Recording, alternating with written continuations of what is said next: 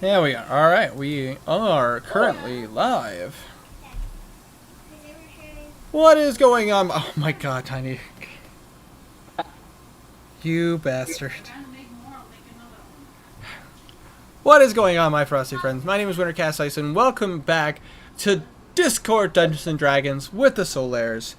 Currently joined by Tiny, Herma, Stray, and Welf. Say hi, guys. Great you. Hello. I say, so you guys excited to get back into this dungeon of time? Yeah. Yes. All right. We're starting off with straight mouth. Yeah, indeed, we are. But before we get to that, we need to get back into last time on D&D. All right. When we last left our heroes, the Solaires were going into the dungeon crafted by the former god of time.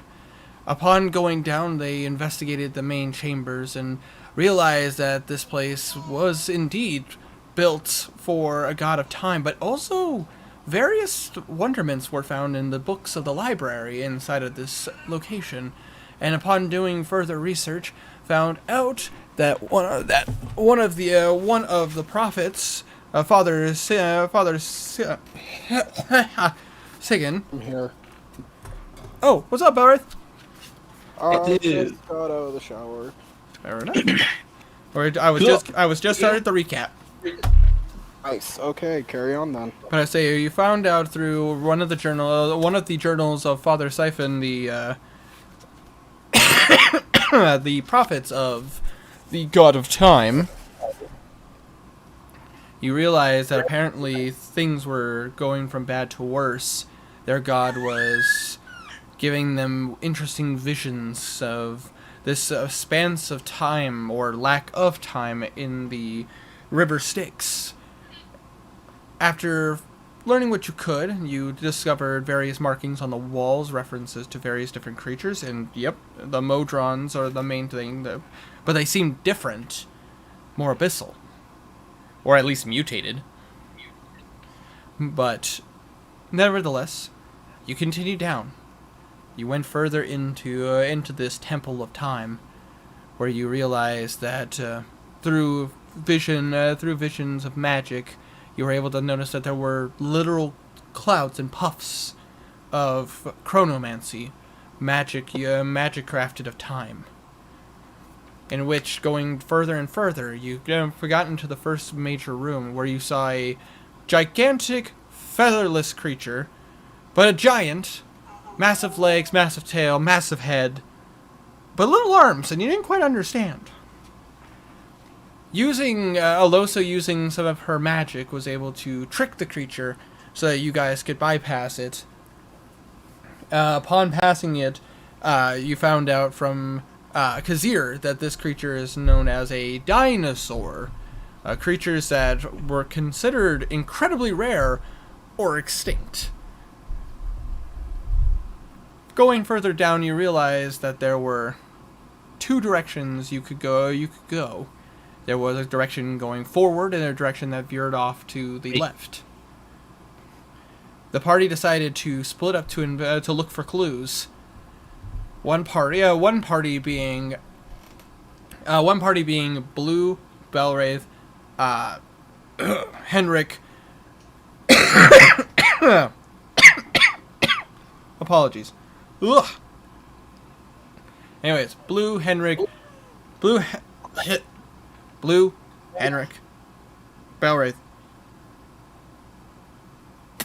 Sorry, I'm trying to remember how the party separated. I would need to pull this up. No Belwraith would go. Oh, here we go. I'm pretty sure we had. Yep, Blue, Belwraith, Bimp, Knackle, and Henrik. There we go. And then... No, but I say, Herma, I'm still dealing with my cough. Apologies. Yeah. And then the other party was Kark, Filman, Kazir, Alosa, and Gardan, who decided to veer off to the left. Blue, Belray, Bimp, Knackle, and Henrik, when they went forward, found themselves into a kitchen that seemed to be cooking meat. That meat apparently, what appeared, at least from what you could tell, was the meat of the dinosaur. How exactly? You don't not understanding. The dinosaur was still alive when you saw it. It was then that you got ambushed by a bunch of bugbears, dealing a hefty blow with a clever ambush. After fighting with the creatures, you were able to successfully kill them, not without them choosing. I tried to choose diplomacy. Fuck you. I can't help it. They didn't like you guys. But anyways, so after taking care of that problem, we veer back to Karik, Filman, Kazir, Alosa, and Garnan. You guys were heading down the left path. As you move forward, I need a marching order. Garnan first. All right. Wait, hold on. Okay, so Garnan first. Karik behind him. Alosa in the middle. Kazir, and then Filman in the left. Filman in the back. Kazir, do you approve? Sounds good to me. Okay. Sounds good to me. I'm just gonna write this all down real fast. Garnan, Karik, Alosa, Kazir, and then Filman. All right. As you guys are progressing, Garnan, I would like you to roll a perception check. Uh-oh.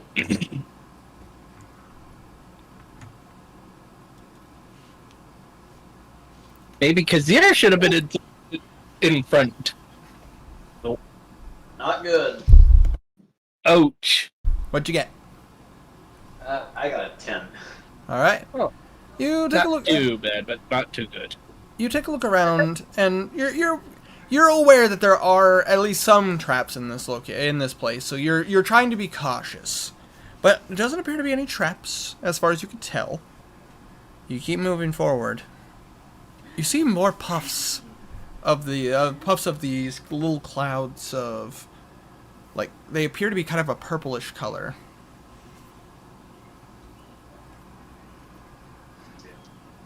Oh, nuts. No more chronomancy shit. But I say, from what you could tell, Blue explained that these things were. But Blue explained what these things were. They could, but I say that's just it. But that's just it, Tiny. These ones seem like they could actually be seen. Oh. But anyways, No. You keep moving forward. But now, Garnan, as you are getting forward, you're noticing that the hallway kind of comes to a bit of an end with a huge, almost like a door of this cloud.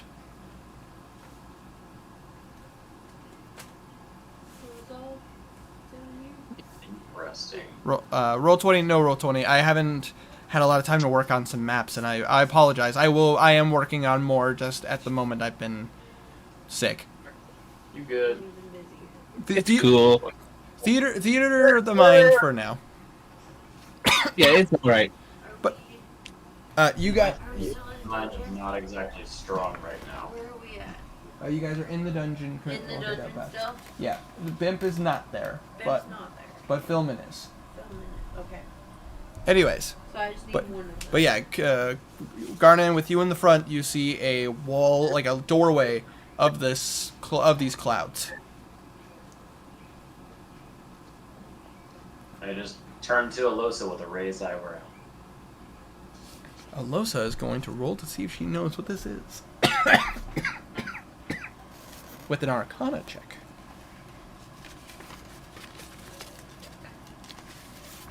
Doo-doo-boo-doo. Alright. Here we go. It's working. Alright. Go for Alosa. That's a 19.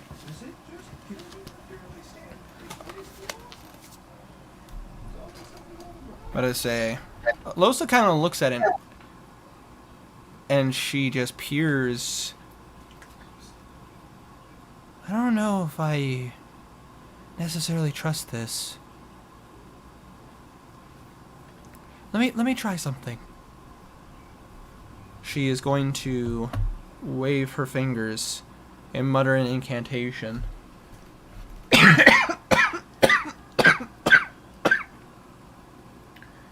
Just gonna have to roll for this.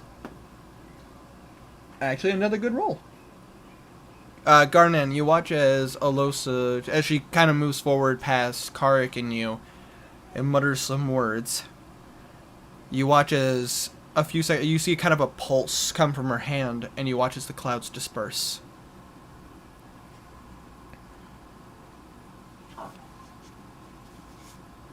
I didn't quite understand what these were, but if what Blue said was true, who knows what this cloud of time magic could have done. We should keep moving, though. I don't know if these clouds will reform into that doorway.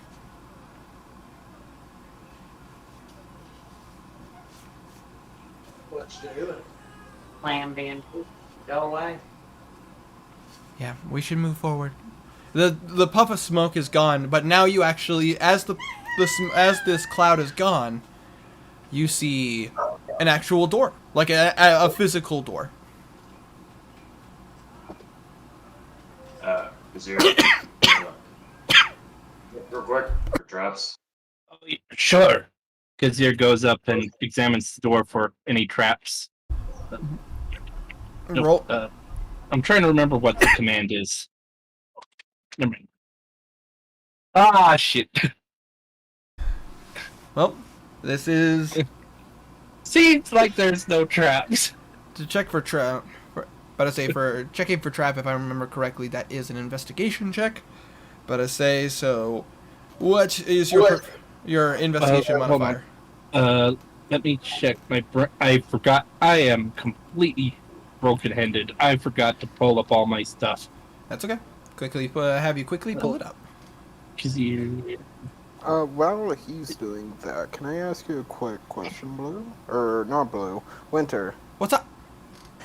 There's just some things that I got last session that I probably didn't take the correct note of, or I'm just forgetting. I got an amulet of a god of war that I forget the god's name. Gotta say, I will have to take a look at my notes. I do remember you guys. Investigation. What's the investigation? +4. +4? Okay, so that's an 8. Looks good, man.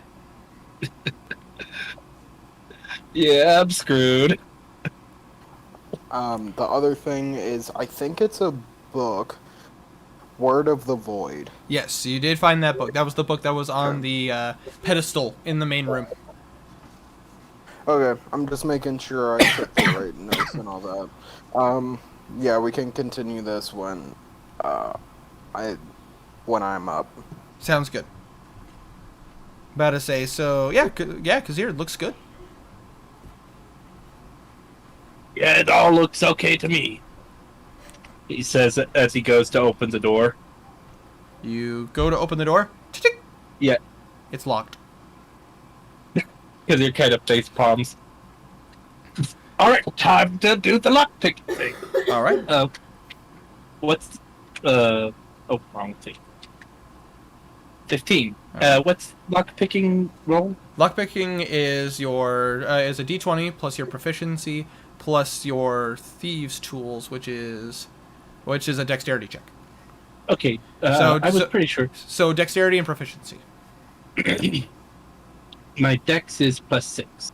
Or wait, +3 I meant, sorry. Yep. So +3, Nope, plus that's the 3, wrong thing. and you have expertise, so it's a +9. Cool.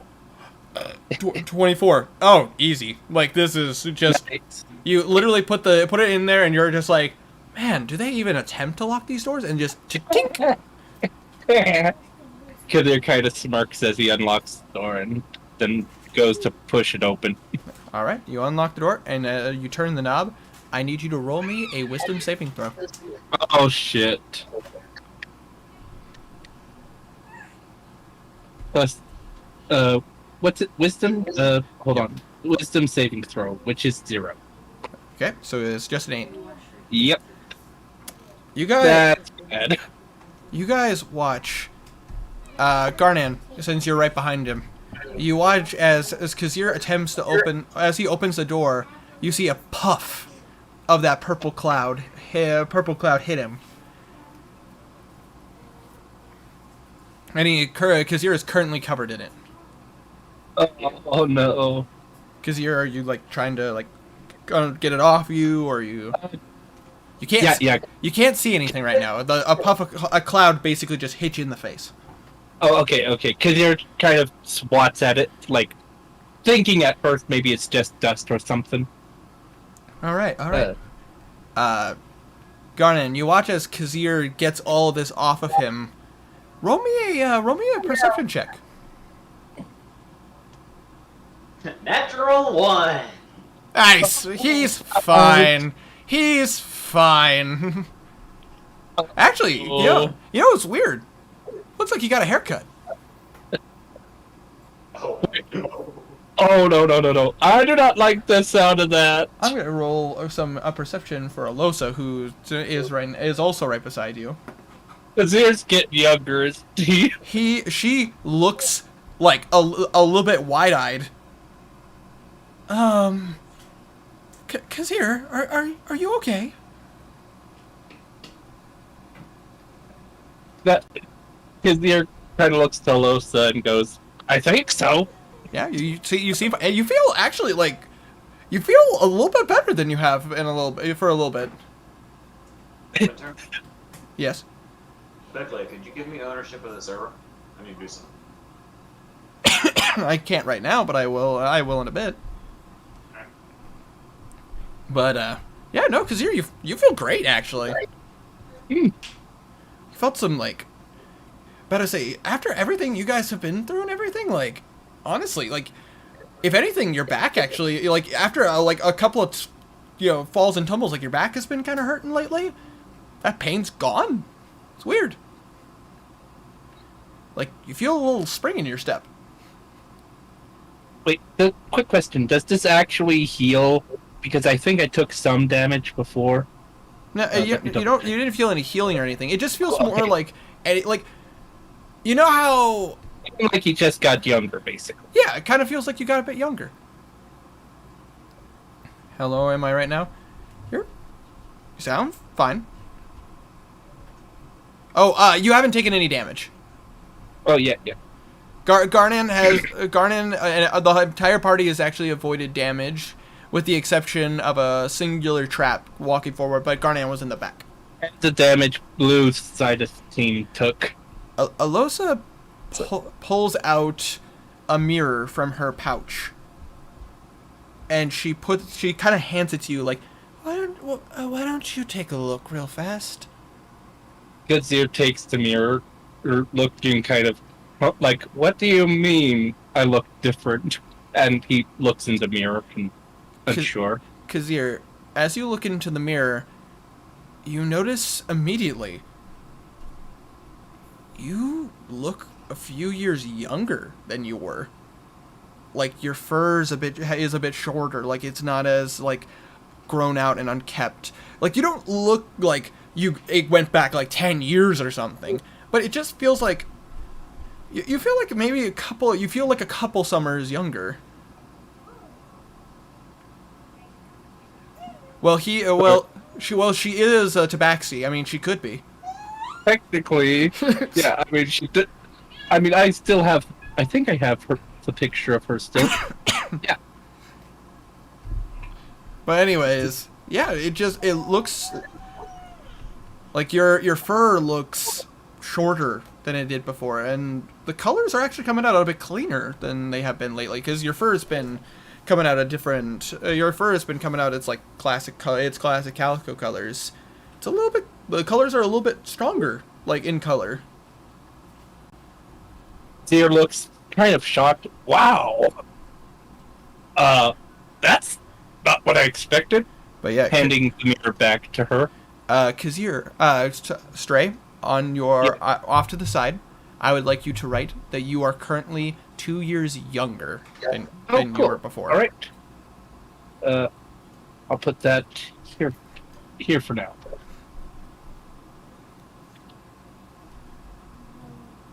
Alosa just kind of looks at you guys and goes, "We should probably be cautious. that one may not have been too bad, but I'm scared to know what would have happened if we would have tried to walk through that cloud. Yeah. Referring to that cloud of that cloud like door, that cloud like wall that she dispelled.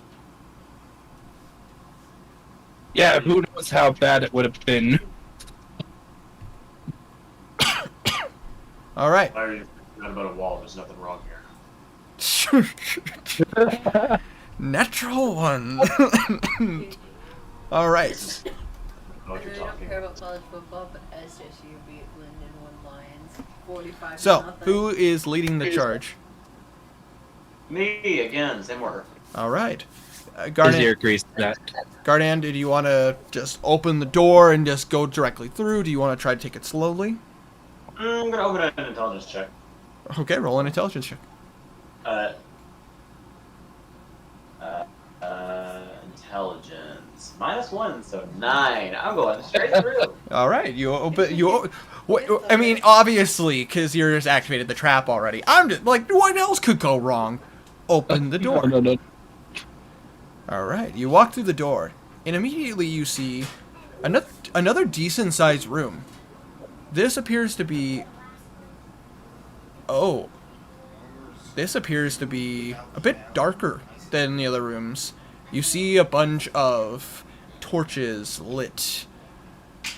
This room seems to have a lot more cobblestones, deep cement deep blocks and everything.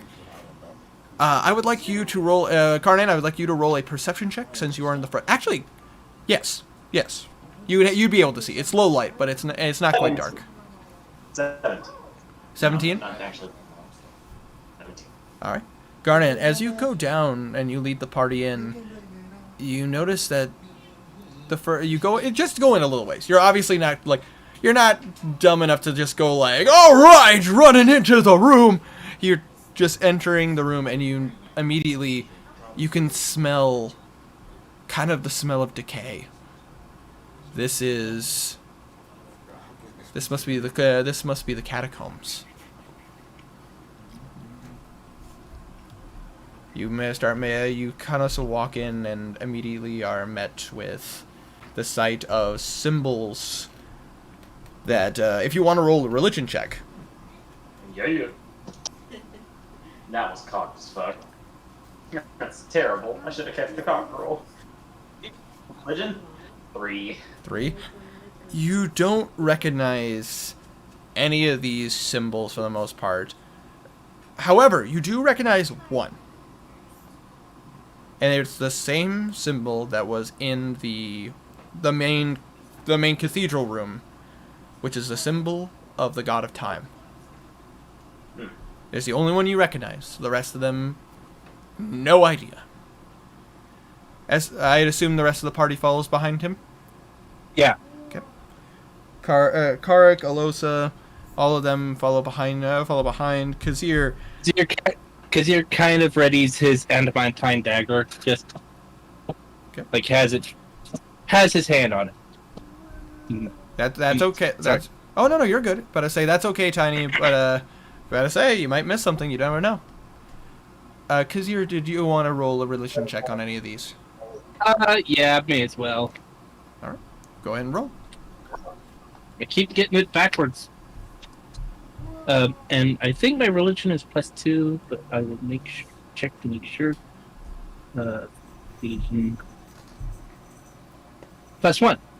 +1, so an 11. Yep. All right. Pulling up my notes here, because you may have found a little bit of information. Ooh, Just a little bit, not a lot, but a little bit. I got you. So Something that might be useful. So immediately, like Garnan, you see the sigil for the god of time. That is standing very prominently. Obviously, this is a temple to the god of time.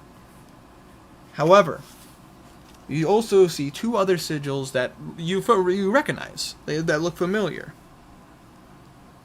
In here, you also see the symbol of You see a symbol of a waterfall plunging into a still pool.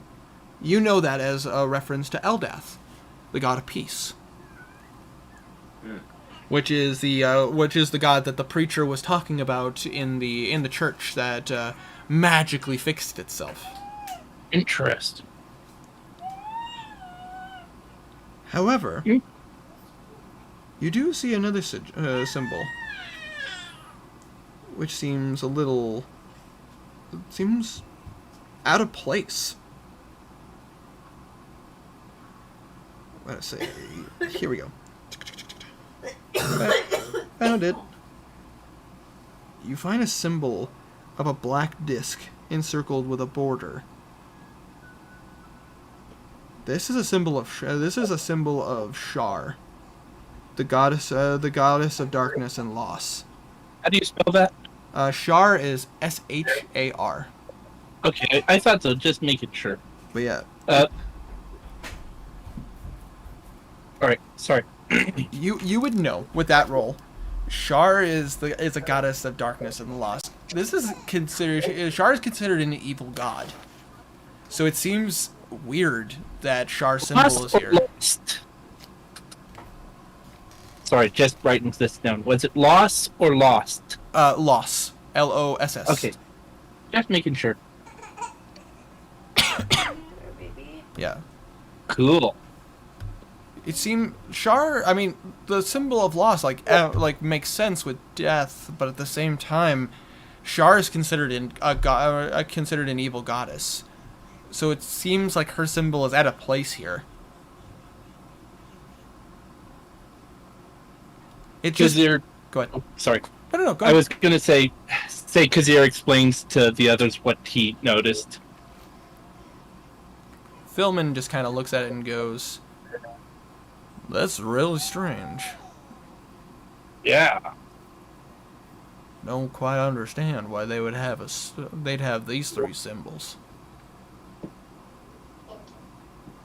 Weird. Yeah. All right, let's keep going. Agreed. All right. Did you guys want to investigate the room at all or check out Yeah. anything?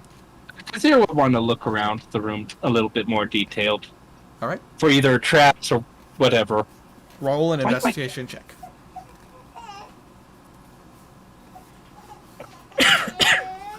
Plus 4.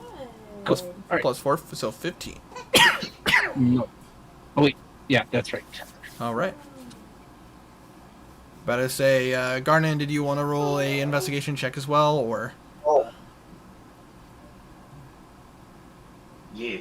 All right. Good. What is it with me rolling bad? Should have stuck Avery. So 9. Okay. Garnet, you're looking around. After being told what those symbols are, you're kind of lost in the thought process of like, why would those symbols be here? I have learned way too much shit these past few months. I need a break. Oh my god. Just Kazir kind of chuckles. because you're kind of taking your time and methodically looking around. Immediately investigating this room, you notice 3 things. There are a total of 3 ways to go. You could continue to go straight, but there are also 2 doorways to your left and right. The going straight, from what you can see, leads to stairs that go downwards. The other 2 are doors that are closed. The second thing you notice, the floor seems like there's been some traffic through here. There appear to be some slight claw marks on the ground. And the third thing you notice is that the lights, all the various different, God, I can't think of the term for it. I'm just going to refer to torches for now. The sconces, there we go, all seem to be leading towards the staircase.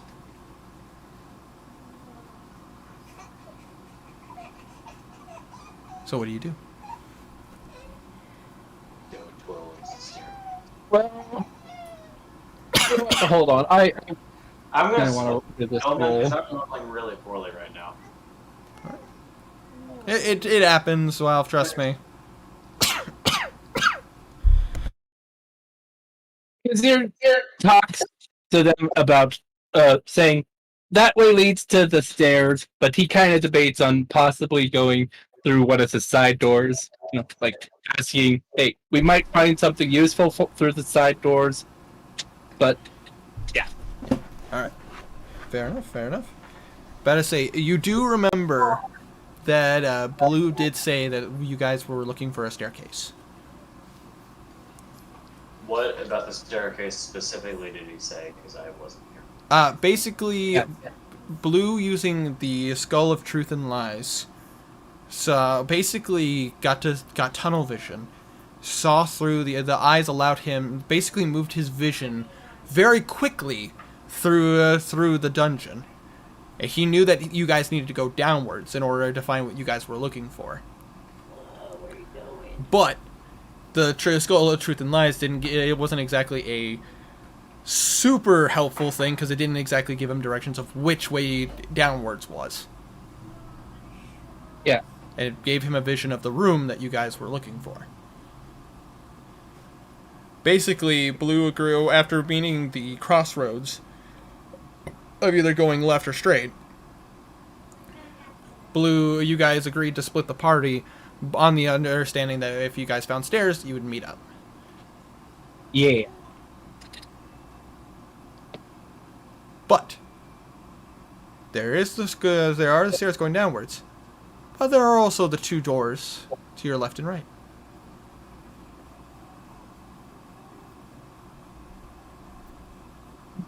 Kazir approaches the rest of the group and points out how the stairs go down, and that's what they were looking for. But maybe we should either go back or check the other two paths just to make sure there's nothing left behind or whatever.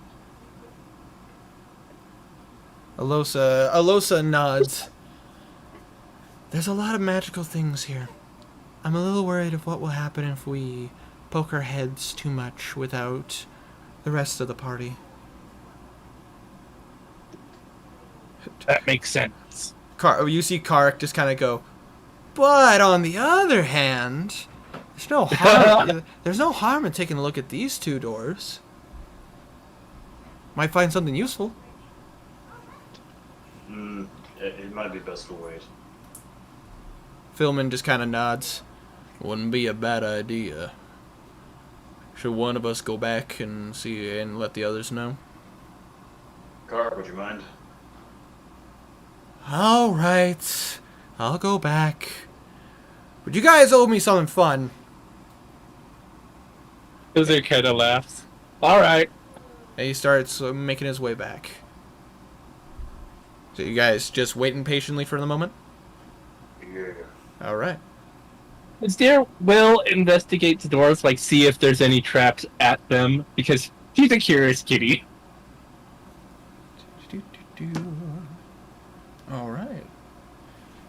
Do I need to roll 2, one for each door, or just one? You're just investigating the doors to... Yeah. All right. Seeing if there's like any traps or anything, like any hints as to what might be behind or whatever. All right. Well, those are going to be individual rolls. Which do you want to start to the door to the left or right? The one on the left. All right. Ooh, nice. So, with the one on the left, that's a 17 is an investigation check. So you do see 17 plus your investigation is plus 4, so that's 21. But I say you take a look at. Oh, go ahead. Oh, I just said yeah. You take a look at the door to the left, and you notice that the door is locked. But before you even touch the lock, you do see a symbol on the door, right underneath the keyhole. It's glowing, so you know that there is a trap there, a magical one. Wait, can Kazir do magical traps? Kazir unfortunately is not trained in magical arts, so Just making sure. he doesn't know right offhand. Unless you want to roll an Arcana check. Sure. I'll do an Arcana check. Why not? Wow! Wow. I'm doing good rolls. Hey. What's your Arcana bonus? Let me double check. I'm pretty sure Arcana is pretty. Oh no, wait. +1. Okay, so a 19. You take a look at it. You don't really recognize any symbol, anything about it. It doesn't look like a magic trap you've seen before. But it does strike it odd. This does not look like any symbols of magic that you know. It doesn't look like the symbol for abjuration, conjuration, evocation, any of them. So, by your power of deduction, this has to be a symbol of that magic that you don't know. That chronomancy. Kazir looks interested and kind of disappointed that he can't figure it out. But he goes to maybe talk to someone who knows. Talks to. Oh wait, I was going to say Bimp, but she's not there.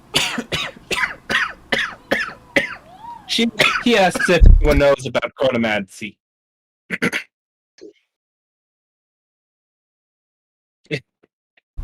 Indeed.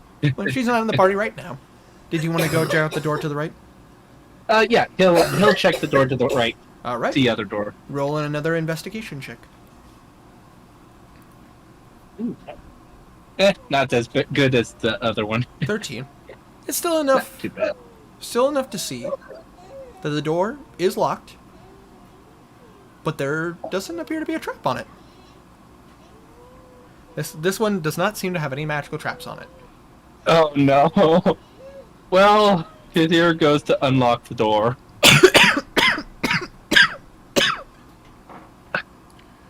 Easy enough. +9, that's 27. Yeah. Man, these guys don't even attempt to lock their doors. Got it?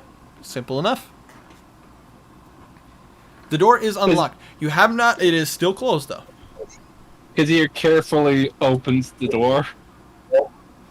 Oh, boy. As you turn the handle, you pull it. Nothing happens.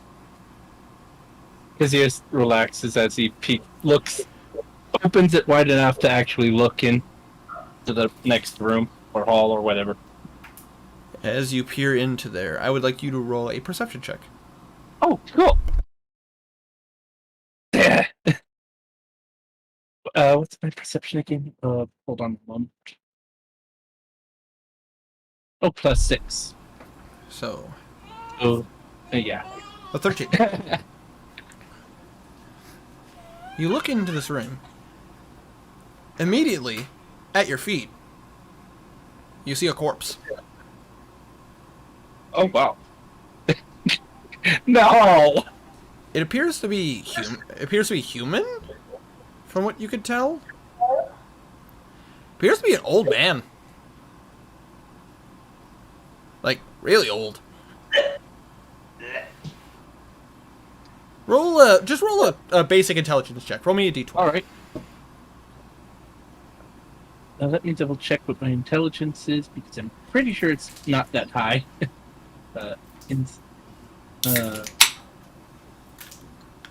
+1. So a 9. How the heck did this 80-year-old man get down here?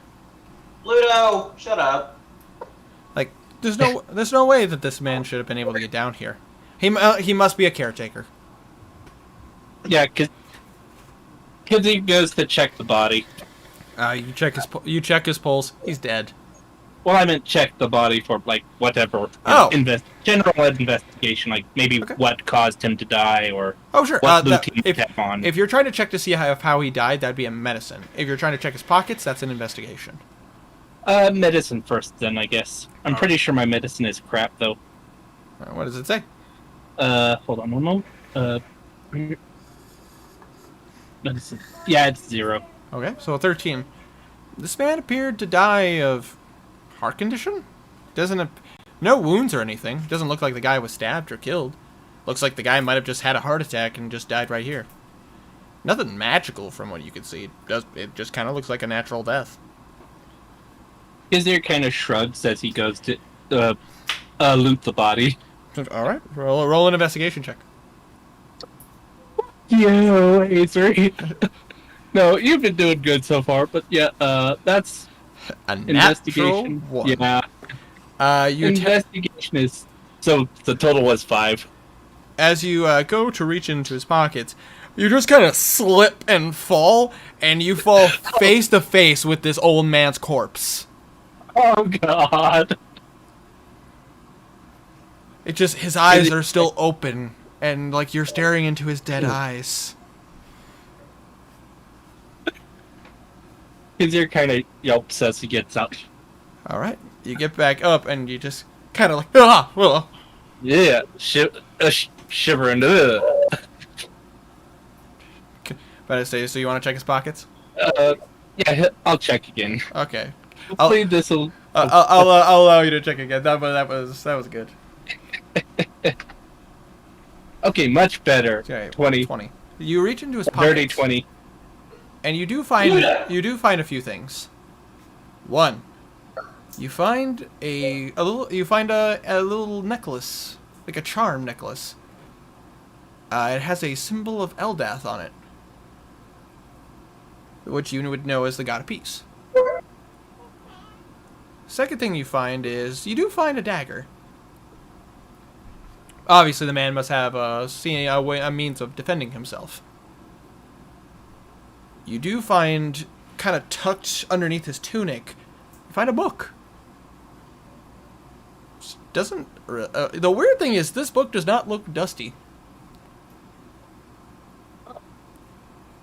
Is there any name on the book? You do not see you don't see a name or any writing on the cover of the book. Is the dagger anything special or just like a regular iron dagger? To your knowledge, it's just a dagger. Yeah, Kizir leaves the dagger then. All right, and takes the necklace and the book. you do find one other thing. You also find on this person's body what appears to be a dice set. Oh.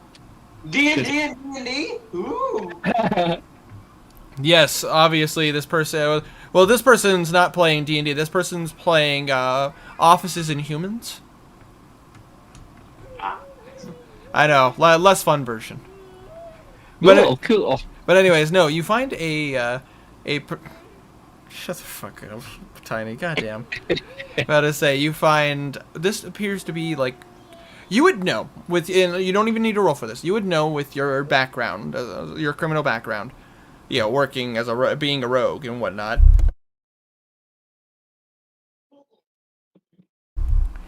This is a gambler set of dice. Like the kind of dice you would like roll under a cup, and someone would like try to guess the numbers, or the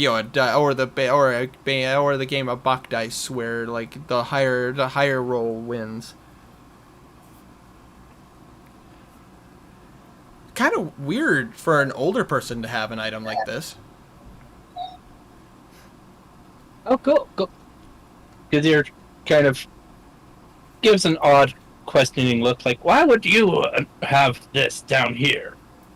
As he investigates the dice, seeing if there's like anything unique about him or something. You attempt to roll the dice? Yeah, he rolls the dice. I'd like you to roll me a d6. Oh, 1d6. Okay, 5. All right. Nice. As you roll the dice, it rolls over and it lands on a 5. But then you watch as it disappears. What the hell? Oh. Kizir, immediately, your eyes. I don't know. They feel tingly. You can see perfectly in this darkness. It's almost as if this room is filled with daylight. Right, right at this moment that you have currently you have superior dark vision. Nice. Hold on.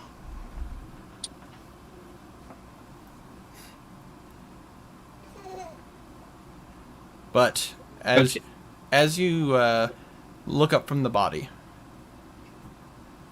you now with your newfound sight, the room seems so much brighter than it was before. It's strange, but now that you can see almost perfectly, you notice that you're essentially in a mortician's room.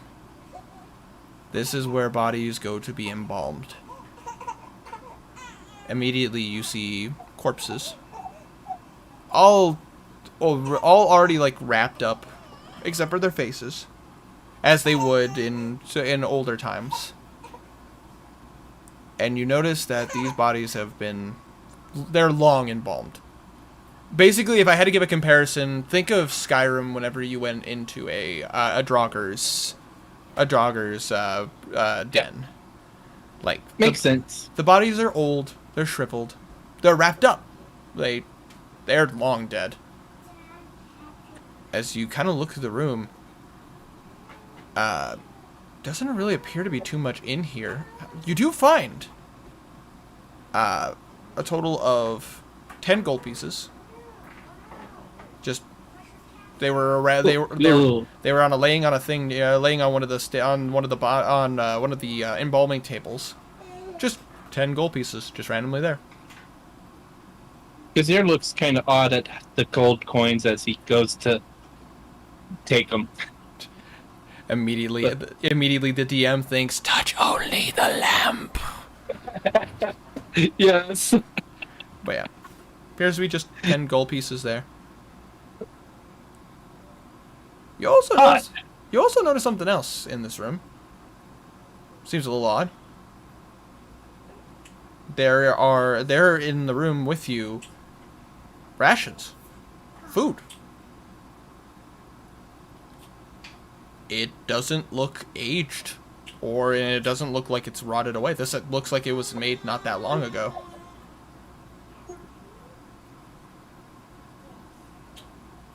And Kazir, you would know that rations are perishable. Eventually, Oh yeah. Eventually it would. What did you say? Oh. What did you say? Hold on, I gotta check monologues now. But Oh Lord. but yeah, because you know that the food is perishable. If this food was here for, obviously since these people have been dead, it would have been long perished. Why did that get deleted? That's fucking stupid. What does it say? Yeah. I'll copy and paste it. Okay. It's But- probably gonna do it again. No, because I'm a mod. Oh. Huh. Oh yeah. Strange. Odd. But yeah, anyways, the perishable if this food would have been here around the same time as these guys, this should have gone bad and like rotted away. But Hey, this ration looks like it was prepped maybe like a day or two ago. Like the Kazir investigates the ration. I don't know why that sounds funny. He's inspecting whatever the food is really carefully, wondering if it's like somehow magical or if it's just some kind of chronomancy thing going on. roll an investigation check. 10. And your investigation's +4, so 14. Yeah. You take a close look at this. It looks like rations. Doesn't look like any magic is in here. You don't see any clouds of that time magic in this room. It just looks like rations, but again, it like you kind of just kind of squish the bread. It's not stiff as a board. It's not hard as rock. The bread appears to be okay. The dried fruits and stuff that's in there also appear to be fine, like perfectly preserved.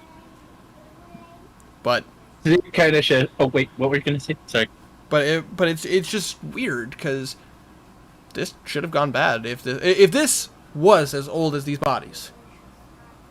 This should have gone bad like a long time ago. These fruits would be nothing but like sludge, and the bread would be just awful. Yeah. The bread would be a brick. Yeah, completely gotcha.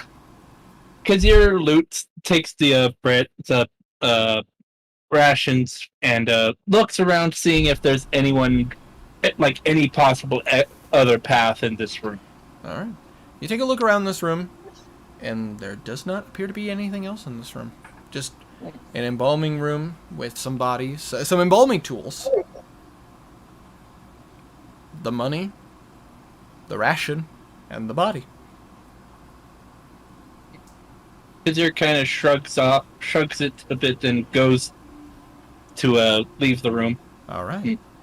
And as you leave the room, we will return to the other party.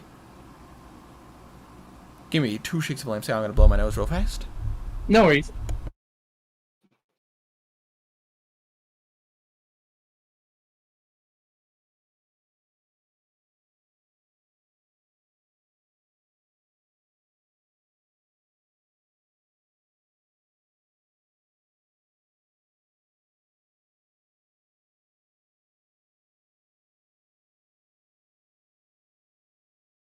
Alright. Apologies about that, guys. Just needed to blow my nose. But Belwraith, Blue, Henrik, Bimp, and Knackle, you guys are still in the kitchen. You've taken some time to gain your ground here. They're all about to say all of the bugbears are dead, and you're currently just left in this kitchen. I'm being murdered.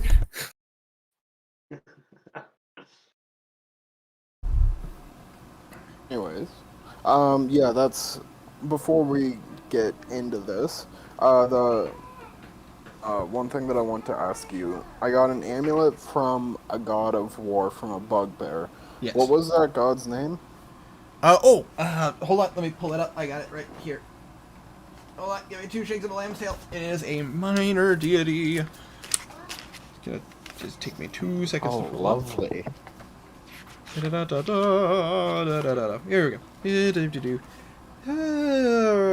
The god is called Hrugek. Do I need to spell that for you? Can I get a spelling? Absolutely. Yeah, I'm normally pretty good with it, but this time. Hrugek. H-R-U. Yep. G-G-E-K. Yep. Thank you. No problem. Yeah. Anyways, Yep. So all the bug... Belwraith. Go ahead. Belwraith is standing back, letting the rest of the group make decisions. Alright. Blue is currently trying to patch his bleeding head. It doesn't take you too long to add some bandages to it, no problem. But to say, Knackle is more than willing to help you. If he's going to give you a touch on the head, and he's going to cast Cure Wounds. Let me pull this up.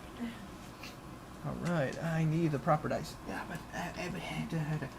Yeah, no, here it is. Here we go. Alright. Alright. And, Bimp, he's going to go ahead and just tap you on the forehead and go, here you go, Blue. There. And you go ahead and heal, plus his wisdom modifier, so that is a total of, you regain 16 HP. Nice. And some of your wounds start to heal up, and you are no longer bleeding at all. Right.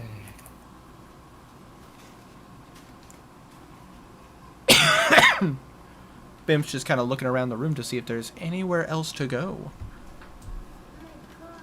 Gonna roll for her real fast. Are there no other obvious doors? There do not appear to be any obvious doors, and Bimp just rolled a perception check of 20, a soft 20. She's looking around and goes, As far as I could tell, there doesn't appear to be anywhere else to go. Seems to be a dead end. Then Shall we go ahead and regroup with the others? yeah, just 1 second. the mask of true sight. Blue puts on his mask of true sight and tries to look around. All right. Blue, roll a perception check. Perception, my one good thing. Charisma, 24. Blue, you take a look around. The room appears to be exactly as it appears. However, you do notice something. A little odd. Next to the fire, there's a little behind two of the bricks. There's a little hatch. I guess I'm gonna try and open the hatch with my rapier. Well, you walk up to where the hatch is, and you use your rapier, and bing, bounces off the stone that's right in front of it.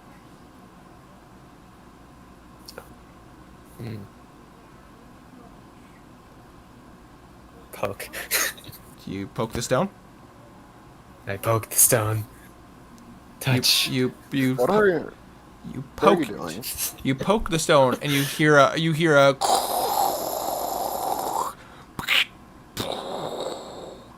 as the stone goes backwards, the other stone goes upwards, and you watch as five of the stones pop out, and you see a little hatch with a handle. Whatever you did, it seemed to have worked. Hooray! Something good. That's yet to be seen. I would like to take the pot off of the fire and try and get to the hatch. Oh, it's beside the fire, not in the fire. Okay, I go through the stones to get to the hatch. All right, you grab the handle, Yes. pull it.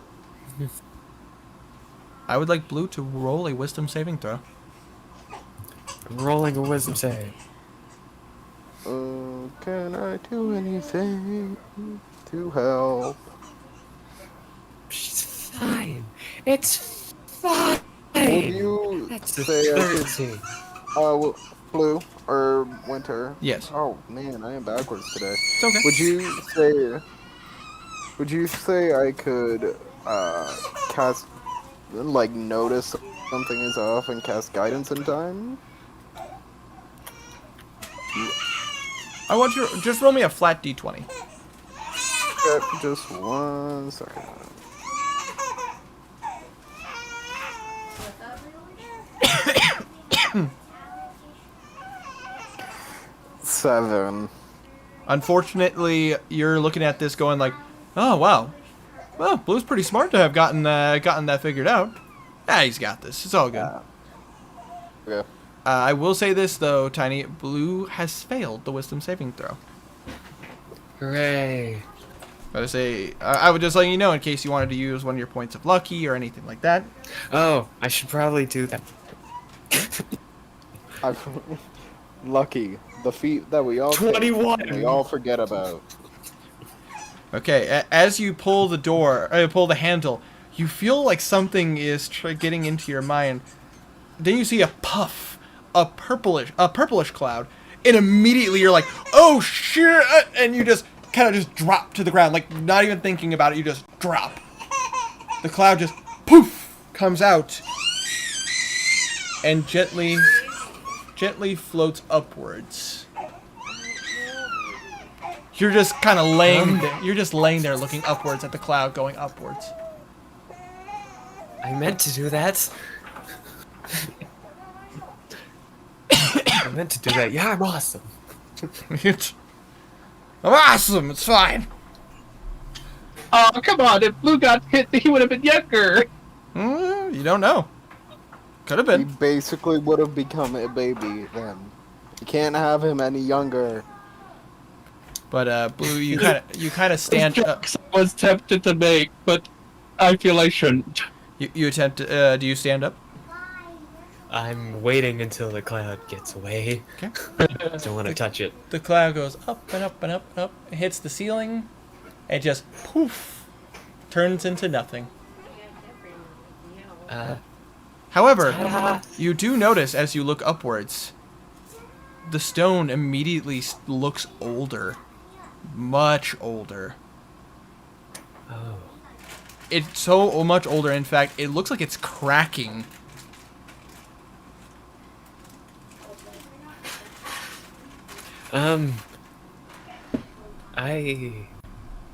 Hold on.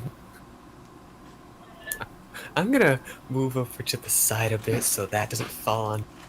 And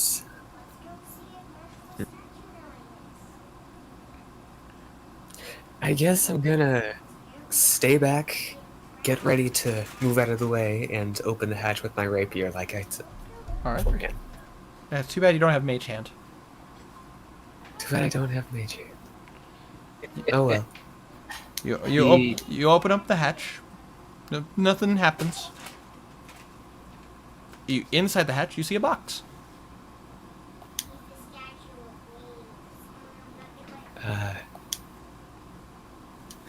Vimp, do you have any way to get this out without me having to touch it? I'm afraid that would have killed me.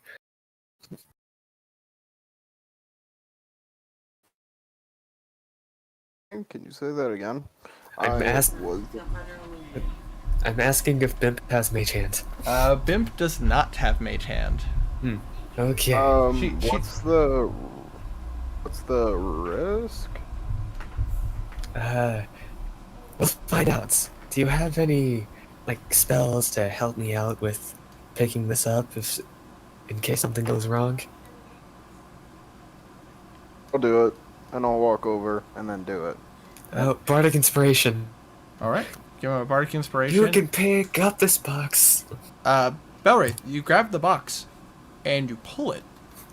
And pull it? Whoa, this box is bigger than it should be in this little place.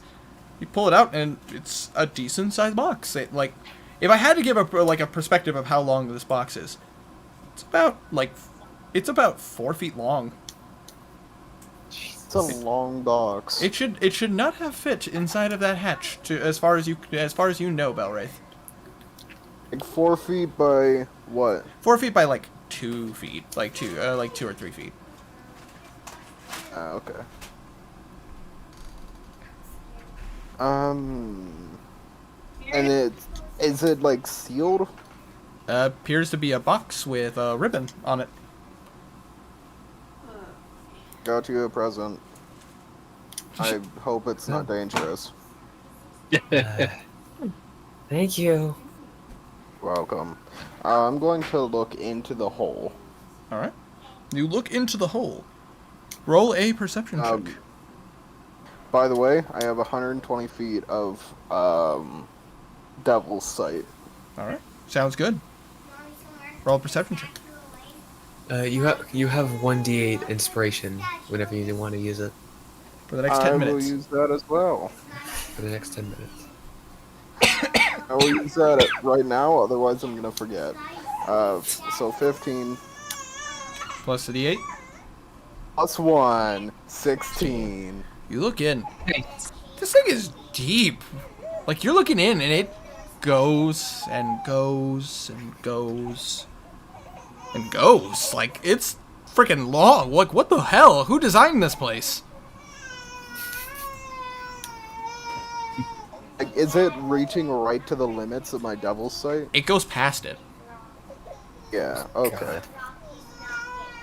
And it appeared, from what you could tell, you have no idea what this was designed for, why it was here. What the hell? It's a long hole. At least 120 feet.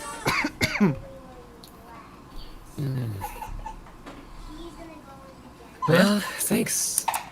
I guess I'm gonna use some of my rope to wrap around the top of the box. Okay. Step back and pull the top off. All right.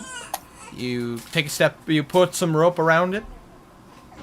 And are you like trying to tie rope around the ribbon, around the top of the box? What's the goal? Around the ribbon, so I can pull the top of the box off with the ribbon. Okay. Unless it's the one that's like wrapped around the full thing. You tie rope around the ribbon. You take a few steps back, 5 feet, 10 feet, 15 feet. How far? How do I get back? Well, the thing is, I have. Hold on, let's see how much. So currently I have 60 feet out, so I'm gonna get back 30 feet. All right. You tie it up and you go 30 feet. I'd like you to roll a dexterity check for me. It's not gonna be anything. Like, this is gonna be nothing. It's gonna be air. Air's the best gift. Alright, it's 4. Truly. 13. All right. You pull the rope, and the ribbon comes undone and falls to the side. Nothing happens. I go back and tie the rope to the top of the box. Just tie it around the top of the box. Tie it around the lid. Okay. You do so. And then I do the same thing. Don't even need to roll this time. You pull, and the top of the lid comes off. Is Bim there? There's something frozen Yeah, Bim's here. Bim's in this. We went back to the room where they were in the kitchen. there. Oh, okay. They found a box in a hidden little area. Oh, okay. Blue's scared. All Sorry, right. you confused me. So, When I initially asked, you were like, oh yeah, but Why is a minigun a secondary? I don't know. Because Okay. I check inside of the box. All right. So you walk up to the box, and you look in, and I actually have to pull this up real fast. Give me 2 shakes of a lamb's tail. Ba-ba-da-ba-ba-da-da. Winter found his catchphrase. Ba-ba-da-ba-da-da-ba. Pretty accurate. Sounds like me. Alright, give me 2 seconds, guys.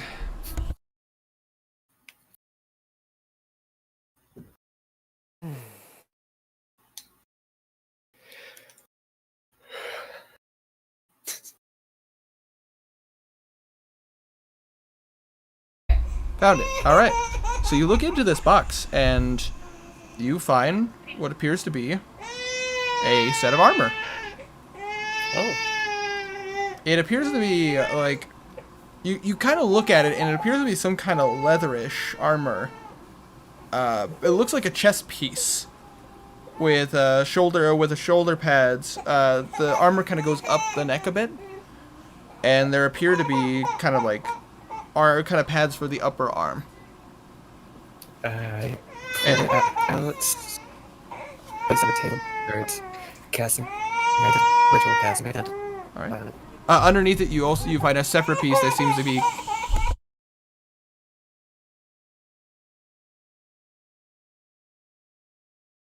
You cut out. No, apologies. There's a baby crying behind me. So, side effect of... Again, another side effect of starting early is I can't control baby. That is it. You find... it doesn't appear to be like a classic leather piece, like a classic leather piece for like that wrap around the legs. The best description of the bottom piece of armor for this appears to be kind of like the armor piece for like samurais for around their legs. It's more like one piece, and your legs can easily manipulate through them. Does that make sense? Kind of like a... Yeah. It's like a bottom half of a dress, essentially. If that makes sense. Yes. But it's like armor and it wraps around the legs with no issues. And it also, like, as you move it out of the box, it is ridiculously soft. About to say, so you ritual cast Identify? I'm gonna ritual cast Identify on them both. Alright. This is going to take about 10 minutes. So, as you do so, 10 minutes pass, you find armor that is called, you find armor that is identified as woolly sheep armor. This armor is made from, as far as you can tell, is made from a condensed woolly sheep cotton. While wearing it, you have resistance to cold and bludgeoning damage. And magic can't put you to sleep. Huh? Also, That is very good. Also, you do not have to doff this armor to gain the full rest benefits. So which means you can wear this armor while you sleep. Would it make you, like, that sounds really hot? interesting. It sounds like it'd make you really hot. It sounds interesting for me because I already have a resistance to fire. But to say at the moment, Now I'm resistant to cold and bludgeoning. It'd be great. But this is light armor you wear heavy on.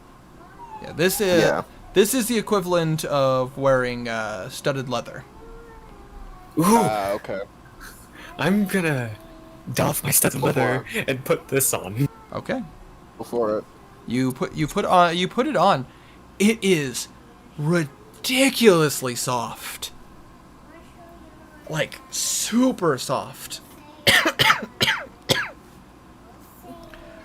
And it also very warm, like not too warm that it's uncomfortable. Like it's like, what would be the best? But it's like wearing a super soft hoodie. Ooh, guys. Or like is it like the mink Shout out the dryer. fabric? Kinda, yeah. Like, is it as soft as these blankets, Casey? Yes, it is. Alright, one second. I'm going to send this to you, Tiny. So you have this information. Okay. I'm picturing like softest sweater, fresh out of the dryer, but it's like fresh out of the dryer at all times. Thought I got some cucumbers and tomatoes cut. Yeah. This is the armor you are currently wearing, Tiny.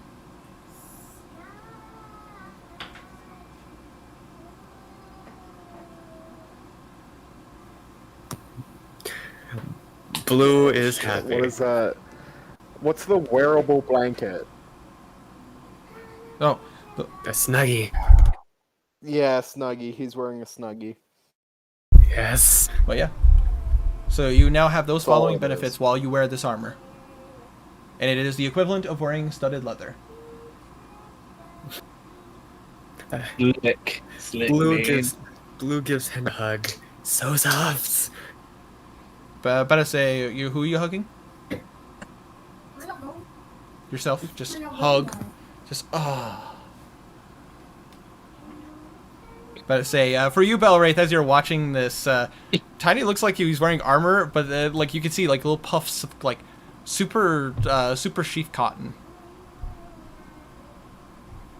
That's what it looks like to you. Alright, he won't question it. And as he dons this armor, all of a sudden you guys see a familiar face. You see a drow come into the room, and instantly you recognize him as Karg. Have I met Yes, Karg? he is one of the people you insulted. Good, good. That's If perfectly. I have not insulted them yet, then I'm doing something wrong. Forgot about that. Where are the important people at? Are the important people. To say, you watch as he comes in and he goes, "Hey guys, oh, God, that was a long hallway. Oh, Are you okay? yeah, just Is everyone else okay? whew, yeah, no, everyone's fine. Everyone's fine. We found the stairs. I came to get you guys. Oh, Whew. yay. We Jeez. killed some things. Whoa. Dude. Nice armor. Thank you. Thank you. It's And I'm super going to soft. walk Wanna past. feel? He just kind of comes up and he touches your armor. And he goes, "That is so soft." Nice. Hold on. Was Karak here for when we came into the town? He was not. He was with you guys when you first came into the town, but you and Kazir are the ones who went into the town before anybody else. Like to get Okay, to the. so he was with the group. I wasn't sure. I thought some shapeshifter tomfoolery was going on. Fair enough. Fair enough. Anyways, whew. No, I'm back. I did find. We found the stairs, and I'm here to take you guys back. Okay, So I'll lead the way. You guys follow me. okay. Oh yeah. Also, by the way, Kazir might be younger. Come on. I'm not gonna question it. Let's go. You might be younger. That made me laugh. I have to. So you guys. It took us only a few. It's the same time to find the stairs as it took them to defeat the goblins, find the chest. Sorry, stupid joke. Well, it took a while for you guys to get down the stairs and everything. Oh yeah, sure. The fight did not take that long. But because it took 10 minutes for Blue to cast Identify, Oh yeah. Kark had plenty of time to catch up and find them real fast. Makes sense. So, just for the sake of brevity, Kark leads you guys down the hall, through the doorway, and into the room with the catacombs. And immediately you're back with the party. And for you, Kazir, you immediately see that Blue's wearing new armor. Yeah. And Nice studs. and Blue and Henrik immediately, and Balwraith, immediately you see that Kazir, his hair is shorter, his mane is not as thick. He looks great. He looks like he looks like he's been he looks like he just got a trim. You look better than when we met you. What did you do? Got Magic. younger. The bro said so. But how? Chrono magic. Apparently, he kind of shrugs. Like, I guess. Chrono magic. Well, at least it didn't do what it nearly did to me. Who knows what it would have done to you? But No, I mean, I encountered a trap back there. It nearly killed me. oh shit. Anyway, where are we going? Kazir points to the stairs. This way. You see Garnan kind of clear his throat. Yeah. We took a look. Apparently, Kazir decided to quickly take a look at the room over there, and some kind of embalming room. Oh yeah. What about the other one? It's got. Sorry, tongue tied. There's a magic Karma, mark welcome on to it, the which chat. I am guessing has to do with chrono magic because it doesn't look like anything I can tell, and I know kind of what other stuff is. Hey, Henrik. Wanna do something stupid? Hell no! Don't make Henrik do stupid things! No, that... Henrik, you're muted, by the way. Oh yeah. By the way, guys. Apparently, Karma's in the chat. Oh! yeah, I don't know if you saw before, but I've been meaning to ask you to, give Karma a ban appeal, because he got banned when the Wealth was freaking out. Oh yeah. I'll take care of it. Don't worry. Okay. Hi, Karma. Hey. I'll take care of it. But anyways, you guys did open one room, the embalming room. There is another room that is locked in, does have a magical trap on it, and then there's the stairway. All right. So, Henrik, I want to do something stupid. What do you want to do? Well, this door over here got a magic trap on it, so we can't open it. But going by your rules, anything can be solved with a gun. What are you suggesting? Shoot it. Blue pulls out earbuds, or yeah, Uh, and then earbuds. puts them earplugs, puts them in his ears. Goes over to him. I want you to put your gun on my shoulder and shoot it. You gotta shoot your shot. Sure, why not? This is Hearing damage. That's You what already the, put in. that's what you the put it- earplugs are for. Pull up I pull up my bolt action light shot. Okay. We'll get in front of him and gives him the help action to shoot the door by putting it on his shoulder. So Rafe puts his fingers in his ears. Winter, I'm gonna put my gun in ass blasting mode. Have the door make a deck save. Alright, so you're Have the wood make a deck save. absolutely, Did you really absolutely. just say that to me? The door, I will roll for. Actually, you know what? The door's gonna choose to fail. Okay. Good. Did you just say that to me? Have the door make a deck save? Have the door make a deck save. Exit Car- my chat. Karma, you've been unbanned. 20 god damage to the door. Alright. nice. You blast the door. You guys watch as you hear a loud "Koosh!"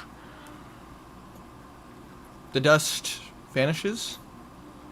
The door looks untouched. Take my fingers out of my ears. Huh. That didn't work. Shoot the rune that's right over there. I put my Points. fingers back in my ears. He points underneath the doorknob at the chronomancy rune. Henrik, roll a general intelligence check. Okay. Oh. Actually, Arcana. Apologies.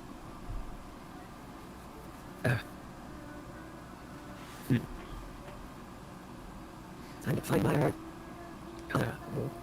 Beep. Alright, 8 plus 6, so that's a 14.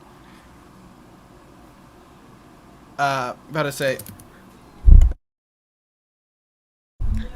Henrik, with your time...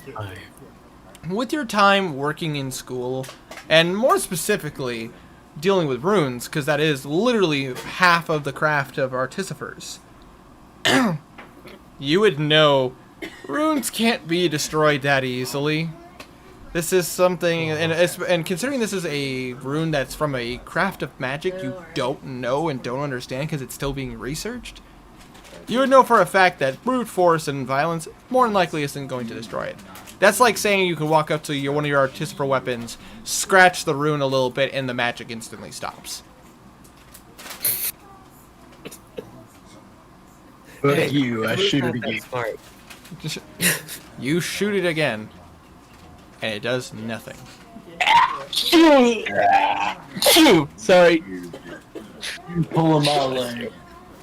I want to cast Zone of Truth on the DM. Hold on, I'm gonna roll a save. Oh, actually, you know what? I'm gonna use my legendary resistance and succeed automatically. Fuck. Yeah, the DM is above all gods. Not even the power of all the gods could defeat the DM. That's right. That's right, Em. I have legendary Something for resistance. this, but I don't. Heinz, we can't shoot it. We can solve it through a different way using guns. Of course, also with that roll, Henrik, you would know there are ways to disarm magic traps. Yes, like. But I say, well, as a user of runes yourself in arcane stuff, you would know how to successfully disarm a rune. However, you also know the risk of disarming a rune, as the magic could activate on you. As it happened earlier with Kazir. As if risk matters. And almost did with blue.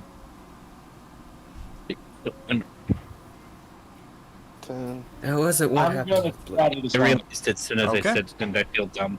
In that case, I'm going to assist all right. and get bardic inspiration. In that case, Henrik, I would like you to roll me a d20 plus your intelligence, and because this involves your craft, you can include your proficiency. And advantage with help. And bardic inspiration. You got this. Hold on. I'll also cast guidance on him at a D4. All right. Damn! Hold up. I gotta Overkill, add in all this don't you math. guys think? And also, Karma, you are correct. I am immune to all damage that That is isn't a a d4. 30. All right. Henrik, you take your time, and you start kind of carefully using one of your artificer tools, and start kind of very methodically taking your time, marking around the rune, so you can disarm it. By the way, Blue, don't forget to mark off that the points of inspiration you've used. I did. Okay, just making sure. I have one more. Since we took a short rest. Spare the dying. Noted. With a little bit of time, you find where the runes connect to the door, and almost like a surgeon, you break the section of the door, and the rune falls off the door. Catch it? Better say you don't Catch it.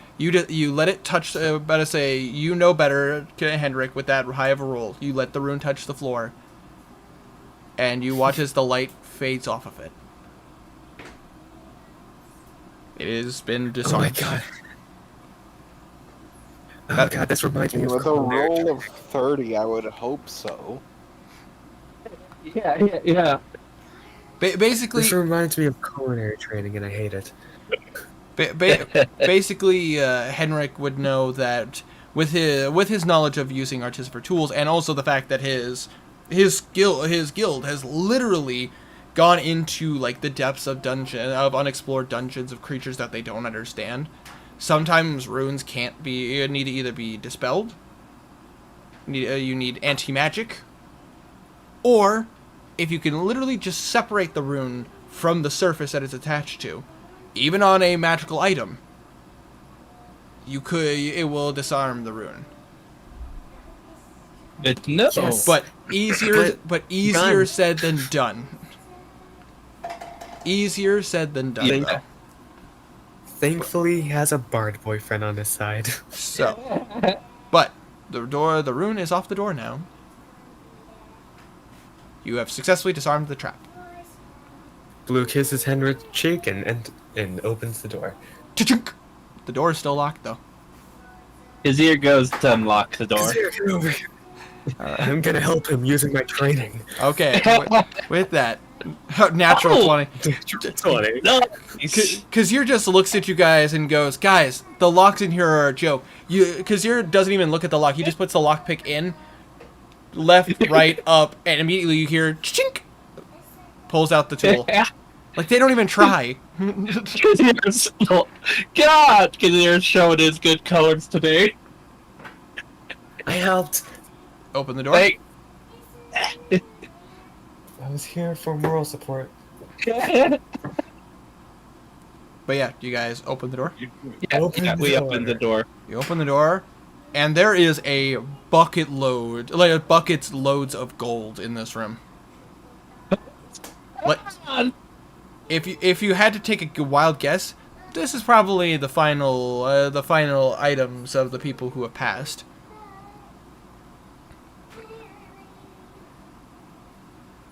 But it's a room literally filled with a bunch of like urns and a bunch of like just containers of various quantities of gold, silver, and copper. His ear looks going out loud. He goes, "God, I wish I had a bag of holding right now." Watch out, it's probably trapped Hold on. inside. This feels wrong. Exactly, Karma, and that's why. I don't know. That's why It only Henrik could have been able to do that because of It his just training feels as an wrong. Hold on. artificer. Of course it's wrong. It's And also, it's a singular rune and one that could be easily damn it, removed I in wish I comparison kept to augury. like a door that has like Augury? many runes. I had augury for the longest time, and I figured, hey, I have never once used this spell. So what spell are you Heard casting? of it. I wish I was casting augury, but I don't have it. Can I cast? That's an idea. Can I cast Insight Greed? Incite greed. Hold on 1 second. do it. When you cast a spell, you present this gem. You present the gem used as the material component and choose any number of creatures within range that can see you. So I'm not including my party. Each target must succeed on a wisdom saving throw or be charmed by you until the spell ends, or until your companions do anything harmful to it.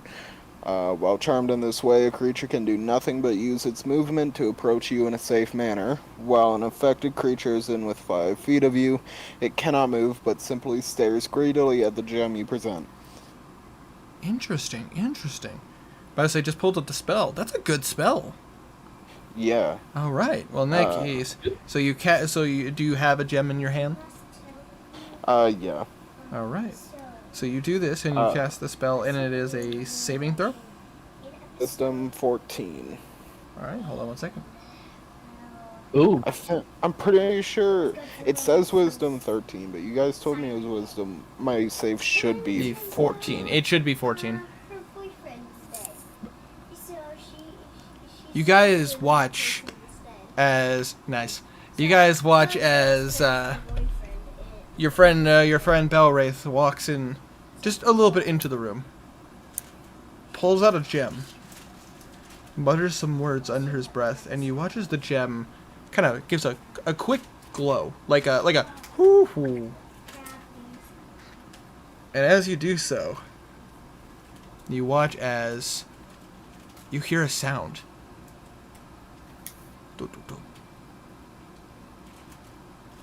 And suddenly from the ceiling you see something drop.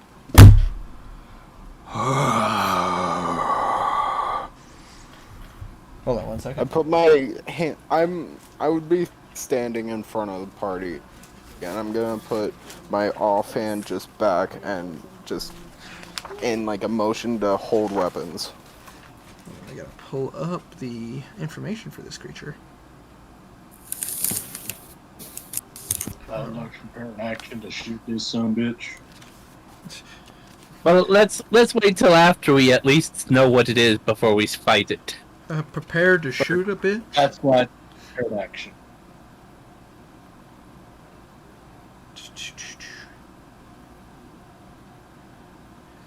You watch as a creature dressed in like it looks like it's covered in fur. It appears to be just wearing like kind of like a. It looks like it was wearing a robe of some kind, but now there's no top half. It only has a bottom half. But it looks. I'm about to say, what would be the best example? It looks like the creature at the beginning of the 6th episode of The Witcher. I think I understand. Basically, kind of a houndish like head fur over its body, claws on its Striga? hands. Not a striga.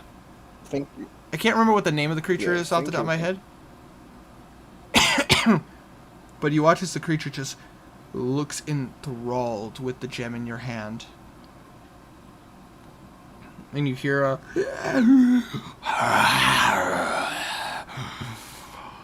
And hurry up and decide what to do. it slowly walks towards you. If anybody wants to roll an Arcana check, you certainly can. Sure. Are we all in one? I certainly will win a turn. Yes, you are behind everyone. I'm getting This is decent one of money the for few- These are- This is one of the few times Yeah. Belwraith is panicking 19. a little bit. 18, 25, 16, alright. And give Bimp the opportunity since she is magically inclined. The duration is 1 minute, by the way. If Belwraith wants to roll an Arcana check, he certainly can. I don't think he would, because while not showing it very much, He's this is one of panicking. the few times he's not. He's kind of freaking out. 17. So immediately, the majority of you kind of understand what this creature is, but we'll get to Henrik in a second. But for the rest of you guys, you do recognize what this creature is, kind of. You've heard legends of a creature called a jackalware. So, these are jackals that have been tainted by demonic power. They typically are they're kind of burglars. They're not exactly very powerful. In fact, they're kind of more cowards. More, burglars and thieves. But they're very cowardish. They don't like to confront people. They prefer to attack from the shadows. They are something to be a little nervous about because they can be dangerous. They've killed more than a handful of people. But you would know that these creatures are pretty, meh.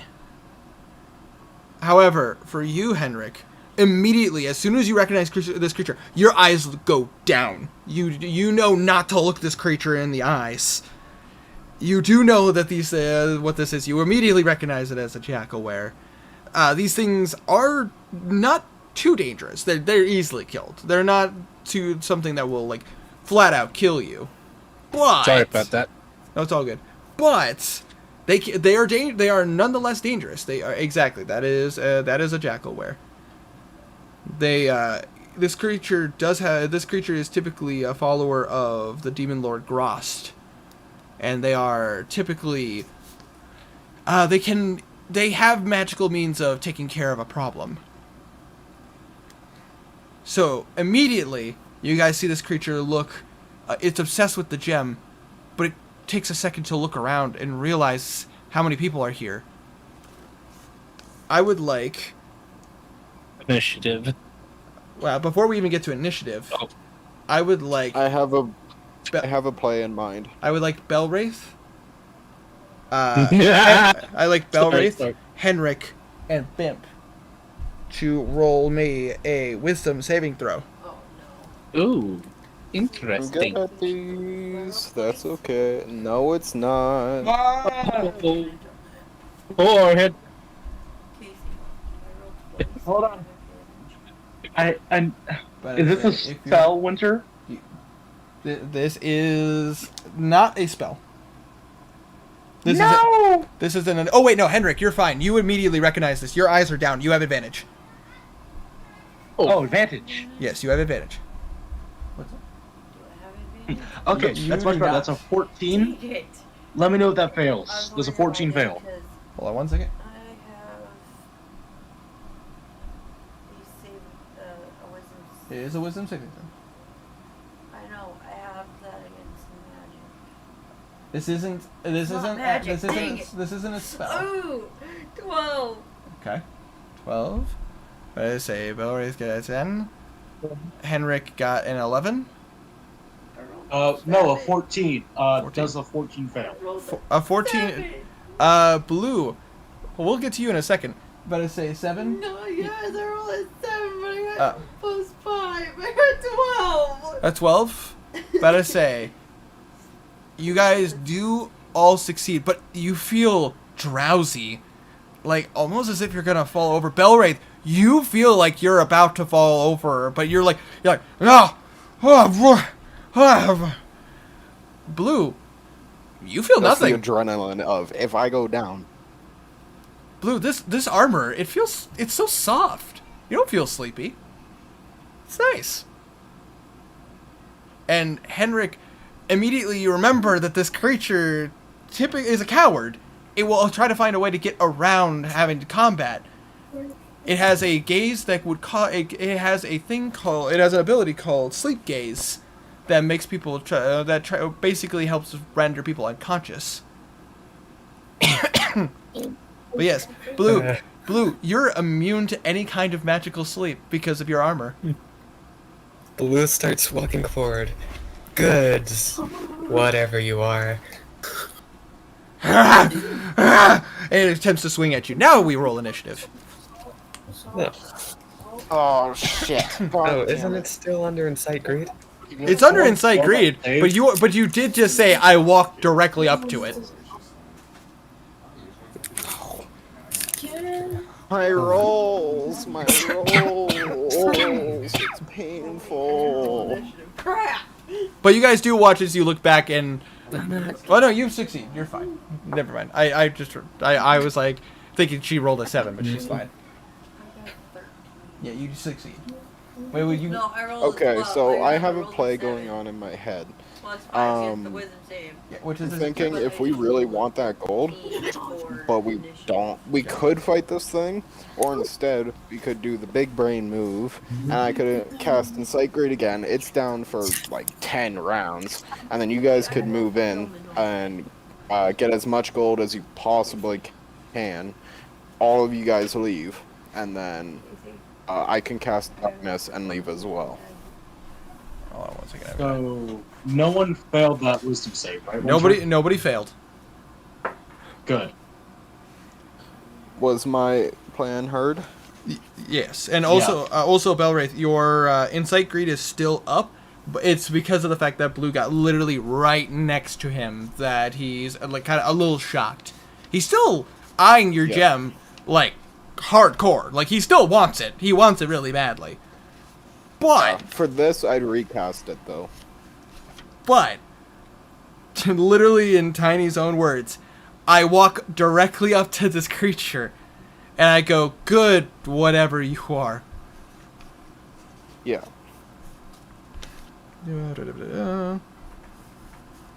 So, just going through this real fast. 25 to 20.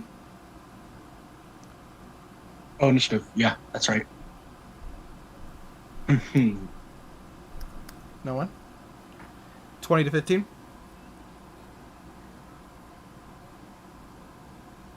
No one? 15 to 10. You got a 10? You got a 10? Okay. So. Okay. 10 to 5. I got a 6. Alright. Me. I mean, I got 5. Okay, I got a 5. So, goes here. And then 5 to 1. And Blue, That's blue. Blue got a nat 1, but it plus 4, so 5. Bimp got a 13, okay. Billman also got a 13.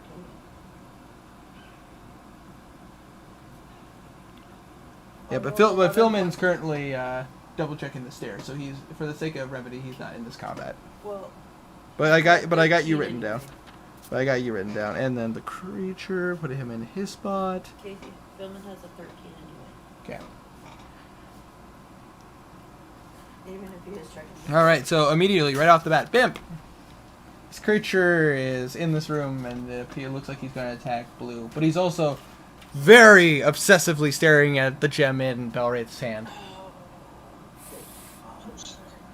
You would know with your high roll that these creatures aren't very tough, but they can be dangerous. If that's the case.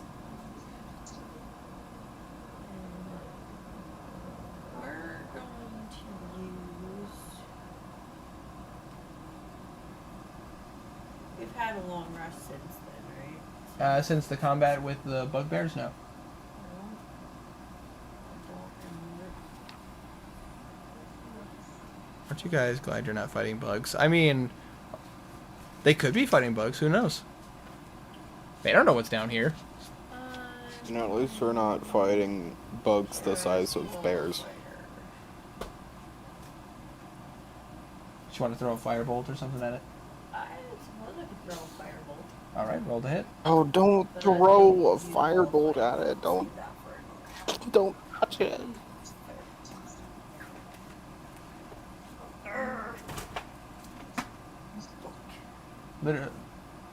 Literally a d20 plus your spellcasting modifier. Oh. Throws a firebolt, the room explodes. All right, guys. Throws a firebolt. Time to- Hits Bellwraith. Well, you got fire resistance. You're fine. Yeah.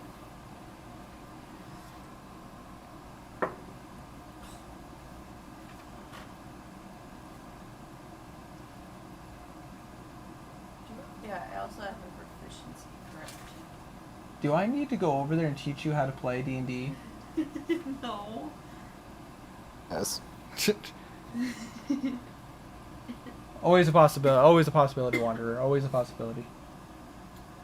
I mean, yeah, we're not that far. I'm pretty sure you're like 6 hours. Oh, absolutely. Yeah, only 6 hours. So I'm like 3 hours away from Niagara. Or is it just... I mean, no, I'm 50 hours. I can't release this Not on my mine. proficiency.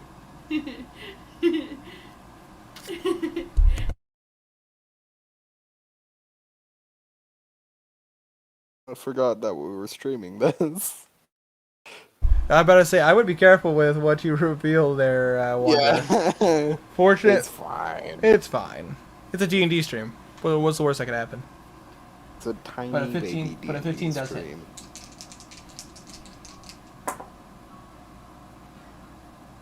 15? 15. You guys watch as Bimp mutters some quick words, and you see a little bolt of fire fly out of her hand, hit the creature square in the chest. You hear, and you watch as he's like patting flames out, but you see the fire actually does seep past the fur, and you see blood coming out of his chest.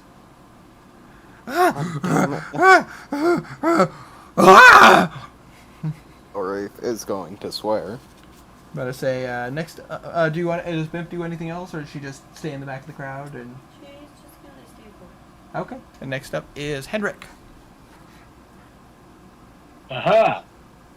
I want to shoot it. Okay. Roll to hit. Thank you for letting me hit it. Natural 1. Rolling severity.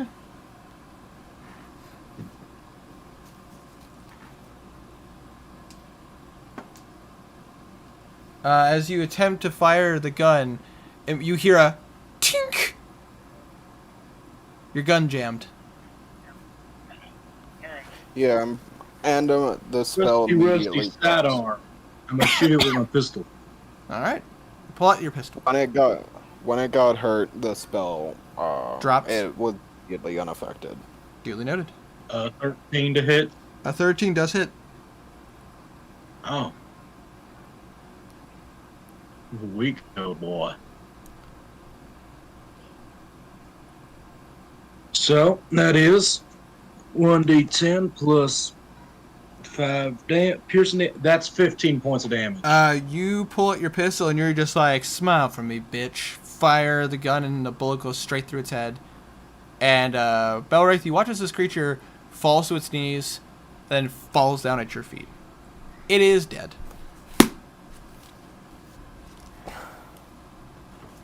Belwraith sighs. Would I even be able to cast Spare the Dying on it? I mean, if you want to. I do. I'll cast Spare the Dying on it. Cast Spare the Dying, and it does not appear to be dead. It is kind of, it is stabilized. It is now unconscious.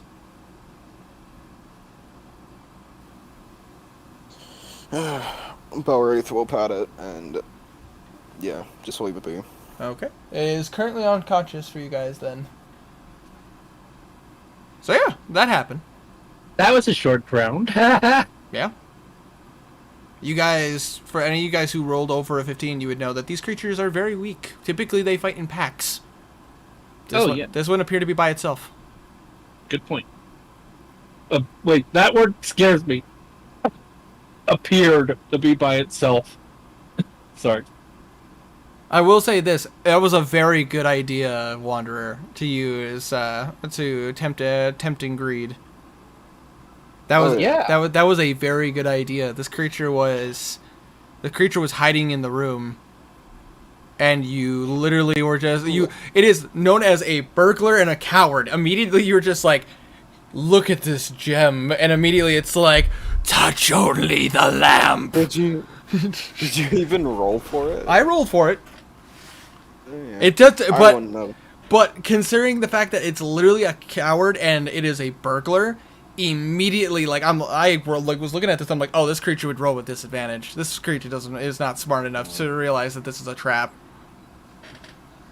Yeah, Belwraith did that because he didn't really see the point in killing it. Yeah, when- makes sense. However, I will say this, Henrik. You would know that these creatures are typically the pets of Grost. What's a grass? Grost is the abyssal prince.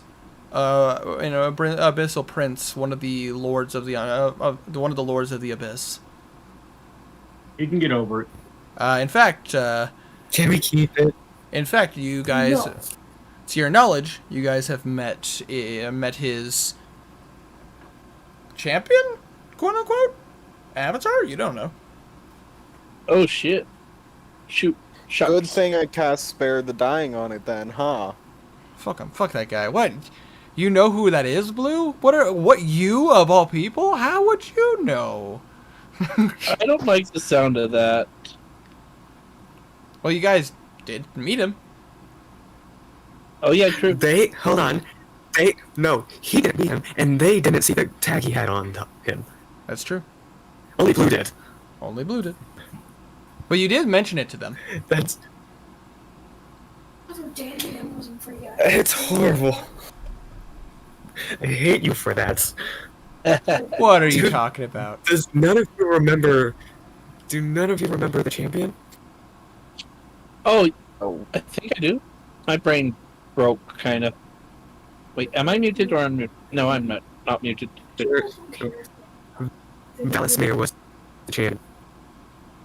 Yeah. Teacher. Valismir. Gotta say, I don't know what you're talking about. I'm just the god in the sky. I'm simply watching. Valismir, quote unquote. It's not his real name. I hate him for that. But anyways, yeah. So Henrik, you would know that that jackal wares are Grost's children. Like from his corner of the abyss.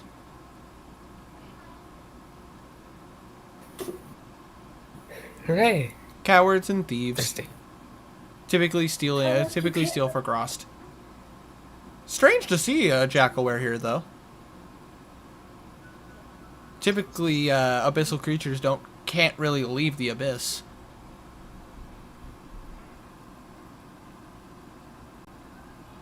Interesting. Well, you saw the portals, but you don't know if some things can come in and out of it, though.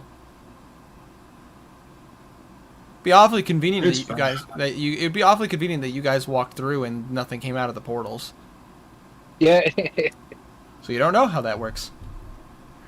Excuse me. It's fine.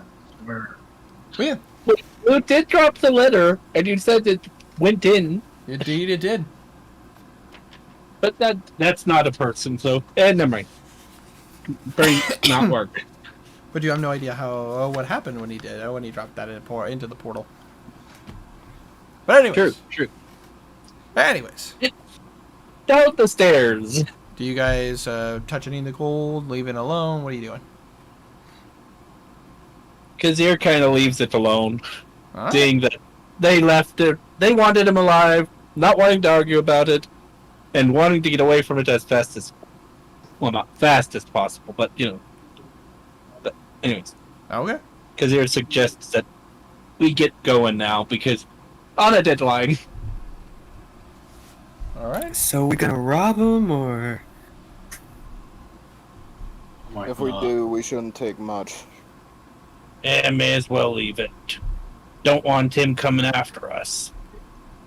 Finally, you had a moral decision. Let's go. Hey, Kazir has a moral decision. He's just a little more dishonest when it comes to, like, say, wine or shit. And also, he's only leaving it because, like I said, like he said, don't want the thing coming after them. I also very much do not need gold at all. Okay. And neither does Kazir, really. I mean, Kazir could always use more. Oh, Kazir could always use more gold, but eh. Okay. You know, I have use over more 1,000 for gold. ammo. So do I. I assume we are going through this room, though. To the stairs. Okay. You guys head down to. You guys leave. Kazir in first, You I guys, want to say. you guys closing the door, just leaving in the money? Yeah. I mean, Oh no. hold up. I feel like I should do something else, but I'm not sure what it Well, would be. If you want to do something, investigation check isn't too bad of an idea.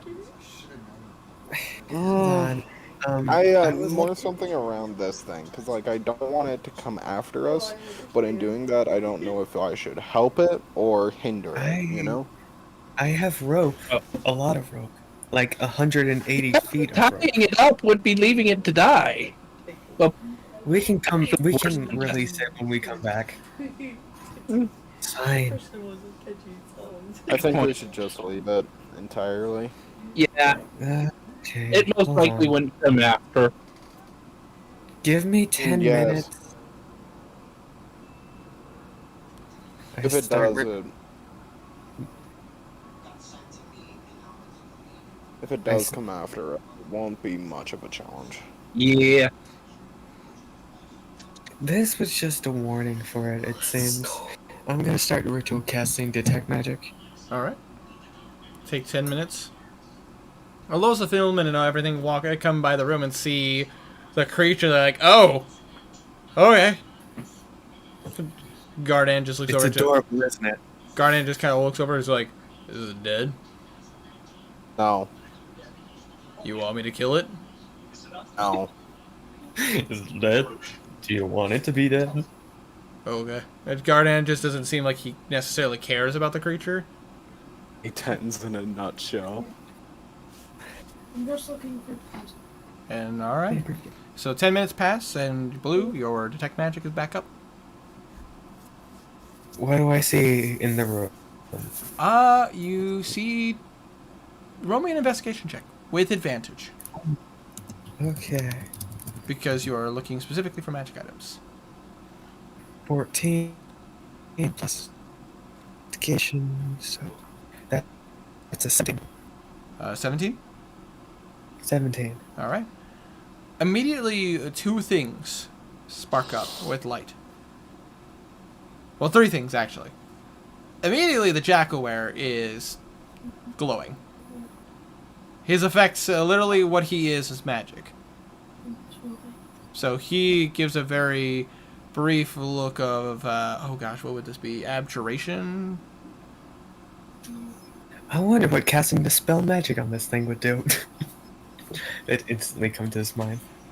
Actually, this would be more like hex magic because of it being like a curse. Hex. So it'd be hex magic. Oh, The get second, hex. the second thing Get you hex notice, magic from my amulet as well. I think. yes, you would. He would. But if Blue chose to look at Belwraith, he would also see something similar in the necklace that you wear. But Blue, you notice that there's something around the Jackalware's neck that's giving off some light. I would like to slowly slip it off. Make sure it doesn't bite me. You slowly slip it off. It is unconscious. It literally almost died, so it is sleeping hard. You pull it up and you immediately see a symbol of, you would say divinity, but it seems like the opposite. It is a amulet of Grost.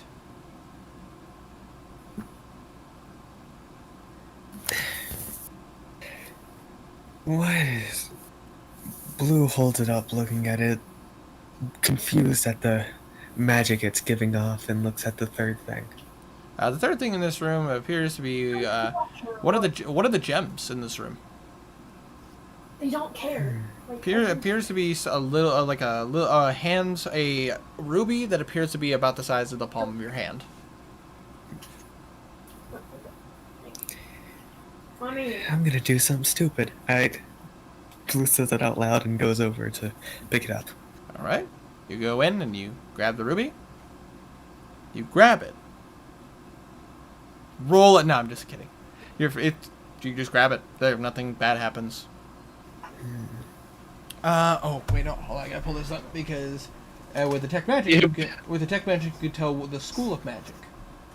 I gotta pull this up real fast. Give me 2 seconds. Talk amongst yourselves. I need to pull this up. So what's your favorite color? Blue. Can you guess? Thought it'd be red for you, I don't know. Give me strong red vibes. What about you, Kazir? Kind of violet.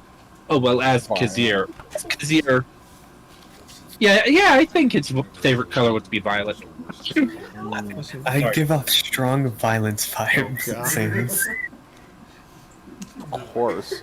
God. Scream of pure rage and anger. Henrik, favorite color. Now, go. Henrik's dead. Okay. No. I'm only doing this. Yeah, Henrik's dead. Rip it, Henrik. You will be missed. Hey, Mora. Mori.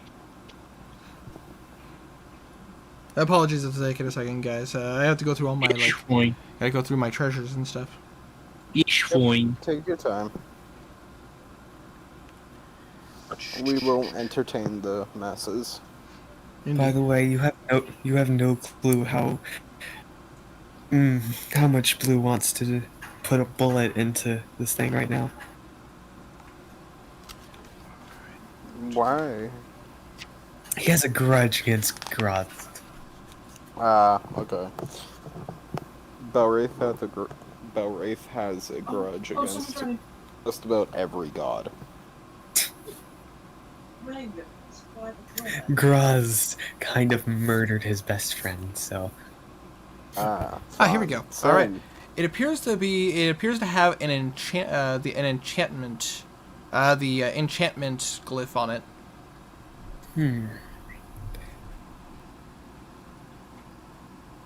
Hey guys, how much of a hurry are we in? I don't think we're in too much of a hurry. I mean, I'd like to leave sooner rather than later. But I would say that time is not on our side. Was that a pun? Sorry, outside of RP laughter. I was about to say that time is a relevant thing. Well, probably better that we go faster than slower in this situation. I'll find out what these do when we get out. Let's go. Downstairs. So do you just like put the gem in your pocket, or? I'm gonna put the gem. You could always just I'm gonna put the. Burn a first level spell slot and cast identify. I mean, I could, but that's probably gonna backfire. I'm just saying. Better see. You know what? I don't have very good first level spells. I'm gonna do it. All right. Alright. What do these do? Curiosity is gonna kill this kitty. So Use that phrase. Sorry. No, keep- So you about to say ritual casting, or just walking away? I'm gonna cast identify. Cast identify. All right. Cast identify. You mutter some words under your breath, and you guys watch as just immediately Blue's eye, like Blue's hand, kind of emits a soft glow. You would know that this is a gem of catnap. Oh. But it can be used once a day. It replenishes at dawn. It takes an action to cast it. The duration is 10 minutes.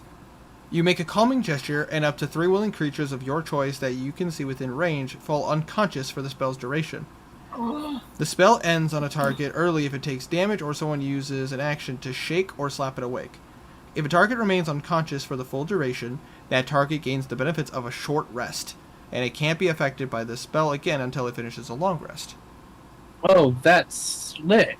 Literally, for once per day, if you use the gem of catnap, you can pick up to 3 targets, and instead of taking a full hour for a short rest, it would take 10 minutes for a short rest. Nice. You can't do anything. Yeah, for 10 minutes, you can't do anything. That's actually very useful. From what I'm understanding, not only for like if a character needs a short rest, it needs a short rest, but like if you need to sneak past a character, you just cast that and sneak past them. Sorry, never mind. We can make guards lose their jobs for sleeping on the job. Yeah. Note Just that cast it on says guards as we walk past. note that it says willing creatures. Okay. It's Good not. point. It's not. This is more of a. Any magic item. It's more of a rejuvenative item rather than a. This isn't like a gem of sleep. Understand. Okay, I realize that. Sleep grenade. It would be a very useful. What does the other one do? Oh, you're casting identify on the. I'm casting identify on the amulet as well. Ooh. Oh goodness! I'm actually gonna have to pull up this. Wait, am I stimulated? No, I'm not. This one is gonna take me 2 seconds. Because of the fact that this is a very specific item. I better not miss Elsie's song. Blue really doesn't like Grost, though. He wants to know what this is before holding it on his person. All right. Okay, so this one's a little bit of a sentence, a little bit of a little wordy. So are you prepared? I'm prepared. This is an amulet of Grost. The wearer of this amulet, immediately, when upon activating its abilities, you immediately become a charming to anyone around you. Anyone within 15 feet of you must succeed on a DC 15 charisma saving throw, or be charmed by you. You become. It will make you look. It has the ability to make you look, in the eyes of Grost, more attractive. Sure. Side effect. It will not work if you are not a follower of Grost. And B, if you are a follower of Grost, the wearer of this amulet, whoever they are, can be pulled to the Dark Citadel at any time. Ooh, yikes. Which, Blue, you would know, the Dark Citadel is Grost's realm of the abyss. Nope.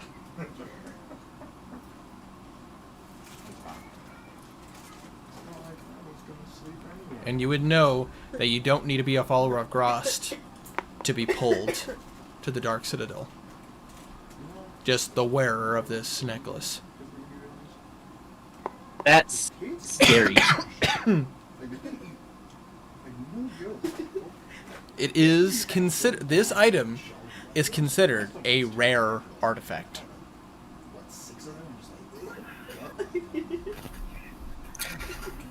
So, question: could we like put it in a bag, and if it's called, will it still teleport us? Only if someone is wearing it.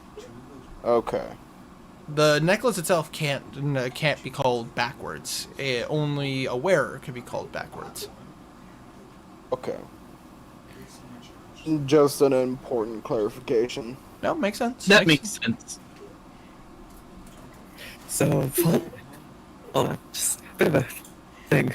Upon casting Identify on this item, Blue is now holding it in his hand, staring down at it, looking terrified.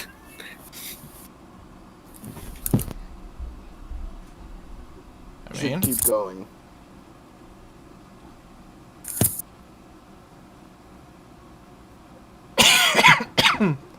you guys spend some time here. You guys gonna move forward?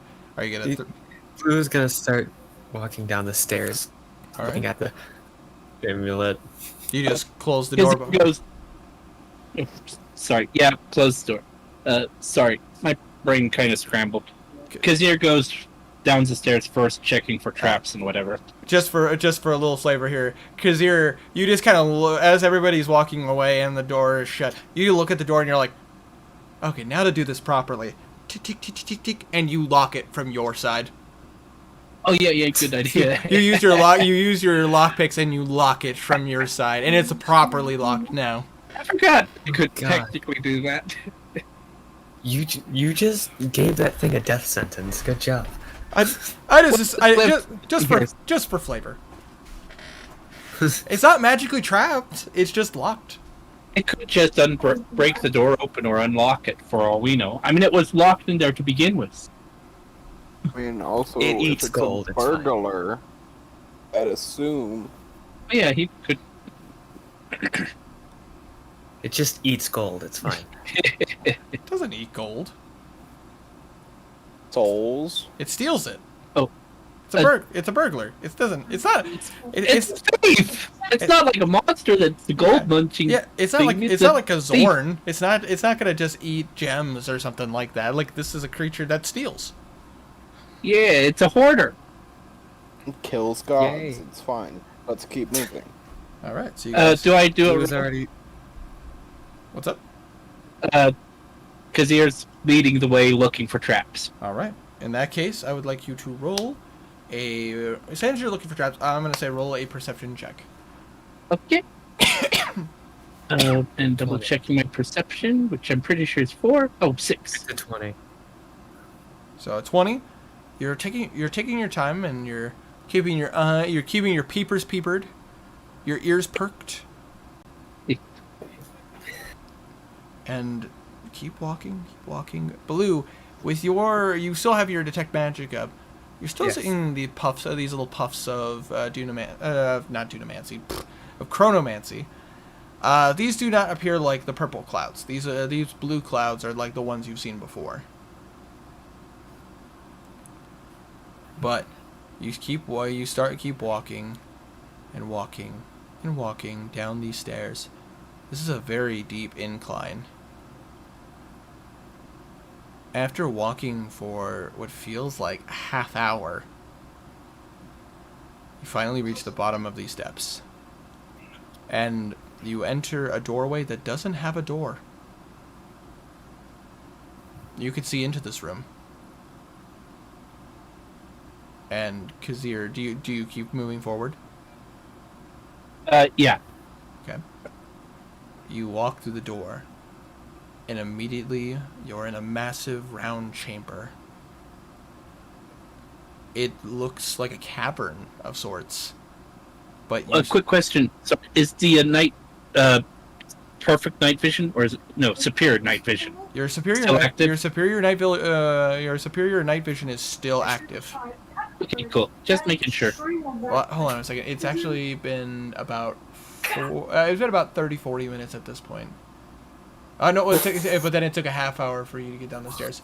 At this point, the night vision, as you get to the bottom of the stairs, Kazir, the night vision has turned off, and you feel a cube in your hand. And as you open your hand, you see the D6 is in your hand again. Oh, nice. Got it. Sorry. Cool. Kazir, make sure to put the dice away. Okay, you put it back in your pocket. You can write in your notes that you have a magic D6. Cool. And you know what the number 5 does. Yep. Kazir, I meant to give you something before we came down here. This, by the way, the stutters are an actual RP. Okay. Yeah? Blue, not even look at you, reaches into his bag, pulling out a pair of gloves, and he places it in your hand. While attuned to these will help you steal better. Oh, cool. Thank you very much. He takes them kindly. I'll make sure to attune to these later. He puts them in his bag. But Oh, You just gotta the gloves. are pickpocketing. Okay, hold on.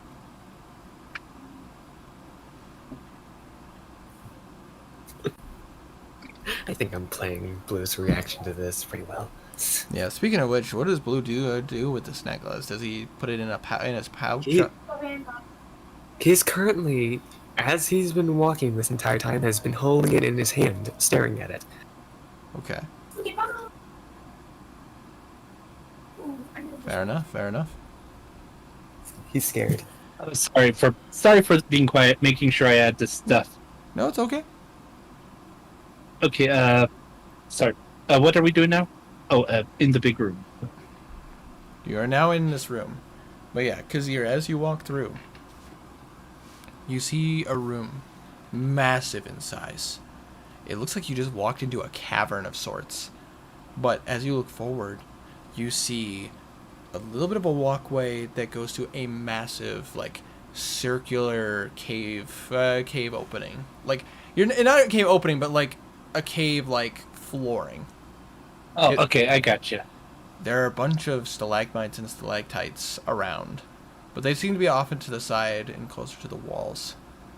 You see symbols on the cavern walls. Immediately you recognize the symbol of the god of time. But you notice that there's writing on the wall. It's in a language you don't understand. Does anyone in the party speak Abyssal? Might be wrong, but I think that someone said Garnan could. I might be wrong. Yes. I do. I speak Abyssal. Oh, I don't know if I'm being heard, so I'm sorry if I'm just repeating myself. No, it's sometimes okay. you're not. Like you said, I only heard you say it once. Okay. All right, so you speak Abyssal. Yep. You see writing on the wall, and you see various different words, and most of these written in Abyssal states. As you kind of get in with the rest of the party, you see that it says, "We were lied to." Over and over and over again. He picks up that drink and drinks it. In the center of this floor, you see a statue. Around the is a statue you don't really know what it is. It appears to be a statue of a creature with kind of a bulbous head with some horns. It appears to have 4 arms that are kind of cross-chest. Like, Drinks are stuff. Oh no, I didn't know that she was gonna. like hand to shoulder, and then the second set of arms are folded but going downwards, one arm to hip, one arm to hip. The statue appears to be about 9 feet tall, a little bit taller than Garnan. About a foot and a half taller than Garnan. And around its neck, Blue, your detect magic is still up. It is beaming with this chronomancy magic, but it also seems to have divinity in it. Hold on.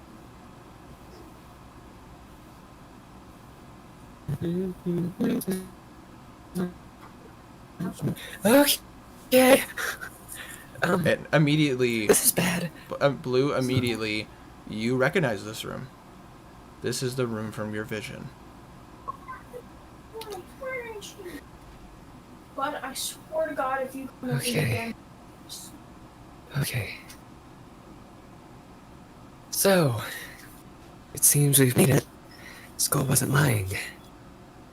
It looks a bit different from how the skull showed me. The artifact. Writing says we were lied to, and it says that they were lied to several times. I would have hoped That's that what she the would. writing read in the book said. The Scott was severe. Blue.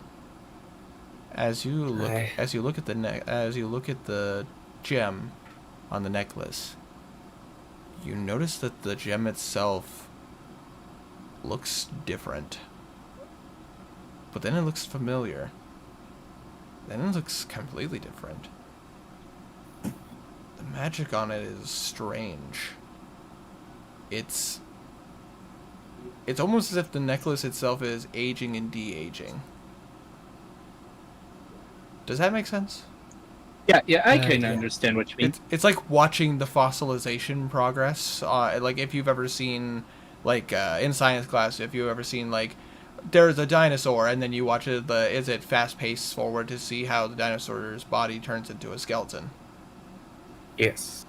It's like seeing this this pendant appears to go in and out of being like a beautiful looking gem to like this small gem to this like bare to nothing gem to back to like a gem.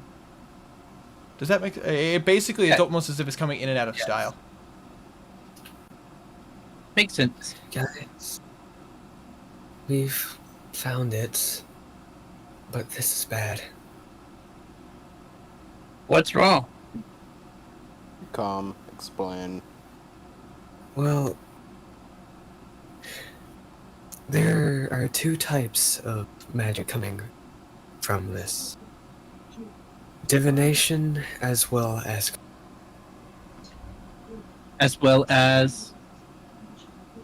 Chronomancy.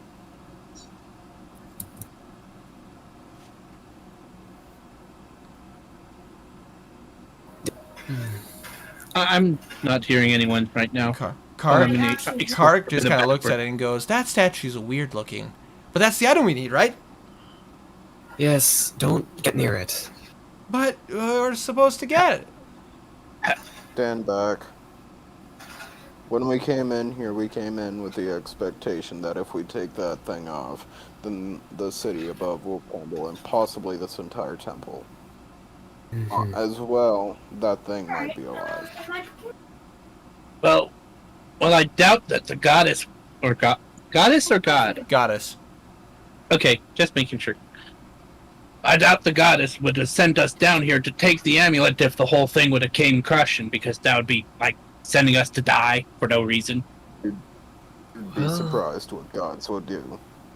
I know, I'm just saying. I mean, I wouldn't be surprised, but it would make no sense, really. Why? We are mortals. We last barely a blink of an eye in their time. Exactly. We are So why waste? scary. And you know what? Kazir's probably Kazir says, fuck it, time to do something stupid. He goes up and tries to take it.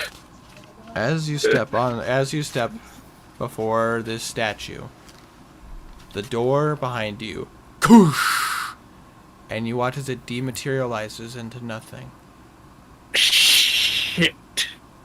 And you watch. You're an idiot. And you watch as the statue's eyes open. I need you all to roll initiative. Shit. You're an idiot. Including Come on, that's Philman his and catchphrase. Take the medallion. Do the stupid thing.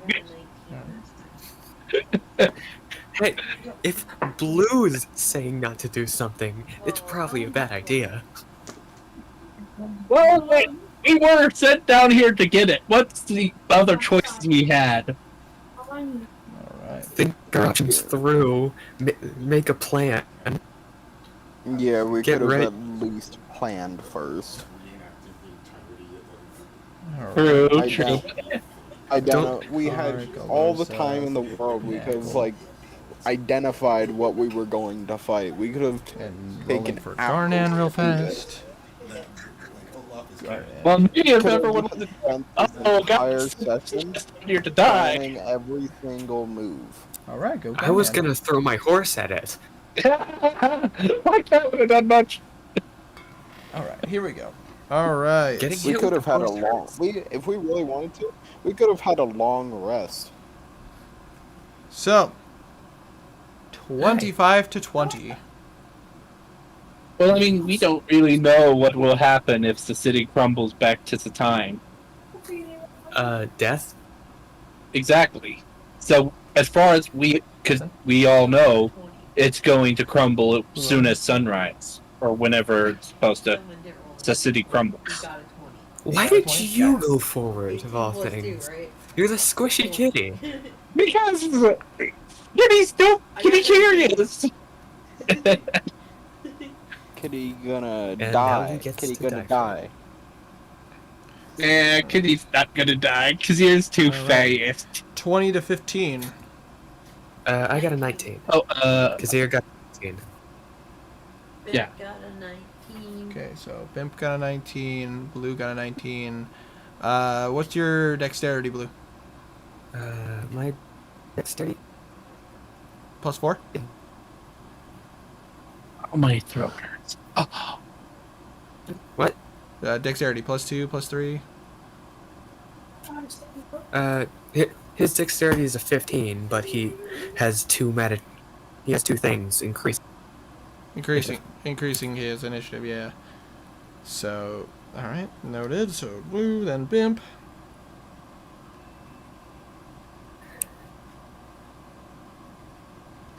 Alright, Just so you know, Kazir got a Blue's gonna 17. slap you later. Actually, Kazir, you didn't add, Stray, you didn't add your dexterity modifier, so that's a 20. Mm-hmm. I was counting. So that makes you go before Philman. I got a 15. I say 15 for you, Henrik. Wait, what did Stray? Good thing. Good to know that Philman goes for me. Hold on a second. Karik got an 18. Have fun. Henrik got a 15.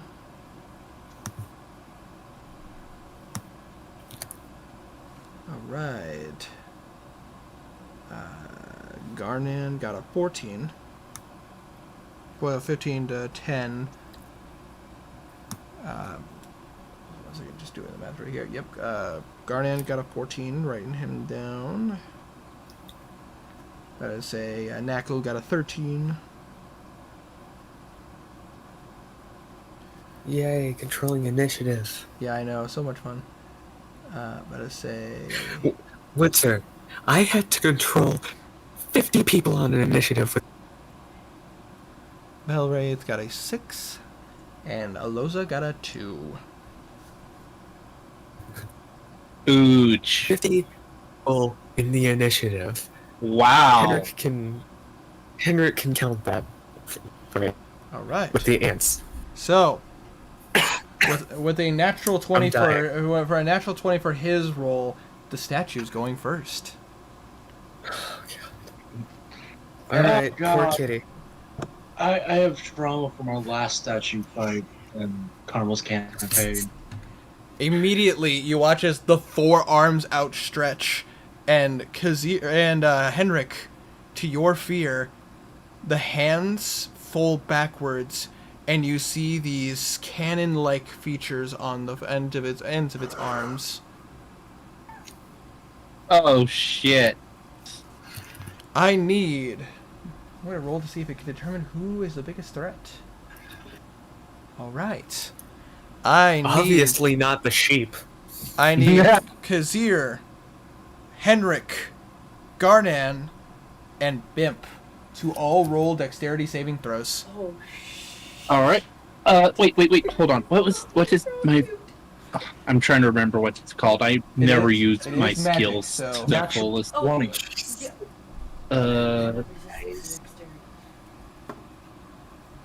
Garnan did not succeed.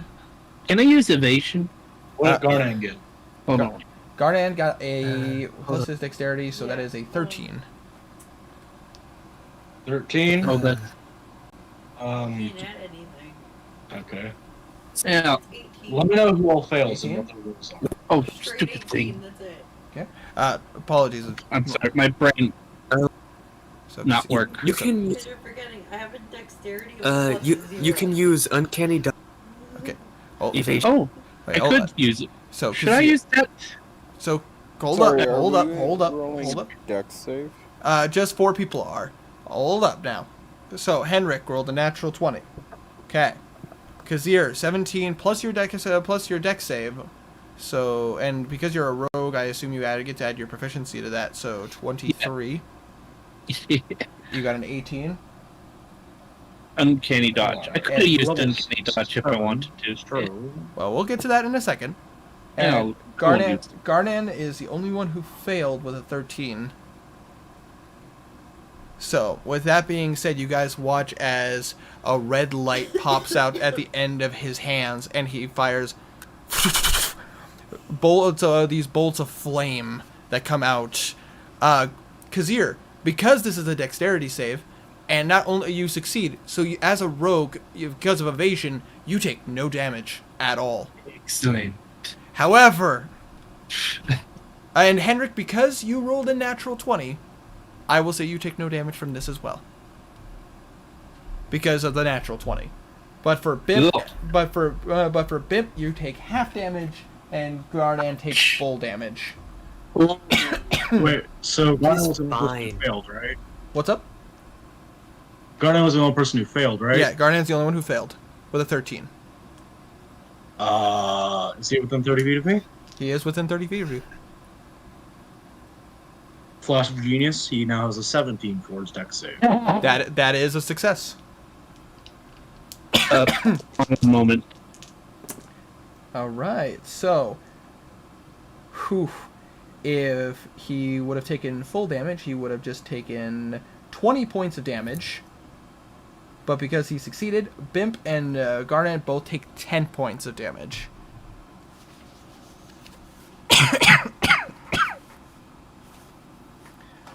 Write that down for Garnan. Mark that Bimp took 10 points of damage. If she has magic resistance, is that just against saves, or is that actual damage? For the unset. That's actual damage? Oh, if you have resistance to actual damage, because this is evocation, technically you take 5 points damage instead of 10. If you have like a magic resistance that's lowers damage. I don't, Oh, in that case you would just take 10 points then. because I don't have a dexterity saving throw Oh my god. Okay. against magic. Okay. So it's straight damage. Okay, 10 points of damage then. We'll go over. Okay, I'm gonna have to go over some D&D stuff with you, my love. Jeez. Anyway. I only have saving throws against magic that are intelligence, wisdom, or charisma based. All right. This creature is. Literally, you forget how bid works. This creature is now going to take a step away from you, Kazir. and is going to take a couple steps back. So now he is 10 feet away from you. Alright. If I need to do a quick visual for you guys, I will, but it's going to be a blank screen. I understand. If you guys want me to, I could do that real fast. Otherwise, if you're okay with Theater of the Mind, we can do Theater of the Mind. I'm okay with you, mind. Okay. I have you guys positioned, so it's okay. It is then going to stay put. It is now Kazir's turn. Hold on one moment. Kazir taking his adamantine dagger. He's gonna try to stab at it. All right. You quickly close that distance with no problem. You gotta roll to hit. Yeah. 13. Plus your dex, plus your proficiency, so plus 6.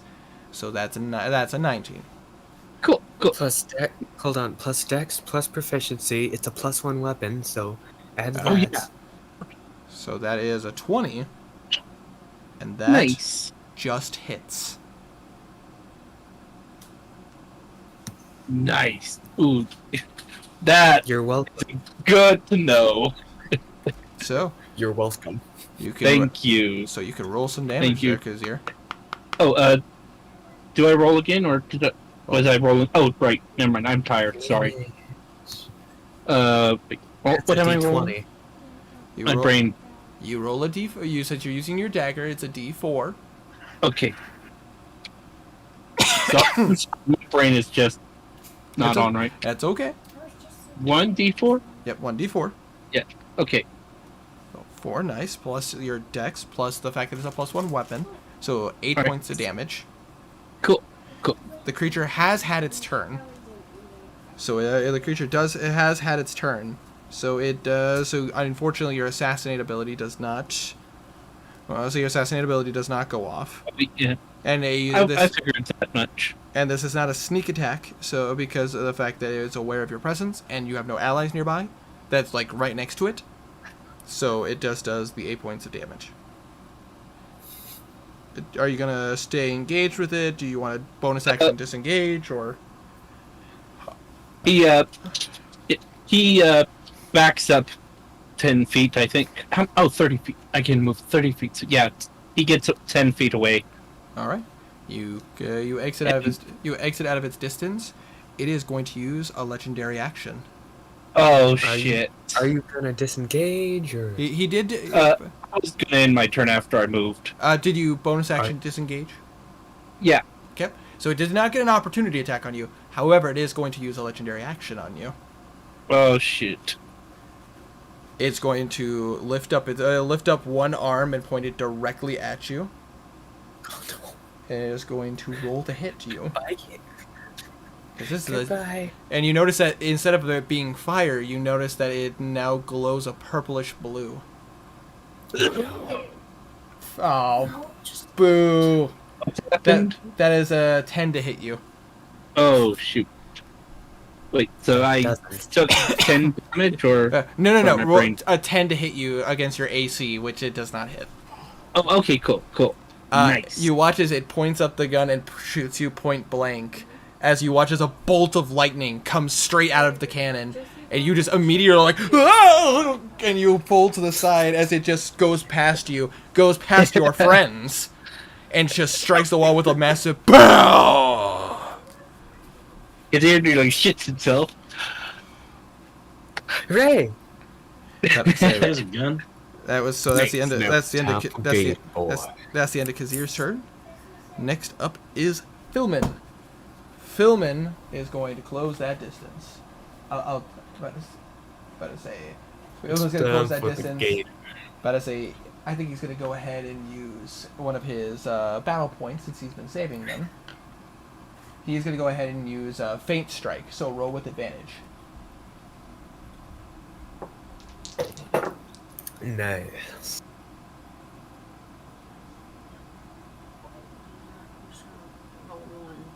Can this big behemoth of a slash? Yeah. We'll find out. And a 13. plus his strength, plus his proficiency. It's 5 plus 3, so that is a 21. That does hit. So, I got something to say. I got Hitman 2 on the PS4, and the way my brother plays it is so stupid. Does he play He treats school it as a shooter run and gun. style? Exactly. Oh yeah, school shooter style. The way you're not supposed to play So it. 10 plus his But- strength, which is 15. No, you All can play right. that game any So- way you want. There is no wrong way to play Any way this you kind of want. game. There is a that is the wrong way to All play right. it. It's not meant to be played as one. You guys I mean, yeah, it's the wrong way to play it, but officially there is no wrong way to play it. All right, you guys watch as Philman runs up to this thing, and he's gonna go ahead and you watch as his blade sheathes over in ice as he looks to swing down. The creature lifts his arm to block, and you watch as Philman quickly turns the blade, spins around, and smashes the blade against the side of the creature. It hit it pretty decently too. But I say you can roll the hit again, but this is a straight roll now. I am 4. expecting. As he tries to, as Philman attempts to swing again, the creature blocks the strike. Let's see. That is all Philman can do for his turn. So that is Philman's turn. Next up is Blue. Hooray! How far away is this thing from me? The creature from you is exactly 30 feet away. Alright. Because you guys just kind of filtered into the room, and you guys were in the room. The field itself appears to, like, the round flooring, as far as you can see, is about 120 feet. And the creature is about 30 feet from you guys. Should I do something dumb? I think I'm gonna do something dumb. What do you do? Here we go. Blue runs on up to... Gets right beside Philman. Alright. And... Give him a pep talk. Sorry, kid. Nah.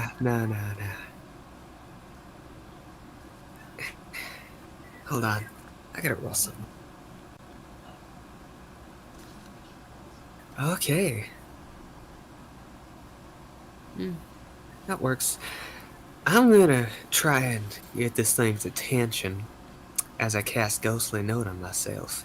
Alright. Come at me. You guys watch as Blue strums his instrument, and you see a sickly green note kind of come out. Alright. 2 of them. Hold on, Ghostly Note. 2 How many ghost come out? notes. Yeah, 2 invisible notes. So 2. You watch as these.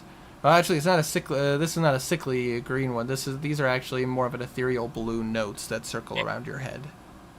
You're thinking of sour. I think it's sour note. I apologize. It's been a minute since I've looked at my bard spells. Blue's gonna start taunting. Start taunting it. All right, roll a. 1. I'd say this taunting would be not intimidation. This would just be a straight. This would be a charisma check. Roll me a charisma check. Trying to get its attention.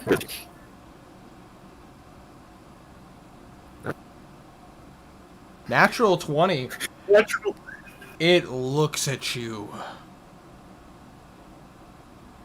Dun dun.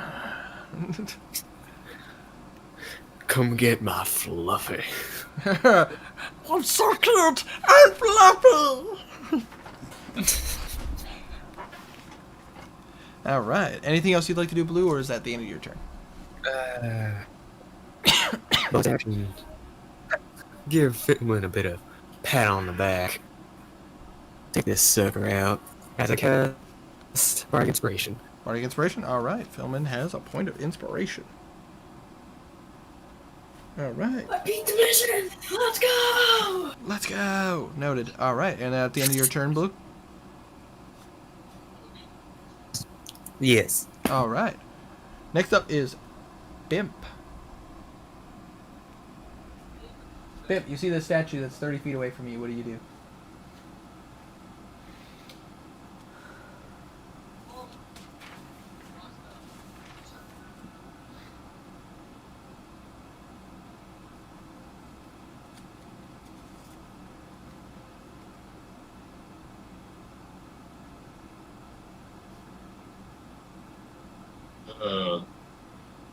It's quiet. I know, it's so quiet.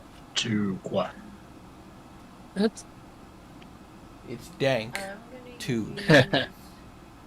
use- Come on, hit me. You've been sitting here for God knows how long. You already do They it? just left you here, didn't they? I used to Hit like, I assume you're going to push it past where it won't hit your allies, correct? But Correct. Because it's a field effect. Right, but I'm an evocation wizard. Oh, that's true. That's right. So no, you put it like you could literally just put it directly on him if you wanted to. It wouldn't. The only two people it would hit are Philman and Blue, but because you're an evocation wizard. All right. What kind of saving throw? Dexterity. All right. This creature has a chance though. dexterity for It's this decently big boy. It's decently dexterous. Tyler, he's still good. Not when it rolls a 7 though. Does a 12. Nope. Doesn't want to use it yet. Yeah, it would. It's going to use one of its legendary resistances to automatically succeed. But it still takes half damage, though. Ha! Fireball? No.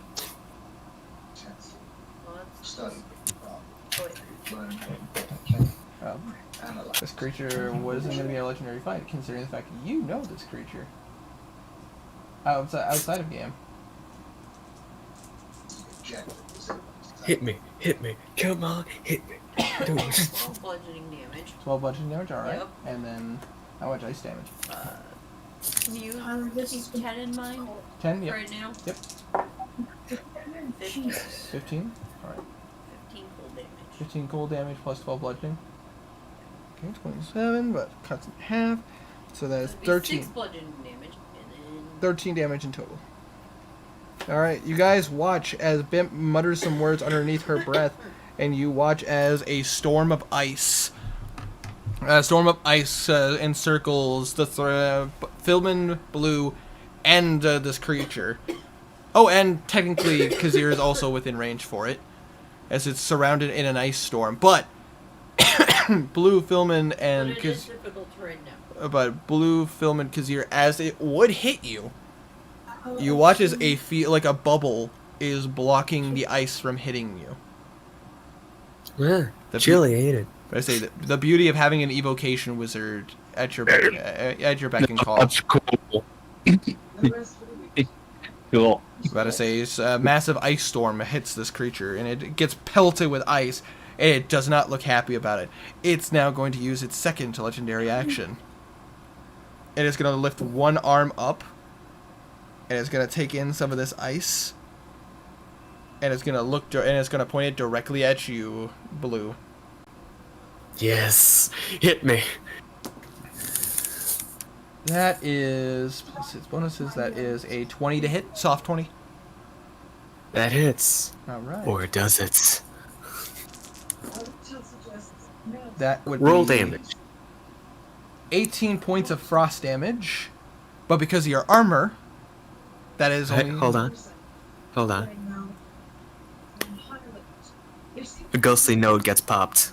Actually, the ghostly note does not protect you against spells. Oh yeah. It protects you from melee, I get resistance to. but you get resistance to ice because of your armor. So you still take 9 points of damage. As it shoots at you point blank. Hold on.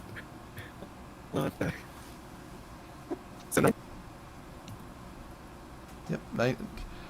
Maybe technically 18, but it's cut in half, so 9. Sure. All right. Blue gives it a bit of smile. That felt pretty nice.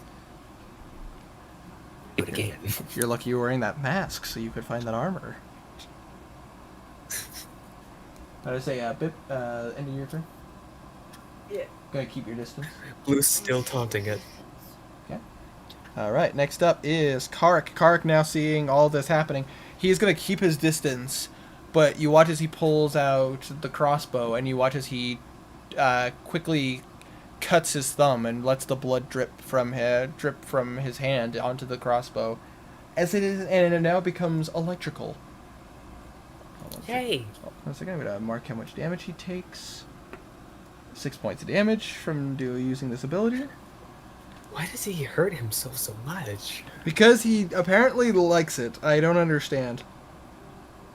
Well, Kinky bastard. I guess he's canonical.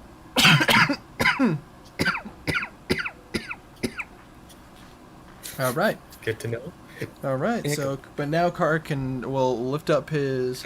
He used his bonus. I'm about to say, if I remember correctly, that's a bonus action to use that ability. It is. So he still has his action. So he's gonna go because it's the hand crossbow. He fires it. Rolled hit. Yeah. It does not hit, unfortunately. So you watch as he fires it, and you watch as the creature just quickly whacks it out of the way. Still staring directly at you, Blue. Blue gives him a smile. And then, unfortunately, its special ability now activates whenever it gets hit by a ranged attack. You watch as he basically takes he looks back at the crossbow. Wrong dice. But he didn't get hit. Let's see, that's a 23. That will hit him. Oh, Kark. And you watch as the crossbow bolt attempts to hit him, you watch as he bounces it off, and then he points the gun and fires it. I just thought that earlier. And Kark takes 11 points of damage.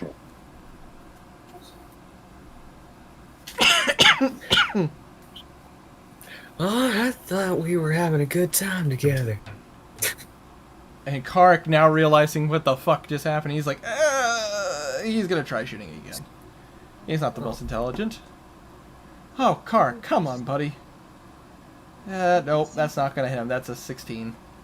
And unfortunately, the creature's ability will activate again!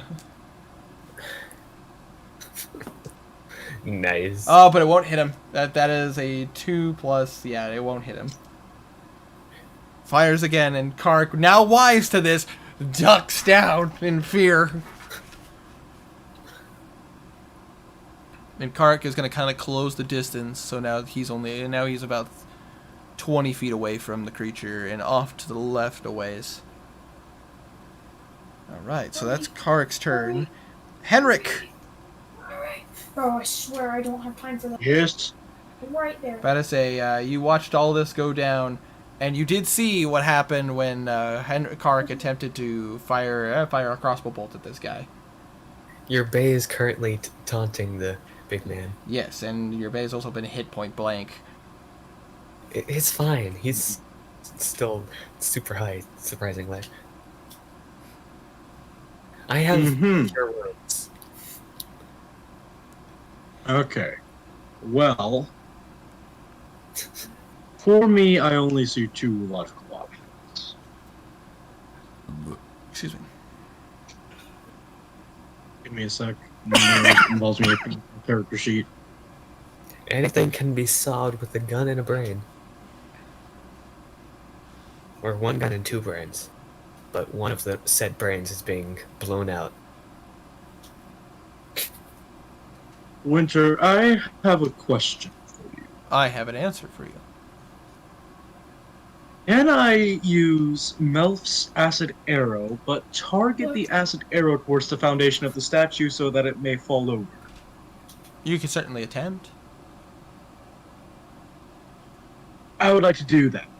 Alright, well, either way, you'll have to roll the hit. Yes. Clever. Take a shit. I heard take a shit and I was very confused.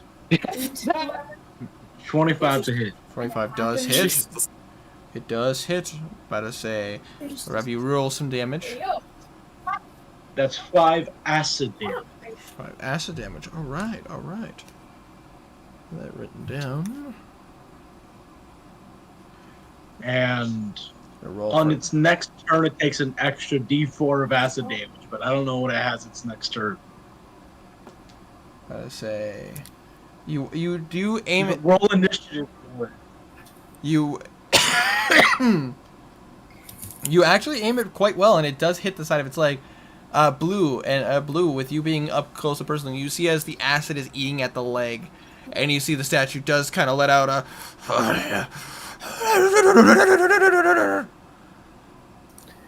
And you watch as it uses its last legendary action. And Blue, you watch as his arm seems to have gotten a bit bigger,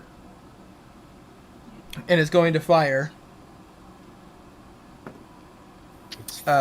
Henrik, does a 22 hit you? Yeah. You get hit with 10 points of force damage. Ow. And you get blasted back 10 feet. Ow. As you are now against a you just slammed directly into a stalagmite. That Hey, really that's rude. my-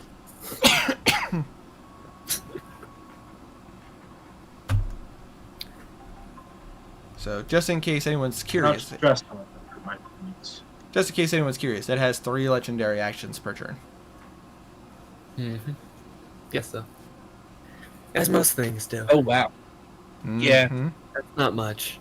It's not much. Enough to make it a pain, though.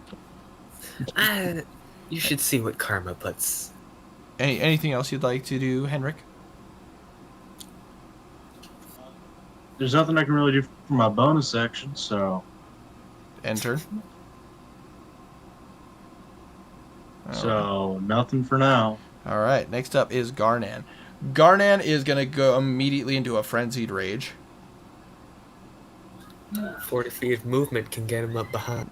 Yep, he's gonna get up, and unfortunately, there is difficult terrain with the ice storm. Oh, yeah. Rip. But he can get literally up in this like off to the right of the statue. Reckless attack. He is going to recklessly attack. So I'm gonna roll for Garnan to hit. Okay, good thing he did reckless. That is plus his proficiency, and plus the fact that it's a magic weapon. That's a grand total of 20, which just hits. Yeah. He is using a sword. 6 plus. All right, so the creature does not bleed, so it does not get that bonus. So, but that is still 12. That is still 13 points of damage to start. Yes, the stone. All right. And for his second attack, gonna roll again. Natural 20. Go Garnan, hell yeah. Oh, double sixes! Jesus! Alright! Why? Oh, then. Wow. 24 plus. So, that is fucking. That's 30 points of damage. Jesus. You watch total? a total of 30 points of damage. You watch as Garnan runs up and he just. Like, one good hit, like a good hit, and then just freaking chops into this creature, and you watch as it kind of directly down the chest of this creature. And that is all Garnan can do for his turn, because of the fact that he can't use his bonus action to attack again because he went into a rage. Yes. Do I see if the attack did any less damage than it should? About to say you can on your turn, but at the moment you cannot. Hold on, did we go into round 2? We're not in round 2 yet. Not yet. He just asked a question. Yes. Oh, okay. I'm sorry. Oh, it's all good. All right, I Garnet. stopped paying attention a while ago. No, I won't lie. About to say Garnet. That's the end of Garnet's turn. Next up is Knackle. Knackle is going to go ahead and keep his distance. He sees that Kark has taken a bit of damage, so he's going to use. He's going to go ahead and cast Healing Word at first level, just to give him a little bit of a boost. He doesn't even need to roll to hit this. He just can roll to do it. 2. All right, Kark will heal 6 points, Yay. which helps him. And He isn't. bonus violent. bonus action. No, he can't because he's already cast a spell. Never mind. Knackle is gonna just use his bonus action to just be prepared, and he's just like, huh! Dude, do not hurt me. I am just here. All right. Next up is Belwraith. Belwraith, about 30 feet in front of you. You see three people up in this creature's grill. I'll put a fourth up in its grill. All right, you get up in its grill. Close that distance. Shield No of problem. Faith is a bonus action. Ones. I forgot to plan what I was gonna do. It has an AC of 20. Sorry, I'm just thinking. It's all good. Yeah, I should have planned ahead, but I forgot to. No, we didn't really have I can- for planning ahead. Hey, Does this thing- should I does be it the seem very bane of his wise? existence? It's hard. It's hard to tell for sure, because it's a statue. But it seems pretty inclined, so it might have some, but you're not sure. What about its charisma? It is a statue, so I don't think it has much charisma. So, yeah. It's What a is very cool sound? statue. You could say it's quite chill. Ha ha. Ha. It'd be a good time to go back to rock puns. It tries to make friends, but its personality is stone cold. There we go. But He must have an amazing poker face. Always stoned face.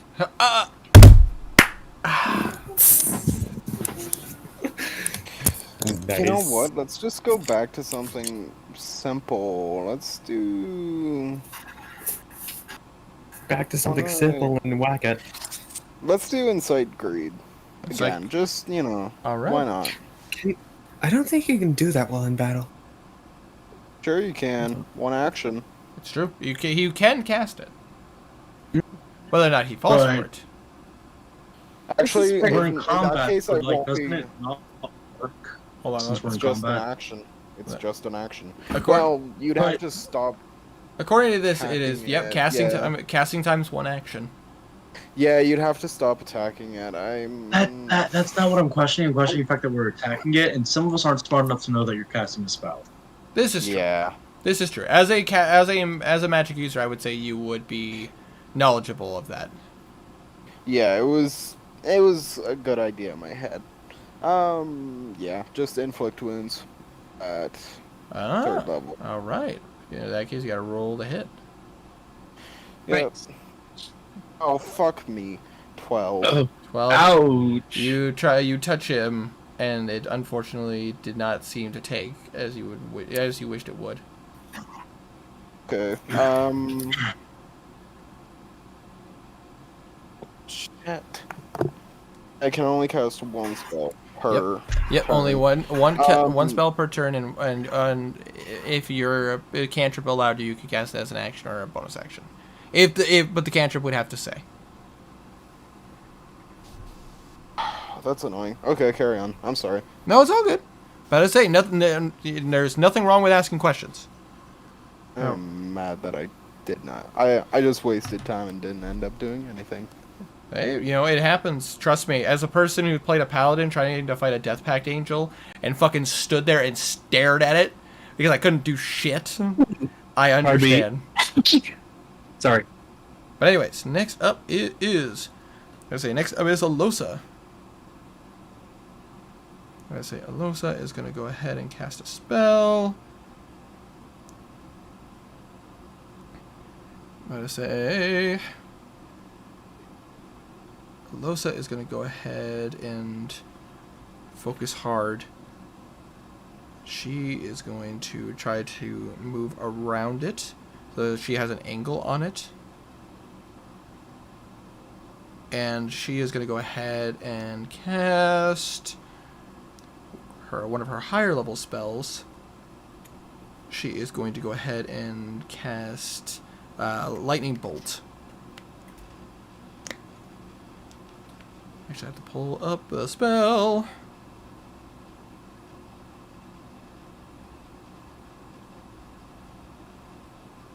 Lightning Bolt. Here we go. Apologies. I have up most of her spells. Alright. But yeah, she makes sure that you guys are not in line with it, and she's going to go ahead and blast forward a 100-foot line of pure lightning, and it goes forward. Creature must make a dexterity saving throw. Yikes. That was a good saving throw, though. Ah, bummer. Oof. But half on a save, and because of this, but I say, and this spell does 8d6 lightning damage. But I say she's burning a higher level spell to do this. Alright, 10, 16. Nice, 26, 31 points, but then cut in half. So that is 15 points of damage, of lightning damage. Creature could not dodge it. Alright. Good for you, Alosa. Good job. Alright. Add that to that. Alright. And she's going to go ahead and just keep her distance. And she's going to just bonus action have Jiren fly upwards.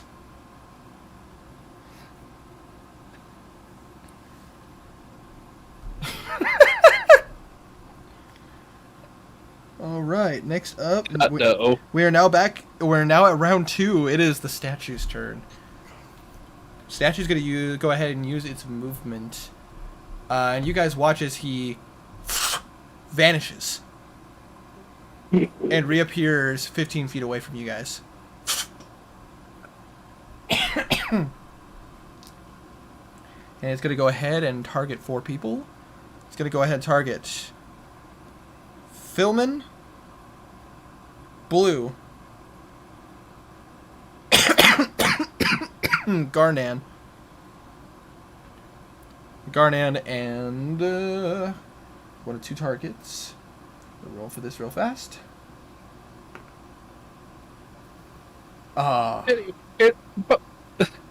Kazir. Kazir. Yeah, that. About to say, it was one off from me going after Belwraith. All right, it's you notice that its cannons have now changed to a different form.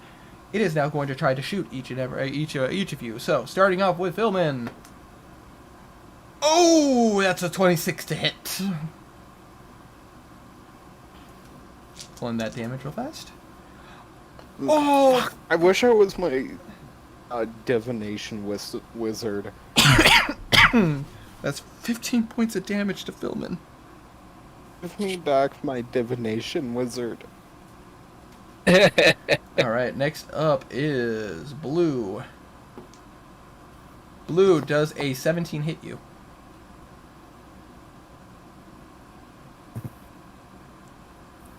It is one above my AC. Okay, so it does hit. Ooch. That's fine. Blue is alive. Blue, take 16 points of force damage. Oh my god. This is how I die. You're not gonna be attacked. Just shout, "Hey, Dackle! Next time you get the chance, heal me." Next up is Garnan. Oh, man, WoW's gonna be considering himself very lucky because that was an 11 on Garnan, and that's a miss.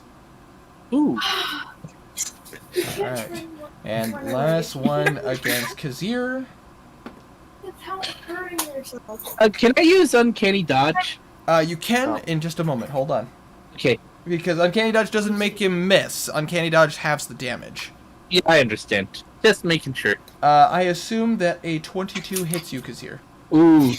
I'm pretty sure. Yes. What do I need to check? Oh, well, I'll take Blue's word for it. Didn't go yes. That would be 17 points of force damage. Would you like to use Uncanny Dodge? Definitely. So cut that in half so you take 8 points of damage. Alright, cool. Excellent. As you guys watch as he basically, like cannon fire, toosh, toosh, toosh, toosh.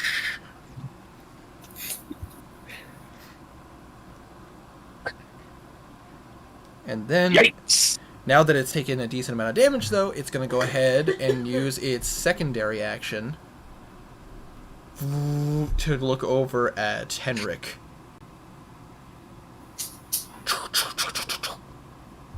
Henrik, I would like you to roll a dexterity saving throw. Shit. No problem. That's a Use dirty the 20. legs. Dirty 20? Alright. But say, so you only take half of this damage. Use them legs to dodge. Henrik, you watch as a bolt of lightning fires from its cannon. And because you saved, you do not get any of the negative effects of this. You take 6 points of damage. I already halved it for you. So just 6 points. 6 points of damage. Gotcha. Alright, and that was its actions. So it is going to end its turn. Next up, Kazir! Oh, great. Is it a bonus action to swap weapons? I'd say it's a minor I'm about to say I'd say it's a minor action. Okay. yeah, minor action. Does to make sense. Alright. Kazir swaps the adamantine dagger for... Oh, wait, did I use that? Hold on, let me double check. I'm trying to remember if I used the dagger, the electric dagger, already. You didn't. You know, like... No, Oh. you. But I say no, you did not. Oh, okay. Then I swap that out and I use it. Hold on. Ah, there it is. I was trying to find it. Use its power. You know, my brain not working right now. That lightning damage on it. Okay. Sorry.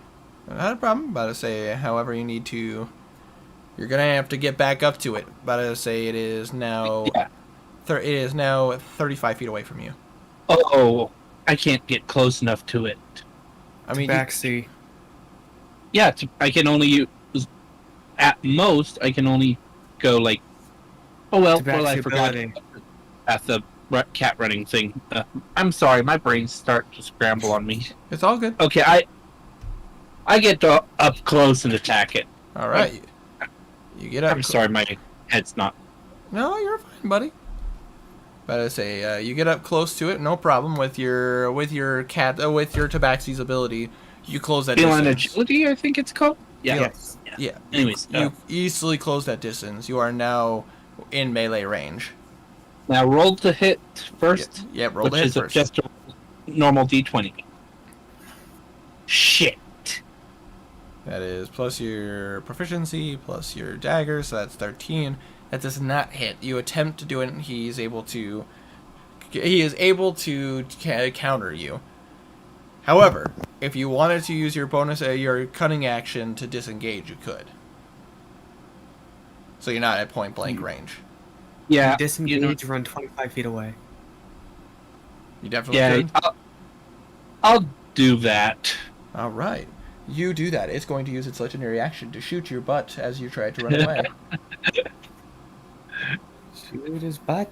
This is where Kazir loses his tail, isn't it? Tink, tink, tink, as it switches over, and now you see that bluish purple energy coming out again. If it hits, you can use cunning action again. Oh You yeah. get your reaction back on your turn. I say that does a 15 hit you? Does not. No, it doesn't. Cool.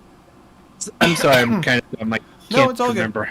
You watch as a bolt of lightning shoots out of one of his cannons, and it just very, very slow, like a small amount hits one of your whiskers.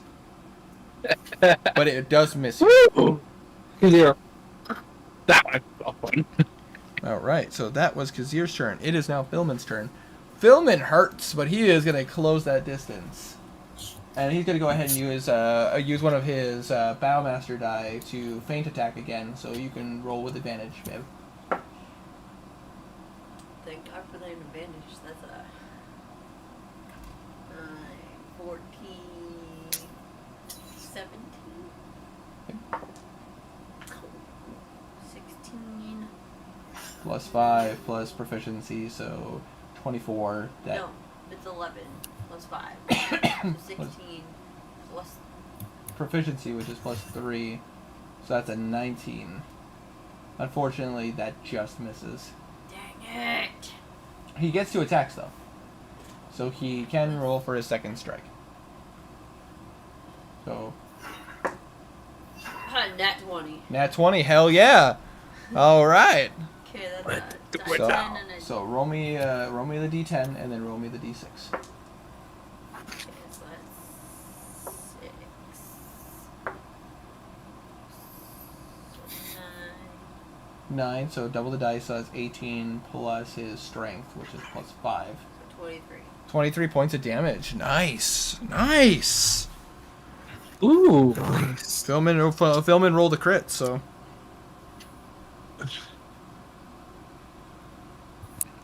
Using your guys to their using your guys to your advantage. Yay.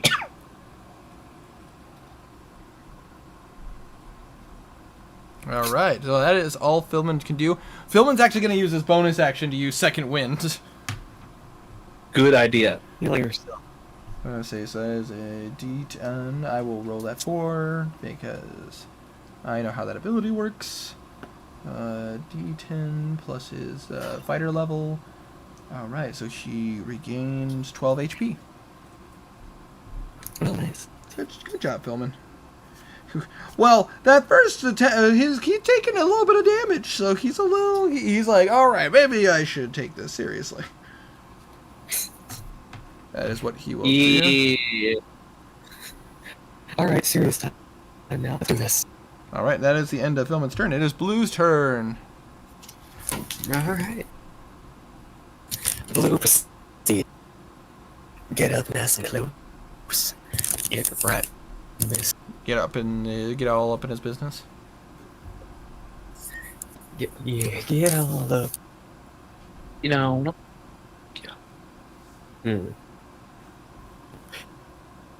You see, I could go for attack, or I could go for taunting, or I could taunt by attacking. Yeah. High five. Hey, High five. no.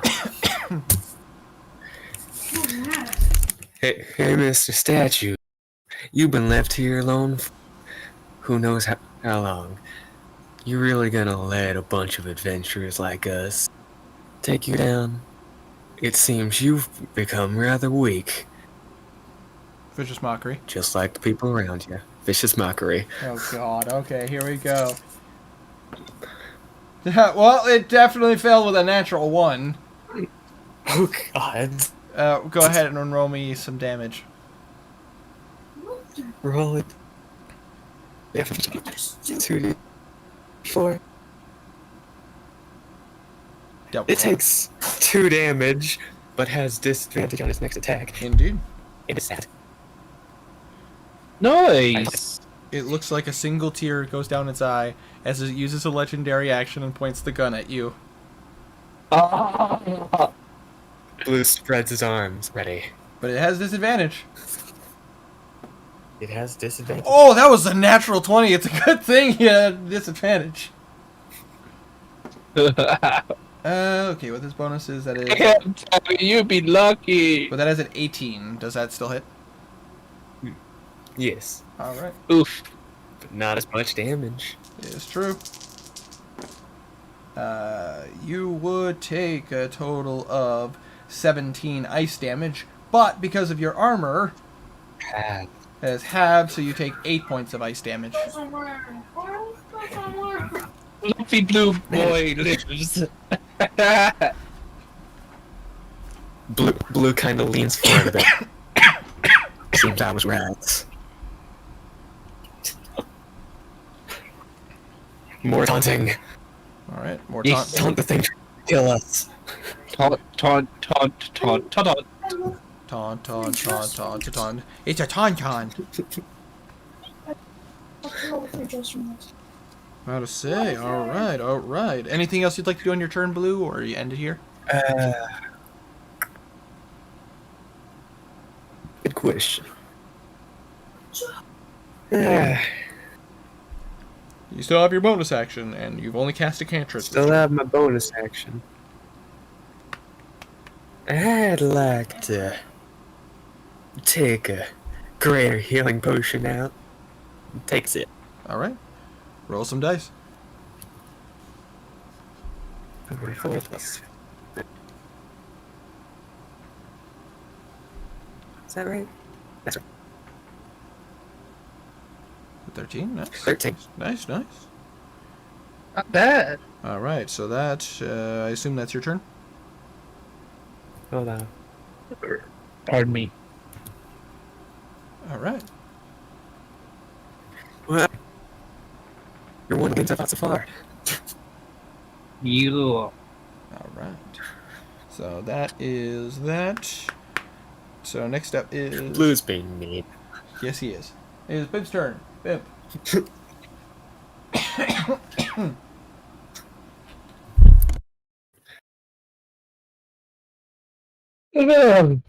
Pardon me. Everyone else, they're attacking its exterior. Blue's attacking its interior.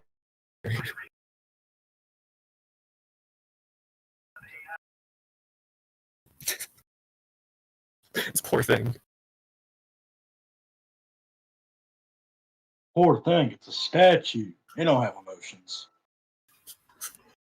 I cast calm I saw it emotions. crying. No, that'd be bad for me. Wait, is this statue made of metal? Or Stone. Stone? I'm pretty sure Winter said stone. What do you say, Tiny? I know you're taking it. I think you said Stone. Shit. There goes that Perform idea. therapy on the statue.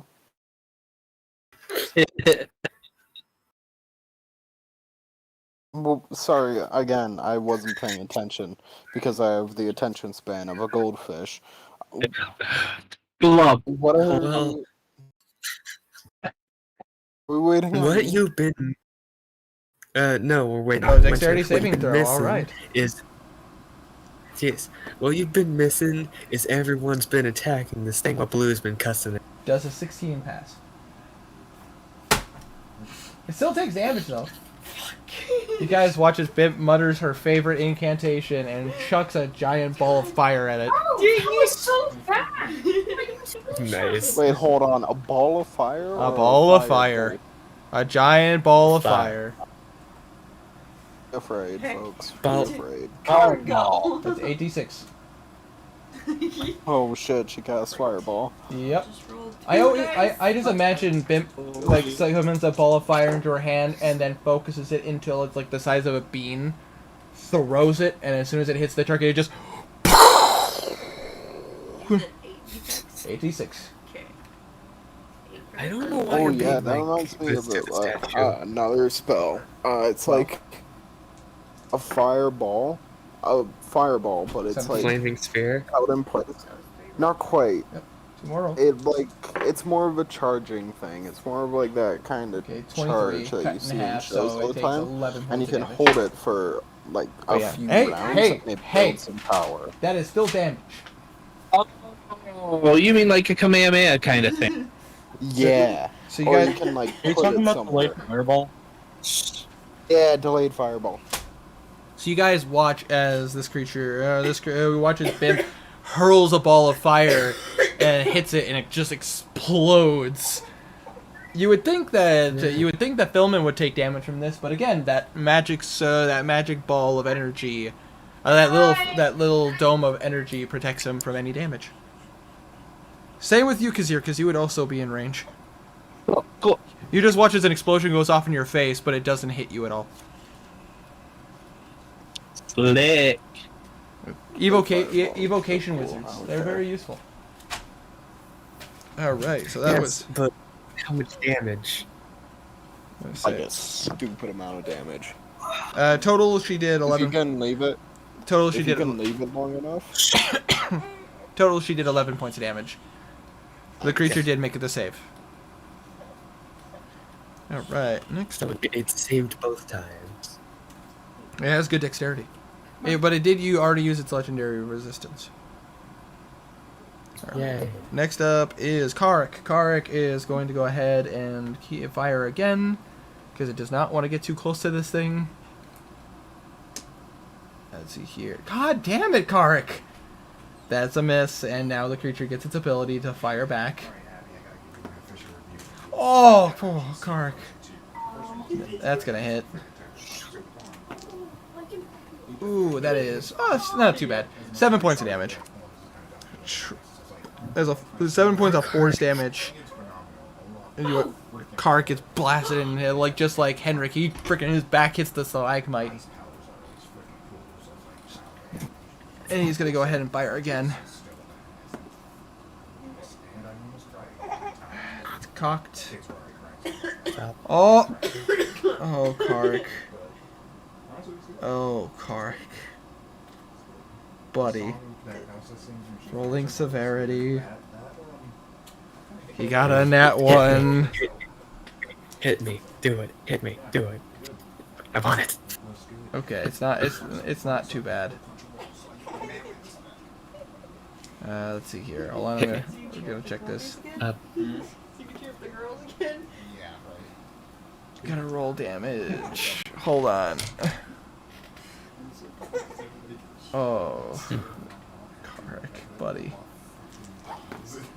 Oh, Karik, buddy! Why?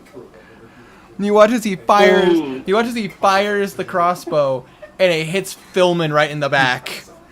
And plus his dexterity. That's 18 points of damage. He rolled nearly max on his dice. That's. But yeah, Blue, you watch as Philman gets shot in the back with Karik's crossbow bolt. And gets shocked pretty hard.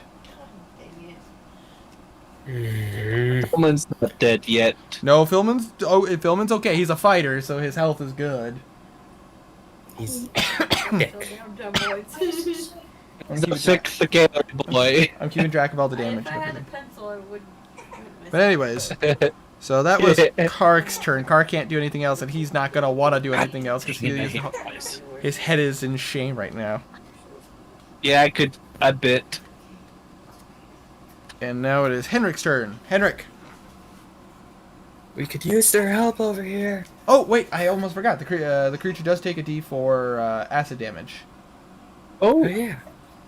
I'll roll that real fast. Melts acid arrow. Yep, melts acid arrow. It does take another 4 points of damage. Oh, nice. All right. But yeah, That's funny. It is your turn, Henrik. Does it only do another D4? I could have swore him melts acid arrow does more damage. Melts acid arrow.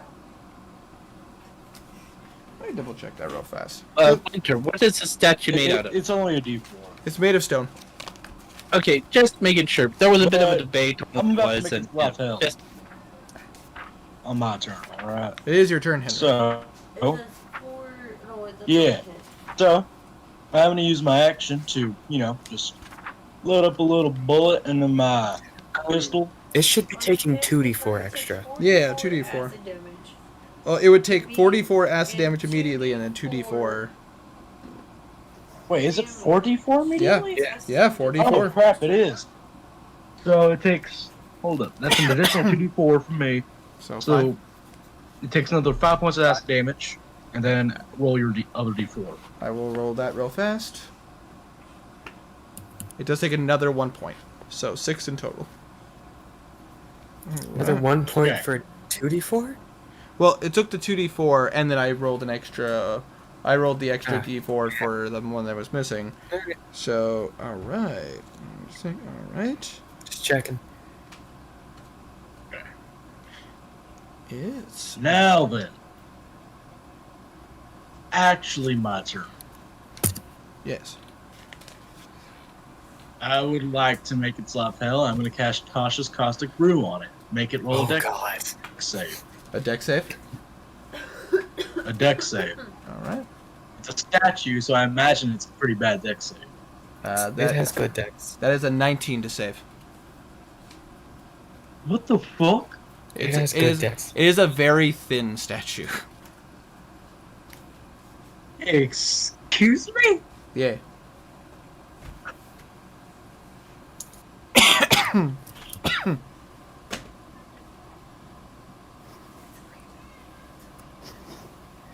It's a tall statue, Okay. but a thin, fast statue. Okay, shit. Nothing happens then. Okay. All within statue. What the fuck? I didn't imagine it have good deck saves. It has really good deck It saves. has Have you really not been good- paying attention Yeah, to dude. Fireballs. It's but I would say What the Bimp fuck? Bimp and Aloso have been casting spells that do dexterity saves, and it's been passing. Damn. Fuck, it's a fucking statue. But it's a Why fast. does a statue have a high dexterity? Or is it just that they've been rolling bad? No, it's not because they've been rolling You bad. cannot- The creature. I'm sorry, Witcher. I don't care if this is the god of time we're dealing with. You cannot bullshit that deck save with I'm- time. I'm not. It sounds like it. No. It has strengths. It has weaknesses. Dexterity is its strength, or one of its strengths. Like any monster you've Yeah. ever dealt with. I'm not bullshitting you. You guys are just using an ability that targets the stat that it's also, good it at. would be 100% fair if it's freezing Why is it time. good at deck? and That moving makes out of the way. no sense, but okay. That does make sense, That's kind of. that's If I showed you its design, you would know exactly why it's good at dex. Is it a fucking stick statue? Is that what it is? Lanky. It's a lanky, thin stone statue. Throw it at you. Jesus. And the Melf's acid arrow actually did something to it, and I have it marked here. So it's not like you're not doing anything. You're. It's just got a lot of health. It's got a good amount of health. It has dexterity. Just happens to be one of it. It's the inspiration for It's this is fine. this is the You creature. know what? that was- I don't care anymore. That's my turn. This is the Continue creature. with bullshit. This was the creature that was. It's fine. It's the creature that Blue's just inspired having by a good the, time cussing volcanic it out. monster from King's Avatar. Ooh, I know what you're talking about. Exactly. That's the inspiration for this monster. I love that monster. I I'm- don't, but I'm the one who decided to turn it into a D&D monster. And its abilities changed a little bit. But anyways, that was Henrik's turn. Next up is Garnan. Garnan's gonna close that distance, and he's gonna go ahead and whack at it recklessly. if only I had the weapon I could beat it with. Oh nope, that's not gonna hit. Higher one was a 7. That's not gonna hit. Jeez. Say so. First one's a miss. Second hit. Hey, oh my god. Remember, Oh my god. Philman still has a bardic inspiration. Yes, he does, and I I have it just marked. really want it to hit me.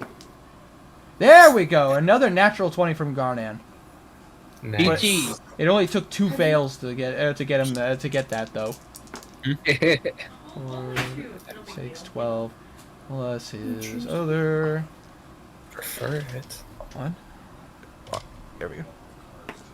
There we go. Oh, there we go. That is 23 points of damage from one attack. Nice. As you watch as Garnan carves into this and actually breaks off the section of the leg that Henrik's Melf's acid arrow had ground melted into. The creature is hobbling on one leg. Nice. Hit the other leg. Does not look Cripple it. The creature does not look good. Oh, you know what? I'll do that. I'm gonna say. Continue to cuss it out. But that is Do I all, have any of? but that is Sorry. all 3 of Garnan's attacks. It is now Knackle's turn. Knackle is looking on the battlefield, and he's just like, oh boy. I tried to read He the is gonna go ahead and No, I don't want to do that. he's gonna go ahead and focus on you, Blue, and he's going to cast. Blue's fine. Yeah, but He's you're also 30. you're also the fragile one on the battlefield, so he's gonna go ahead and cast. Oh god, what is the name of the spell? Off the top of my head. Blue has 31 HP. He's fine. Yep, he's not casting a healing spell on you. Oh. He is casting. Hold on 1 second.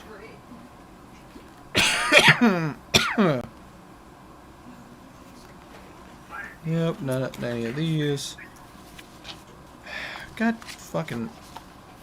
But it's a bonus action spell. I know that. I just can't remember what it's called off the top of my head. Been a hot minute. But I say, Bellray, Wanderer, you would know this. Bonus action armor spell. Sorry. Shield of Faith. Shield of Faith, thank you. But I say he's gonna go. Knackle's gonna focus on you, Blue, and cast Shield of Faith. Here's a question: does Shield of Faith stack? Shield of Faith does not stack. Okay, well, I'm not casting Shield of Faith on you anymore, Blue. But I say, so Knackle gives you an extra +2 to your armor class. Yay. And as an action, he doesn't really have much he can do because he's not within. Well, no, he's gonna walk up to you, Henrik, and about to say, actually no, he's within range of Karek. He's gonna walk up to Karek and just pat him on the back. Just go like there, buddy. Actually, no, he can't. Wait, he can't cast the spell. You know what? He's gonna walk up to Karek, pat him on the back, like you're doing good, and you Sacred Flame on the creature. Father, I rolled a hit. You're doing good. Flips off the creature. Wow! with Natural holy one fire. on the monster, so that actually does hit. Yay. Oh, Finally. so it rolls a natural 1 for the cantrip. Gotcha. Yes. I sense Exactly. I sense saltiness in his voice. I feel that. I feel that.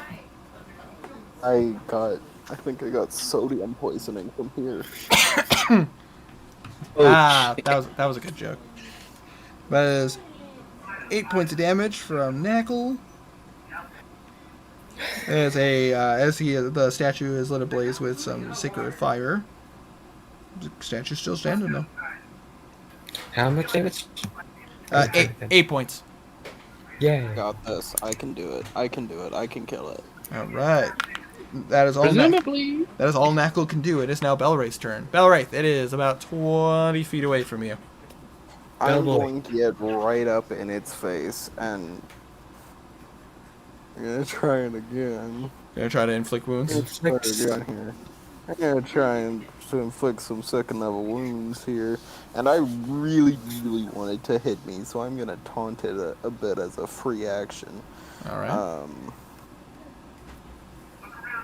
Oh, that's a good roll. 24 to hit. That does hit. Ooh, nice. Roll me some damage. All right, 40-10 damage. Are you gonna Okay. stay a time or? 11. 11. 11 points of damage. 11 fire damage. Yeah. All right. And that's Oh, from. not 11 fire damage. 11 necrotic damage. Sorry. I was thinking for my next thing if it hits me. All right. Oh, you're thinking of doing Hellish Rebuke? Yeah. Better say. You can't do that since you cast a spell. Hellish Rebuke can is only- Hellish Rebuke is a reaction as a tiefling, so that Yeah. actually, so that would work as a reaction. Some things are weird. Okay. That's It's weird. Yeah, it's one of the weird things, but for him it will work. Because if you need further proof of that, Critical Role whenever Jester got hit when she cast a spell on the same turn, her Hellish Rebuke worked. But 11. Winter. Hit me. I really need to get into Critical Role again. You really should, especially since they're going to be getting ready for season 3 soon, and also the I don't know if it's the end of this year or the beginning of next year. The Legends of Vox Machina airs on Amazon. I Cool. It's just one of those things you need to be in the mood to watch and have time. I've watched every single episode, and then rewatched certain episodes a second time. I know. Anyways. I haven't been in the mood. But anyways, so that is 11 points of damage. It's necrotic. The statue does not look good. It is standing on literally one leg. But that is... So you're going to taunt him. Belwraith, I want you to roll me just a charisma check. Okay. Oh, shit. Oh, shit. It's a flat roll. Dice gods, please. Dice gods, please. 20. Natural 20. Natural 20. Nice. All right. Oh, yeah. You got its attention. You're like, hit me! Hit me! Hit me! And the creature's like, well, if I must, legendary action, it's going to shoot you. That is, like, legit what Belwraith would do. Hit me. Do it. You won't. You won't. No balls. Isn't Hellish Rebuke a dex save or? am I 23 to No. hit you. 23 to hit me? Yes. Hits, yeah.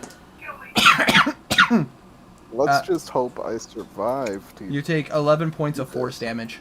Yes, I do. But... Nice. As a reaction, I'm gonna cast Hellish Rebuke. All right. What do you say? Dexterity saving throw? It's a dex saving throw. Okay. What do you say? What do you mean? What do I say? Hellish Rebuke is just pretty much infernal vicious mockery. What do you say? It's less of what I say and more of a visual if it hits. But I say, well, it hits no matter what. Hellish Rebuke does hit no matter what because the creature hit you. It's just a matter of how much damage it takes. It rolled a 16. Okay. It rolled a 16 on its saving throw. Okay, so it succeeds the saving throw, so it takes half It damage. takes half damage. Yes. Half of 17, so rounded down, it's 8 damage. Still something. You guys watch as in a torrent of flame, as Belwraith gets blasted with this energy of force and is blasted back. Belwraith, the fire from within starts to come out and covers your body. You stare at this creature with burning hatred in your eyes. Ooh. And you just let it out. And the flames shoot from your body to it and consumes it in flames. Hooray. And as Epic. it falls into flames, you watch as the statue starts to fall apart, piece by piece by piece. You're staring directly at it. But as you guys are staring at this creature falling apart, its necklace glows a purple light. No. Oh, no. And you watch as a symbol, the flames are extinguished, and a symbol of a clock appears before it. Yoink. And you watch as the clock goes backwards and backwards and backwards and backwards. Basically, or you know the scene where you watch as the clock goes back and back and back and back and back. Repairs in reverse. You watch as the statue reforms. As the necklace loses its light, it goes, and now appears to be a little bit of more of a blackish orb with a single tint of purple in it. You watch as the creature stares back at you guys, and it appears to be fully healed. Yeah. Round 2, bitches. Well, I guess I couldn't make that next check. 1, 2. Oh, run! Alyssa. Oh. However, I will say, I'm not sure. credit where credit's due, Belwraith. That Wanderer, that was actually a really good move. Like, damn. I'm not sure if we Did everyone just stop talking, or did my internet crap again? your internet crapped. Alosa sees this and she's just like, fuck. And she is going to go ahead and focus her magic, and she... I'm not sure if we could take a second round with this thing. Never know. Everyone went for a moment. That's weird. Did I miss anything? I think my internet cut out for a moment. Basically, as the creature, as Belwraith successfully encased it in flames, it reforms, and it is ready for round 2. Is there any indication that this is going to get weaker with each time we beat it, or is it? The only the difference you see here is that the amulet that he's wearing, it no longer is that bright purple. It's now it's now black with a single tinge of purple in the center. Oh, cool.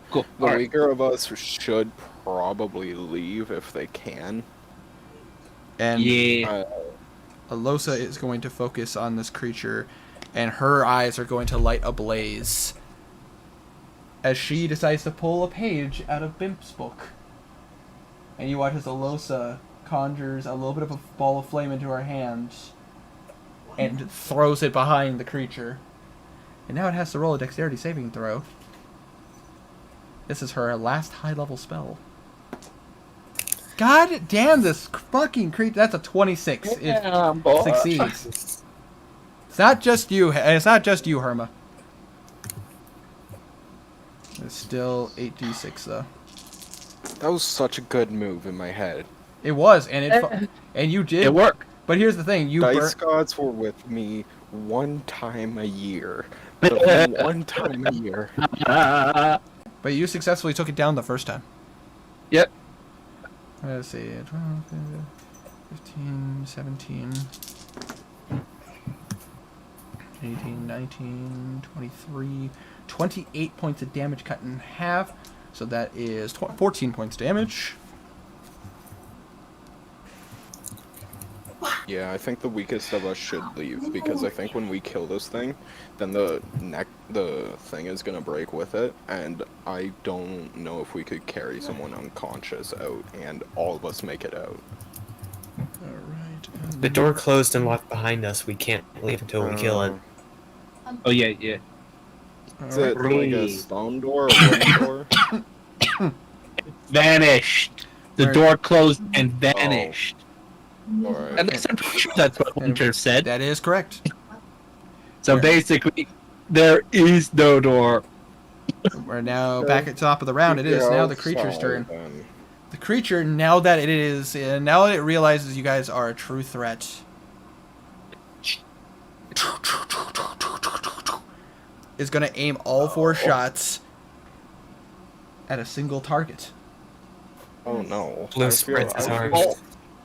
Come at me! Yeah, there's a couple of options here. I'm gonna roll this Oh, thing. no. I feel like with the yelling at it. 20 on the... I feel like a 20 on the attack me thing. Blue also rolled a natural 20. It's gonna aim at one of the people that did the most damage to him. Oh, that's Belwraith. Belwraith. Garnan. But I say Belwraith is close, but Garnan rolled 2 nat 20s on this creature. Good point. So it's going directly after Garnan. I could... With all 4 shots. Don't worry, Garnan. Kill him. I'll kill you. I'll kiss you better. Yeah. Don't worry. The first one's a miss. Garnan successfully dodges out of the way. The second was a natural 20 though. Oh no! Oh no. Well, that made up for the first one missing. So Okay, that's second, okay. third We're strike. still at Third strike is a net hit. neutral. And last strike is a 27. That hits. Okay, So- we're at net neutral. So let's start off with none of them like. let's start off with that crit though. We were expecting them to all hit. One missed, one got a nat 20, and then 2 were normal. So that's 24 points of damage on the first hit. Oh fuck. She's always trying to make Second it more strike. fun. That is oh Guardian! Oh no. 20 points of damage on that second Sorry. strike.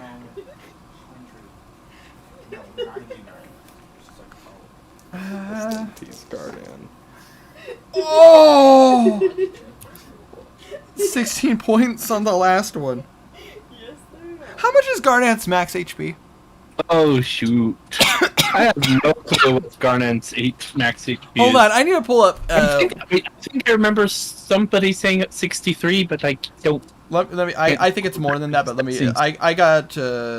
Wow. 60 seems I think low. it's around like 81. Something like around 81. Me and Walf sent the information to me not that long ago. Here we go, 81. Yeah. So he has taken a grand total of 40, 50, 60, 70 points of damage. Garnet is up, but only just barely. Garnet's That rocking is it at way too close to an insta kill. Garnet is rocking it at a freaking 7 HP right now. Because none of this damage is halved. Oh, Is he not raged yet? He is raged, but none of this is physical damage. None of this is nothing has been slashing. So he's just murdered. Yeah, nothing is slashing, piercing, or bludgeoning. This has all been force damage to him, and a little bit of fire damage. Serious damage type. And a little bit of fire damage. Yeah, Garnet Almost nothing has resistance to force. It is now going to use its secondary action. Does it want to attack Garnet again? I gotta roll this real fast. He's just dead. I gotta roll this real fast because technically there's one other person who also is on his shit list right now. Hey, it's me. Nope, it wants to finish Garnet. Oh no! It doesn't like Garnet. It does not like Garnet right now. Question: how close is Kazir next to Garnet? Because you disengaged, he is about 10 feet away from you. Okay, good. Go Garnet! That's a natural 1 on this thing. Rolling severity. Does it misfire? Hardly a go Garnet. Hey! More like a high.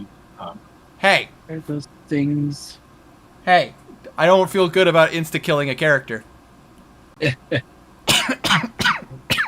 But this creature feels so attacked right now. So Literally. It's actually a very light failure. So it's more of a just it fires and Garnet is just very easily able to dodge out of the way. God damn though, Jesus criminy. All right, well that's all the statue can do. He's gonna go ahead and he's gonna teleport again.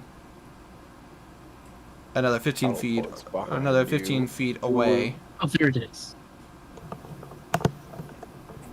So now, Kazir, if you need a point of reference, he's about 35 feet away from you.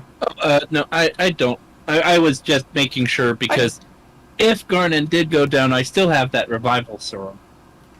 Indeed. So, Kazir's gonna try to go after it with the knife again, the dagger of frenzy. And I need to memorize my names and stuff. Indeed, you do. Yeah. But Fury dagger. Close.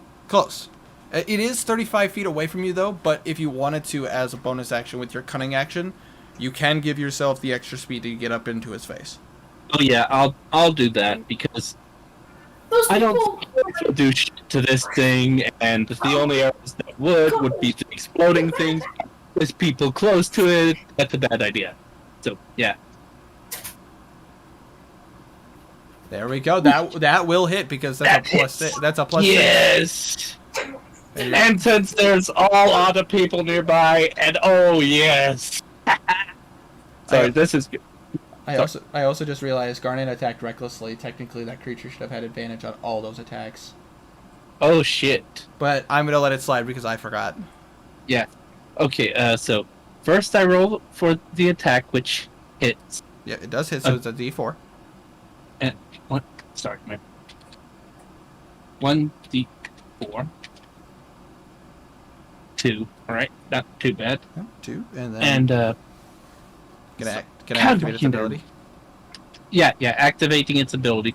But also, aren't I within because the others are close enough? Shouldn't I be able to roll for stealth attack or? But unfortunately, the creature teleported 15 feet away. Oh, because it wanted to keep its distance. Oh yeah. Okay. You closed the distance so you could attack it. Yeah, I realized that now. Wait, I thought it just attacked. Oh, never mind. I'm brain dead. It's all good. I don't know why. It's all good. What do I roll now? But if you're activating the lightning ability on your dagger, that's 3d10. All right. Yeah.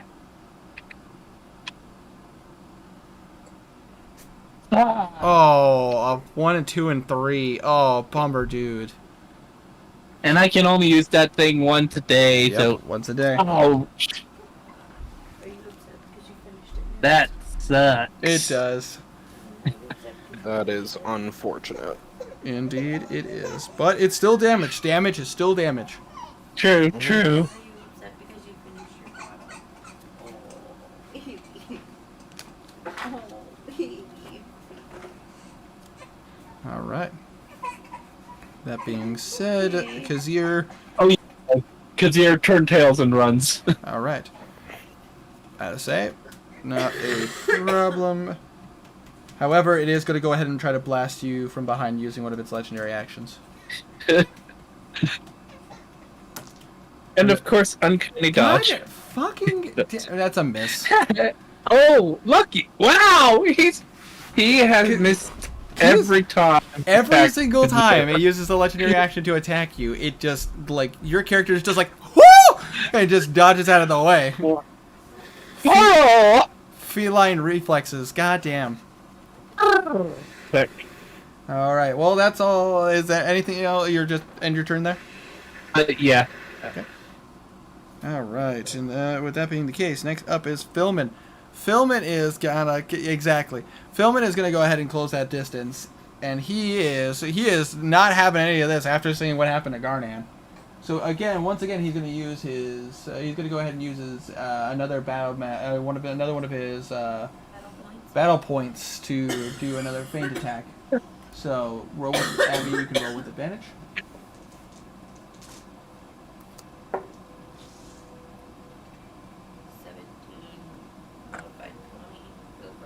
Oh wait, I could have used my 25, the arrows and Well, the eyebars. That does hit. So that's a D10 and a D6. 26.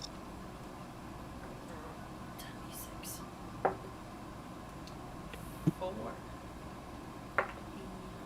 7. 4 and 7.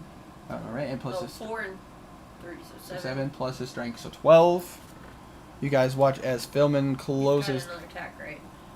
Yeah, he gets another attack. Philman is going to close that distance. And... Nope, that's a miss. Alright, and considering what's going on, Philman is going to go ahead and... It's like, now's the time. He's going to use his bonus... He's going to go ahead and use his action surge.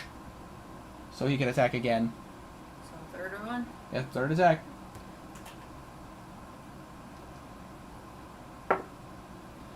Nat 20. Natural 20. Hell yeah, there we go. Good, good. That's another D10. Yeah, D10, D6. Hold on one moment. 6. So 11. 11 doubled, so 22 plus 5, so 27 points of damage. Go Philman, hell yeah. So Philman's done 44 points of damage this turn. Go Philman. Well, that's the beauty of having a fighter on your team.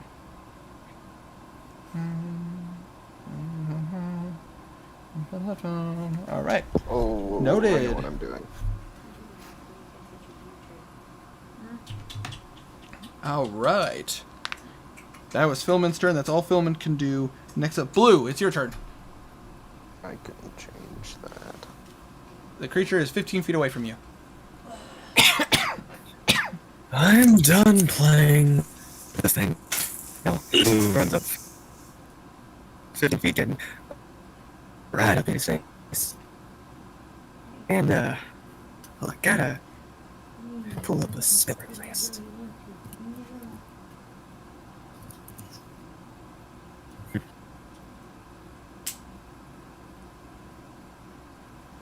Of course. Alright. Hey, Winter. Yeah? How do I save him? Beep.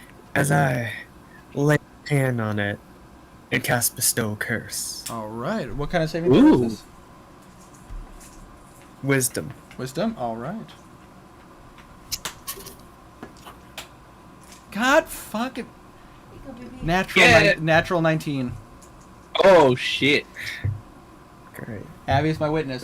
Natural 19. God dang it, easy. I can't. That's fine. I'm going to take dice away from you. I can't help it. Like I can only roll high when I'm the dungeon master. You think I want to roll the high dice right now? Are you fucking kidding me? Like when I can't roll this shit when I'm playing. Fucking bullshit is what it is. Cursed dice. But anyways, Blue keeping his hand. Hold on. go ahead. Blue keeping his hand on the thing's chest. Gets up close. Shoot me. Oh, There you. Bonus And- legendary action. It's gonna go ahead and fire at you. oh no. Blue's about to get blasted. Does a 17 hit you? Good. No, it does not. 17 doesn't hit? 18 AC. Nice. Shield of Faith. Wow. Because of Shield of Faith. It attempts to fire at you, and you're just the Knuckles shield just boom. It bounces it right off. Damn. Did I say before? Bitch. You're weak. Compared to everything else we fuss. Single tier. Tons. Shoot. Excuse me. Does GG's. Astral Bone Armor one action? So now you really can't use the It's a arrows. spell that would be cast as right before you go into combat. It takes an action. don't to know. cast. Hold on. First off, my turn. Never mind. I don't know why, but I just decided I like this thing. You decided you like what? So I've just decided I really don't like this thing. So I'm Sign? just gonna put it to it. Oish. You decided you really don't like this thing, and then you kind of cut out into a robot. Yeah. Good. I'm just gonna keep Beep, beep, boop, bop. I'm so tempted Beep. to take a level in Barbarian. Just to hit him a bit harder. Like, it doesn't make sense. Because if I reach level 20 in a cleric, I can just make a god kill it. Yeah, the only problem is, and I will tell you this right now, it has to make sense for your character to do that, and also B, while you're in rage, you can't cast spells. Yeah. Because it requires you to be able to focus. I think it does make sense for Bowraith to take a level in Barbarian, almost. Kinda, yeah. Kinda does, considering with his background and everything. The only catch is, and I'm telling you this now, if you go into a rage, you can't cast any spells. Yeah. It's the same rule I Ooh, have that's for... Same rule I have for... Vine Strike. It's the same Be rule. off of that, It's though. the same rule I have for Welf, the Welf's character Garnan, who is a barbarian witch. He can't, while he is in rage, he can't cast spells. Could feed that off of Divine Strike, though. I would say. No, no, I should decide later. Continue. Yeah, it's later on. For now, though, we will focus back in. That was the end of Blue's turn, correct? Yes, I'm gonna keep on taunting it. Next up, it is Bimp's turn.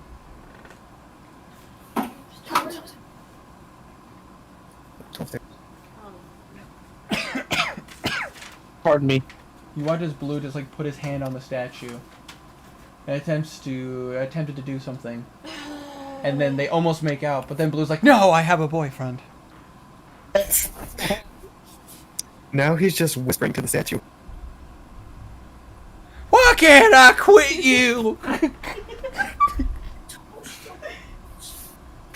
And then Henrik's just like, "Bruh, I'm right here." Blue's that little demon on someone's shoulder. Probably. Somewhere.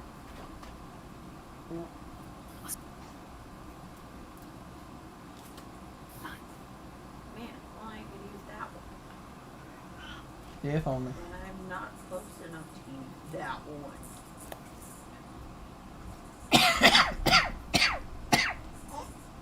Bimp hasn't moved, so Bimp is about 40 feet away from him. I know, which is why I said, only I can use that one. I can't use that one because I'm not close enough to that one. I assume it's a touch spell. No, it's a melee attack. You must make a melee attack with a weapon against one creature within range. I'm not in range of the creature. No, you are not.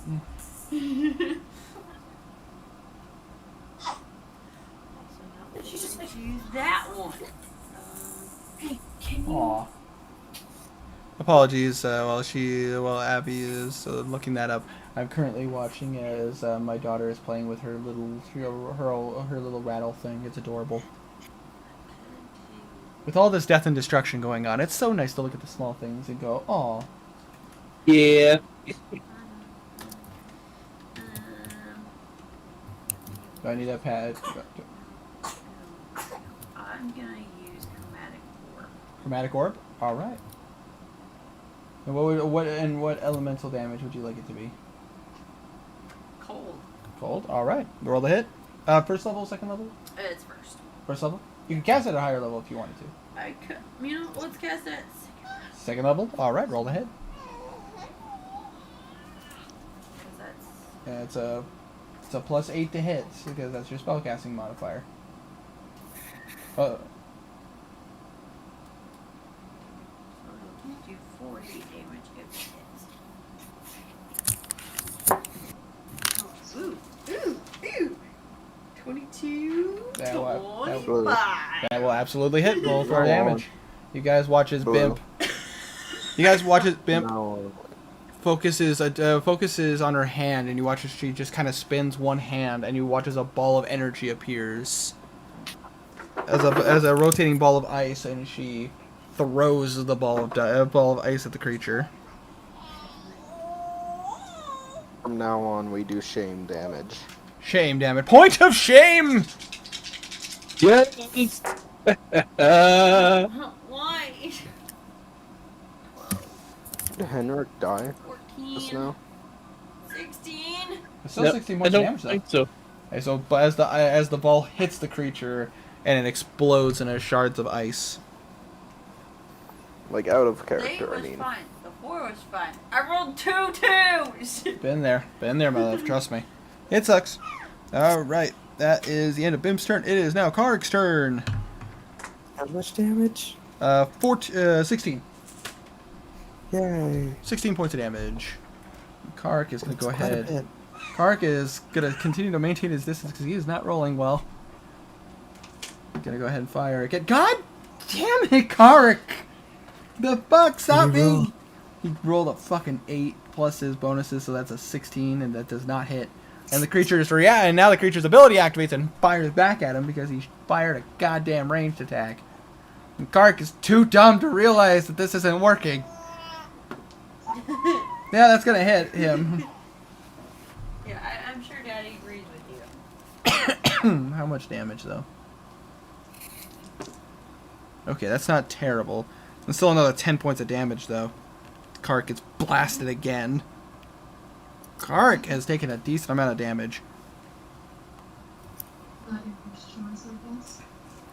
Now, Kark is going to go ahead and do it again, because he feels like he needs to do something. There we go, Kark! Thank God! That does hit.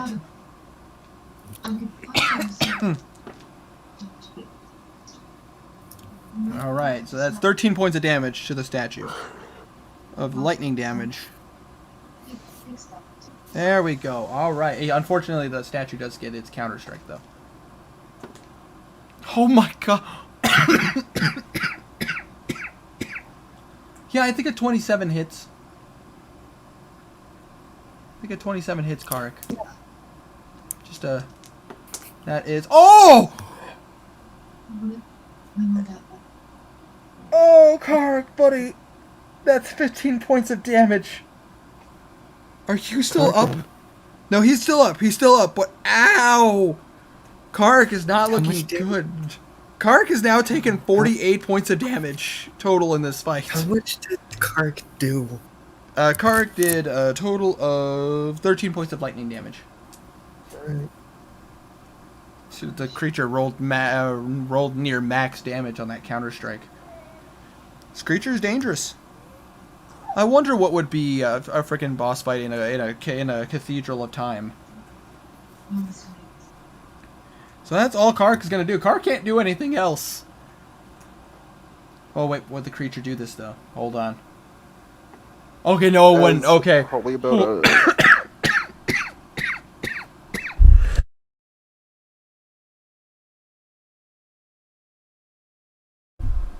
Henrik's turn. Say it has 180 HP if I was to guess. Yeah. I don't know. I was just looking. I'm just a dungeon master. What are you looking at me for? No, I'm looking at you. I'm more thinking out loud. Yeah, Henrik, it's your turn.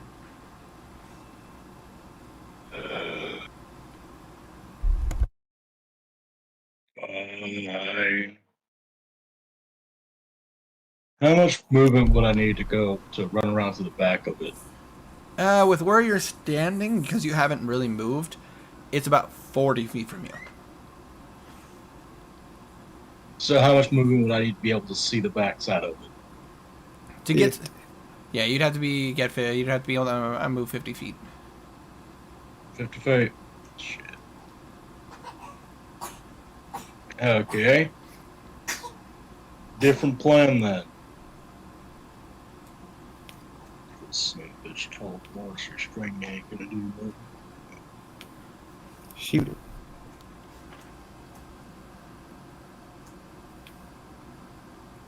So many spells.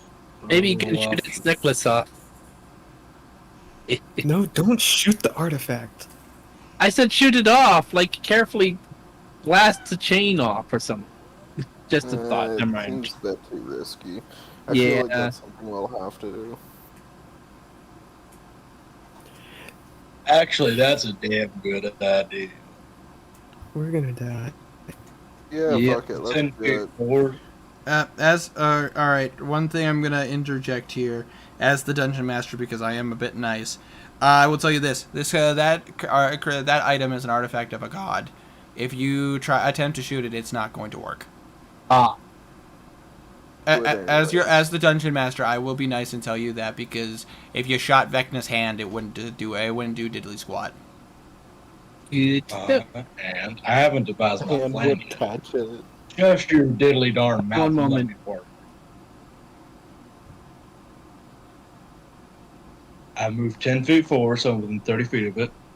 And I'm going to cast a very useful cantrip, one that I've used quite a lot, actually. I'm going to cast Thorn Whip. Thorn whip. All I'm going right. to have the Thorn Whip wrap around the amulet and pull it towards me. All right. Do you need to roll to hit first? Does it need to roll a saving throw? Would I need to roll a hit against an amulet? Against an amulet? Technically, yes, because it You is need on to a roll it's on a moving then a strength target. check. You're trying to hit a moving target, so No, it's fine. It's fine. That is I'm going to use Flash of Genius on that shit, make this 17 to hit. and Flash Genius works on attack rolls. Shit. It's any roll. Is it any roll? Flash of Genius, when you or another creature, ability check, saving, or a saving throw. Yeah. All right. In that case, that It is doesn't. so that's a That's a 7. 13. That's a 13. 13. Unfortunately, because of the fact that this creature is ducking and weaving, having to be in multiple conflicts and firing in different directions, that is unfortunate, not high enough to pull the necklace away from him.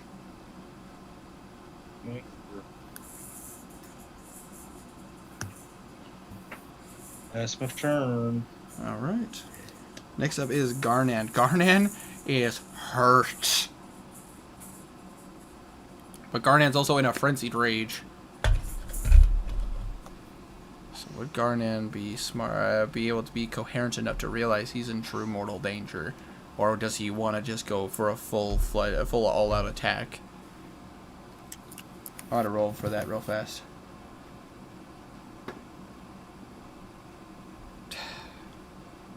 Garnan is going to close that distance, and he's going to go ahead and go attack recklessly. 3 attacks. Uh-oh. Double 6? Are you fucking kidding? That's a miss. Second attack. Oh, thank God it's a reckless. That was a nat 1. Then there's a nat 20. Jesus Christ, Mitty. All right. Apparently we're playing with the devil here. We're fucking...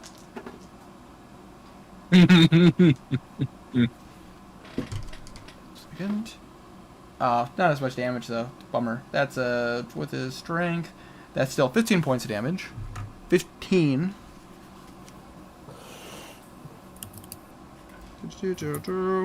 Third attack.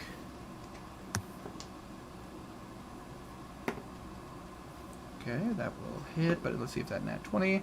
Nope, but it still hits though. So that is 11 plus his strength, so that is 14 points of damage. Yay. So it's still damage. Unfortunately for Garnan, it's going to use his last legendary action though.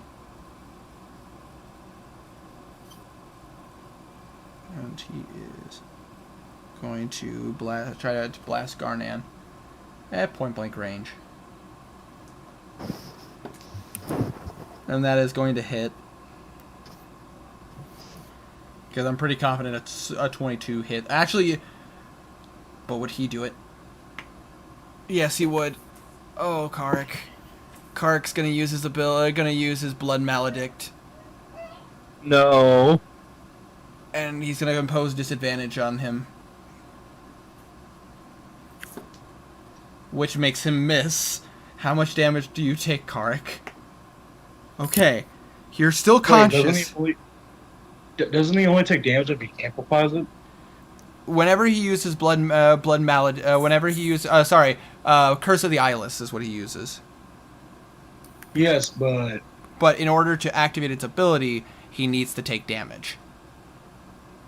I thought it was only damage if you choose to amplify the blood malady. But I say, to my knowledge, which I have the information right here. Nope, it's not in this folder. It's in my other folder, which is right here.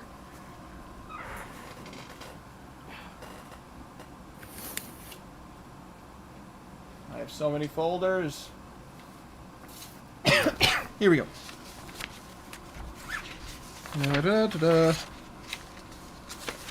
Here we go. Blood curses. At 6th level, you further channel your ability. You gain 2 blood curses of your choice. But you can learn an additional one. When you use your blood maledict, you choose which curse to invoke. While invoking a blood curse, but before it affects the target, you may spend some of your remaining hit dice to amplify the curse, as detailed in the curse's description. No healing occurs as part of this expenditure. Creatures that do blood are immune. Creatures that do not have blood. Oh, okay. So actually, he can't do that. The creature you guys are attacking has no blood, so blood maledict actually doesn't work. Wait, but doesn't it work because he is a whatchamacallit, ghost slayer, so it doesn't have to have blood? Double checking that right now.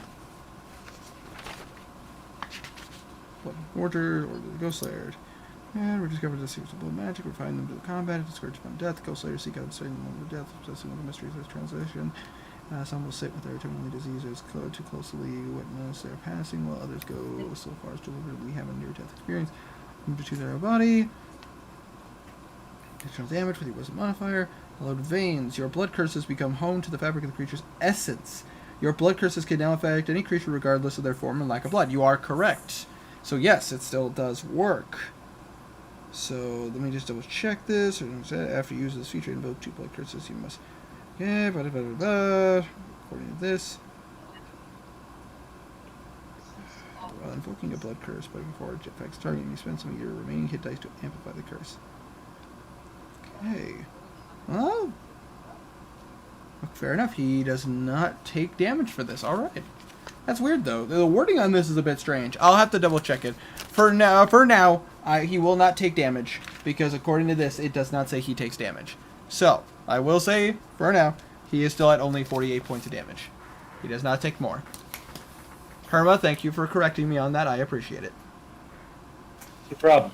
But I say, Blood Hunter is one of the few classes that I want to play extensively, but I have not done as much research as I would like to. Which is why part of the reason why I created Kark in the first place, because I want to study it a bit more. But with that being the case, it does impose disadvantage on the creature because he is a Ghost Slayer, and the creature does miss because of it. So Garnan does not get hit at this moment.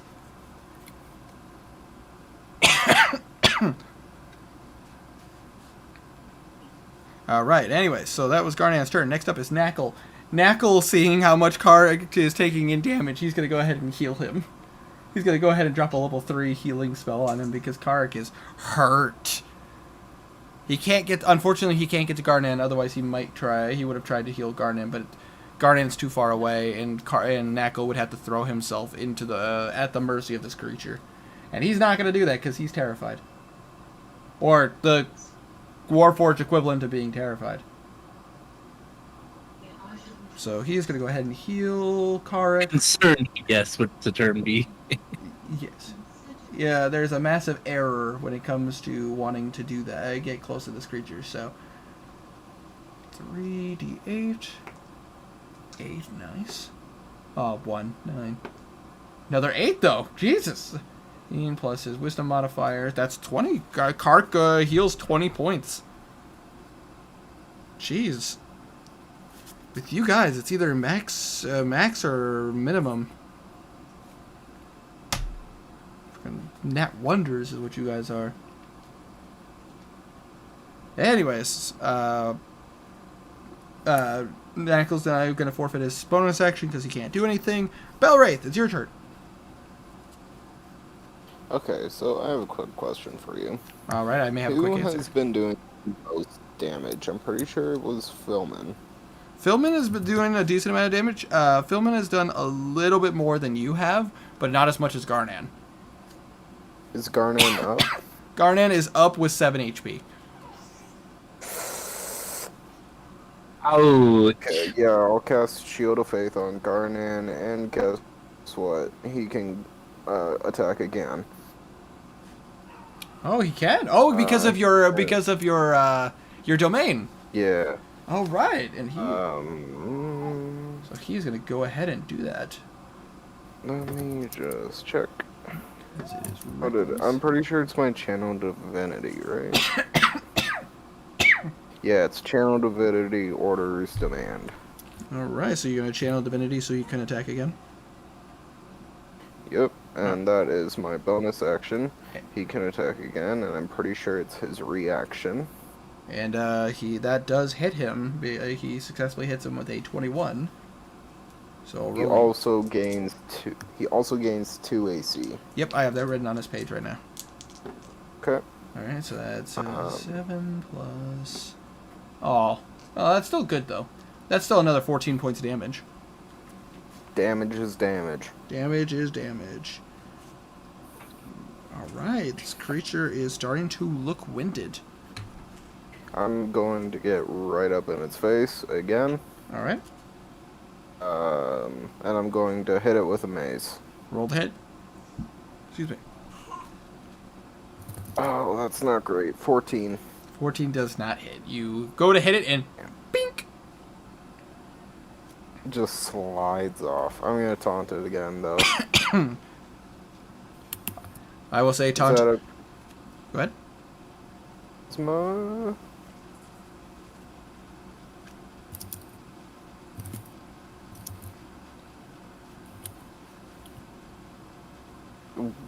Nope, not one. That one. Nope. It looks at you and just goes. It just looks at you for 2 seconds, and then looks away. Next up is Alosa. Alosa is a little distraught that Garnan has taken as much damage as he has. So she is going to go ahead and, I believe, she's going to go ahead and bonus action use Healing Word at 2nd level. So she can heal him up just a little bit. So I laughed at what Blue put. 3, 4. So that is +7 to Garnan's health, so he is at 14. And then she's going to go ahead and use her main action to use one of her witch abilities. And she's actually going to summon her spirit. I gotta pull up witch information though, because it's been a hot second. Since I've done this. Here we go, White Witch. She is gonna go ahead and use spiritual aid. So moving up close enough, so she's 30 feet away from Garnan. She is gonna go ahead and command her spirit to attach itself to Garnan. Garnan now has temporary hit points equal to her wisdom modifier, which is so much info to keep track of. +3, and then also her proficiency. So Garnan has a temporary hit points of +6. So Garnan's currently rocking it at 20 HP, guys. Really killing it. Yep, she summoned Jacko the Green. You guys can see it actually. Whoa. She is focused on summoning up the spirit, and you guys watch as this amalgamation of leaves, rocks, twigs, various different things attached together to the form of human, basically is shielding Garnan. I'm sorry, I had to make a joke. It's all good. Jacko the Green. Witches are awesome. Yeah. That is all Alosa can do with her turn. It is now the statue's turn. And the statue is not a happy camper. First things first, it wants to kill Garnan. Oh no! So it's going to aim its first 2 strikes on Garnan. See if they hit, though. And he's out. One is a miss, though. Ooh. Second attack. That one is a... That one's a miss, too, because that's 8 plus is... What was that? That's 16, which, because of Shield of Faith, it does not hit.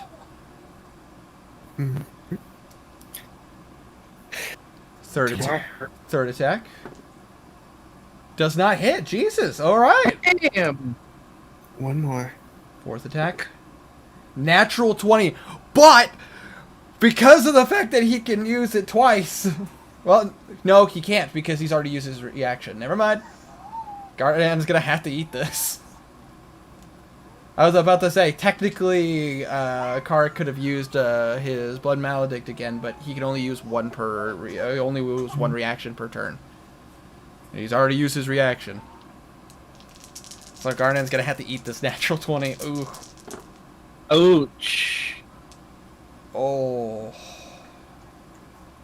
He's dead.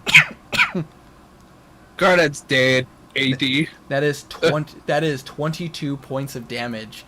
Garnan is unconscious and bleeding out.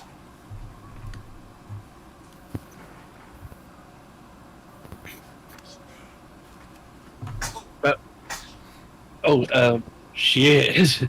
Now it's secondary action. Oh, shit.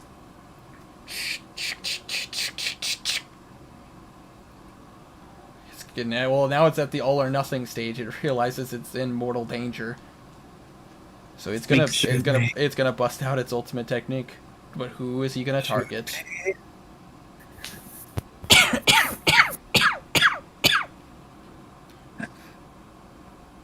Was keeping his hand on the thing. Oh, okay. Uh-oh. What happened? I put in a thing. I'm kind of regretting I did this now. What did you do? The thing is, he's gonna go ahead and point. He's gonna get point blank up to blue. and Oh. two guns are now pointed directly at him. Oh. Do it. Does a 22 hit you? Oh. A 22. A 22 hit me. A 22 does not hit me. As it is reduced. Because it's at less than half its health. Good to hear. It's not as bad as I thought it was going to be. By the way. What's up? Cutting words. I use cutting word. A 22 does not hit me. Oh. I had one Verdict Inspiration left. I was saving it. Good boy. So -6, so that's a 16, so that does not hit. That does not hit. As it attempts to do it, you're just like, you don't have the balls. And it just looks at you and goes, you're right. I said you were weak.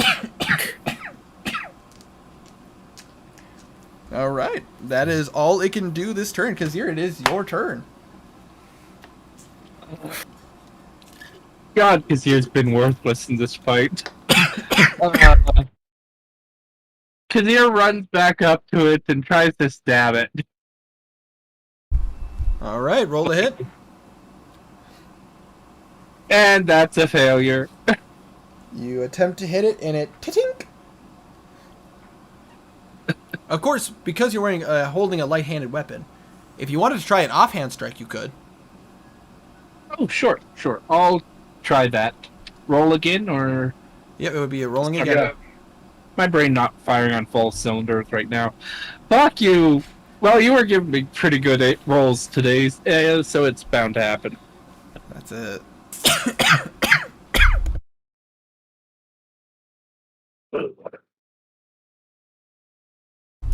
Unfortunately, that does not hit. Yeah, I figured it didn't. All right. Not even close to hitting that. I was just giving you an opportunity to be able to use that sneak attack. It didn't teleport this time. Thanks. Because it wanted to use one of its stronger abilities. However, because you did try to strike it, it's going to go ahead and use a legendary action to strike you. Yeah. Because he's just stands there spreading his arms like, you can't hit me! You haven't hit me yet once! That's a natural 20, though. Until now! Oh, well. I haven't taken any damage. Kazir, you take 22 points of damage. Oh, that's not too bad. Of lightning damage, specifically. I also need you to make me a... Did you say? 22 points of damage. And I need you to make a Constitution saving throw. Uh-oh. Now that's a little bit scary. This is one of its abilities, and it's just kept...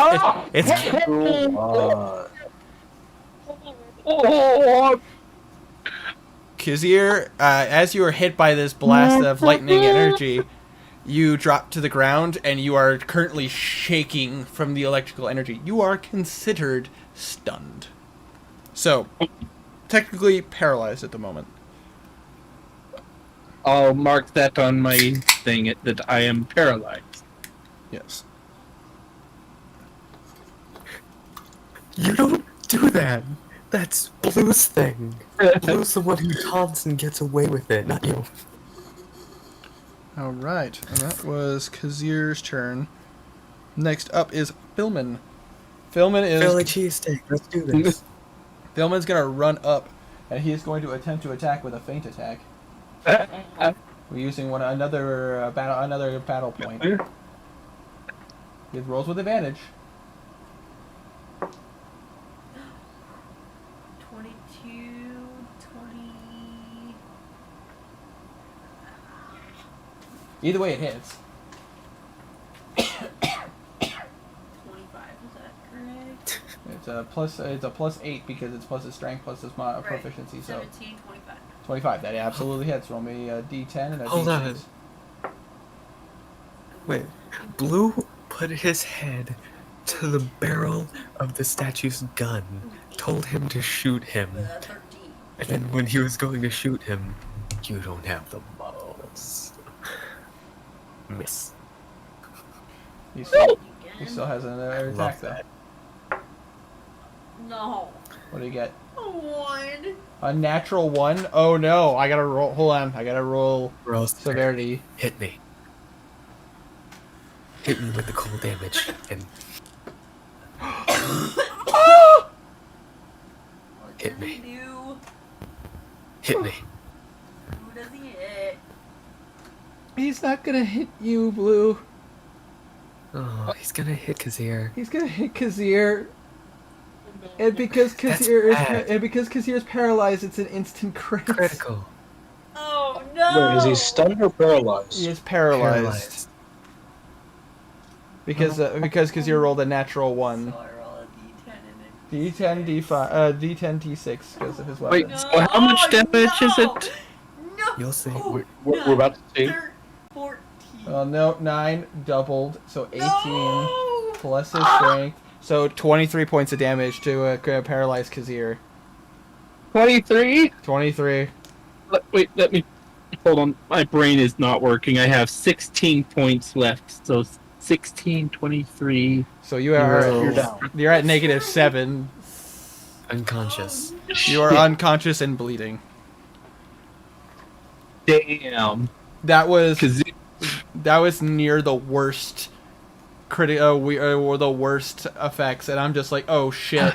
I'm like, who would it hit? And I'm like, with that bad of a roll, I'm like, it would hit Kazir. I'm at -6, you said? Yeah, you were at 16, and you just took 23, I think you said? 23, so you're at -7. -7. Shit. So you are unconscious and bleeding out currently. You and Garnan. That's Philman's turn. Philman can't do anything else. It's Philman's turn. And next up is Blue. Blue, two of your friends are currently unconscious and bleeding out. Blue, not breaking contact, not breaking eye contact. I gotta roll something fast.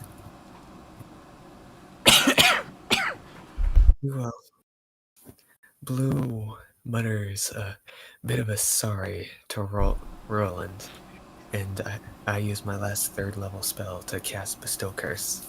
Okay. I'm gonna roll to see if it succeeds, and this is a wisdom. God! Wisdom. Fuck! Natural 17.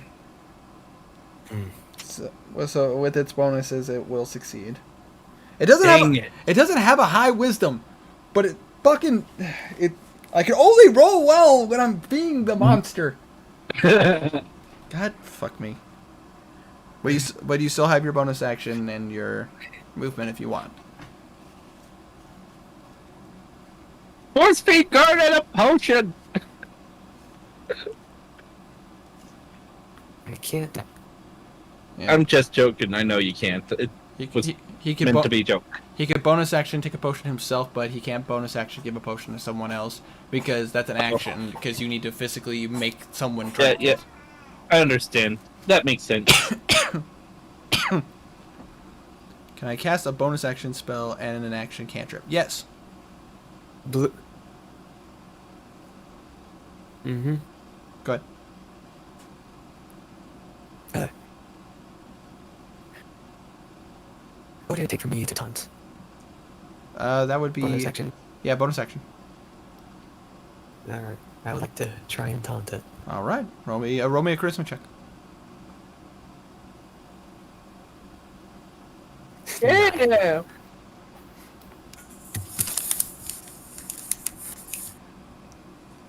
All right.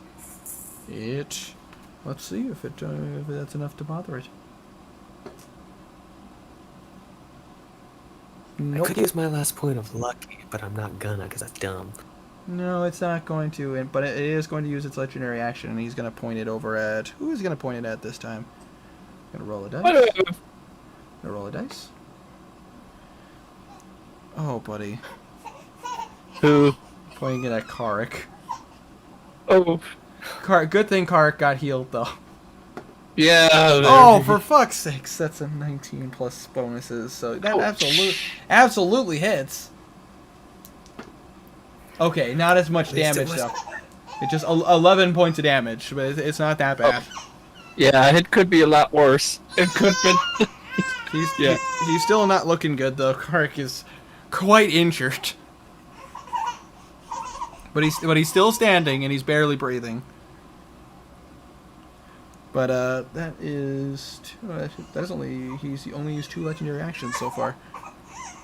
He still has his 3rd one. But Blue, is there anything else you want to do this turn, or is that the end of your turn?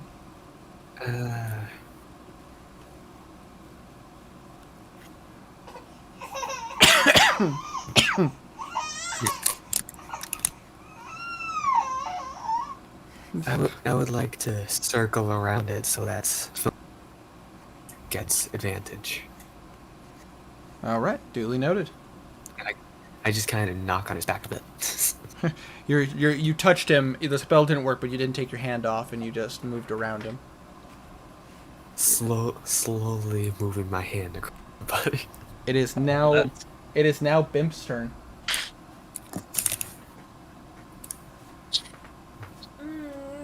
Use another chromatic orb. You gonna use another chromatic orb? 2nd level. I roll the hit. Did you roll a nat 1?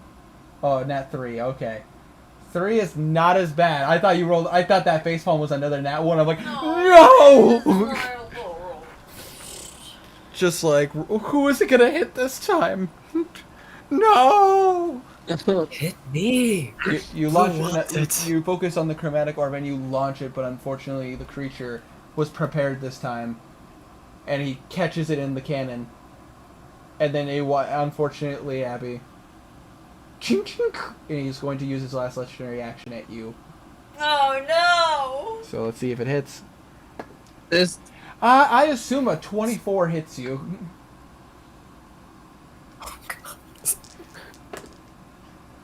Oh! Bimp takes 14 points of force damage, and she is blasted backwards 10 feet. Oh boy. She's still okay though, because she's taken 24 points of damage this fight. Still a lot for a wizard, but fortunately Bimp is somewhat sturdy. But that was the last legendary. Its last legendary action. Next up is Kark. Kark doesn't like this. Kark is hurt. Kark is gonna go ahead and try to shoot this thing. There we go, Kark. Thank you. Thank you for hitting this thing. That is nice. 15 points of damage. Good. Good, Kark. Good boy, good sweet idiot.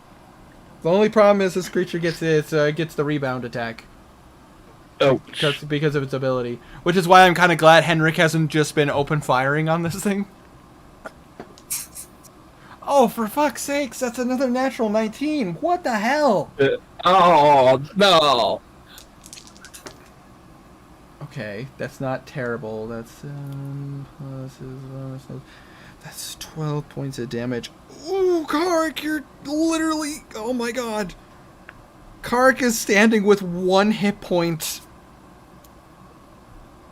That's close. Does Kark want to take that second shot, though? I need to roll an intelligence check for him, and he's not smart! Fuck! Kark is... Guidance. I cast guidance on Kark. Kark's too far away from you. I don't care, I'll do it anyways. Kark's gonna fire because he's not intelligent enough not to do it. Oh no!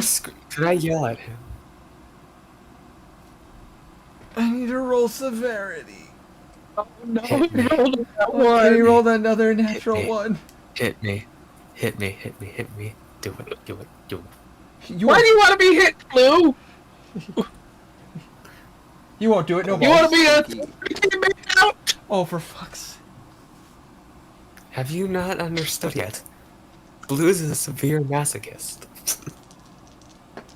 Uh-oh. Oh my god. Oh. Well, Philman just took another Who's it hit? Philman just took another 14 points of lightning damage. Oh shit.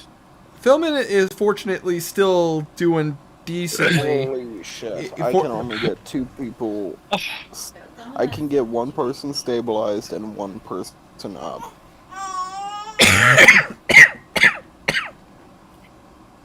Get the tank up.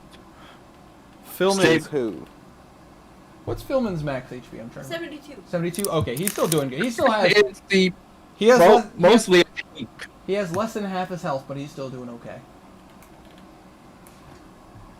Right now, how Just with Kark's like, what I'm using to get him up, it would not be a health-based tank. It would have to be an AC-based tank. Kark is just like Kark's just like, I'm think that's- sorry.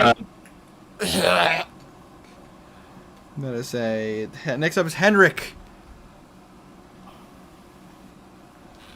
Yeah. So basically, I'm gonna run up about 15 feet forward. All right. Little thorn whip out my hand on the necklace. All right. Oh, pulling it off. Roll the hit. Oh, I'm an idiot. I could have done that. Oh, Nope. Let me just. Two. Unfortunately, that's still not high enough. It's a very small target. I feel so bad saying that to you, Herma, but at the same time, I've been there. I literally spent an entire fight against a creature that my character was perfect against, standing there slack-jawed, doing fuck all nothing and rolling absolute shit. So I feel it. I feel it, man. I feel it. Now it is Garnan, death save. Garnan death save. yeah. Garnan. And then Garnan's Knuckle. using my DM dice. My very special dice. 1 failure. Oh, shit. Alright. Deep breath.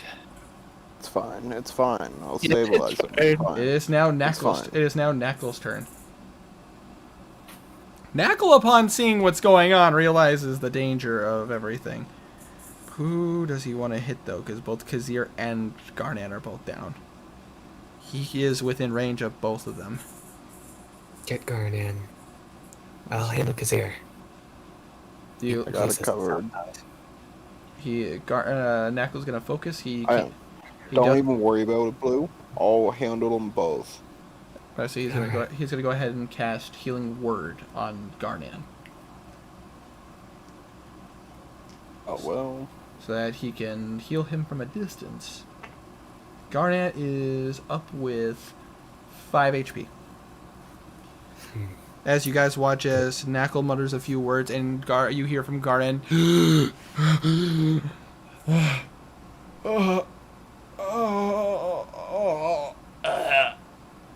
Oh, Get Kazoo then. Shut up! Get back in the fight! And you see that you better say, unfortunately, because he dropped Knackle's Shield of Faith is not currently protecting Garnan because he fell unconscious, thus the target was gone. But Knackle's gonna go ahead and focus, and he's gonna go ahead and use Sacred Flame. But his creature statue has to make a dexterity Dex saving save. throw. Natural 1. Why? How does this happen? Seconds.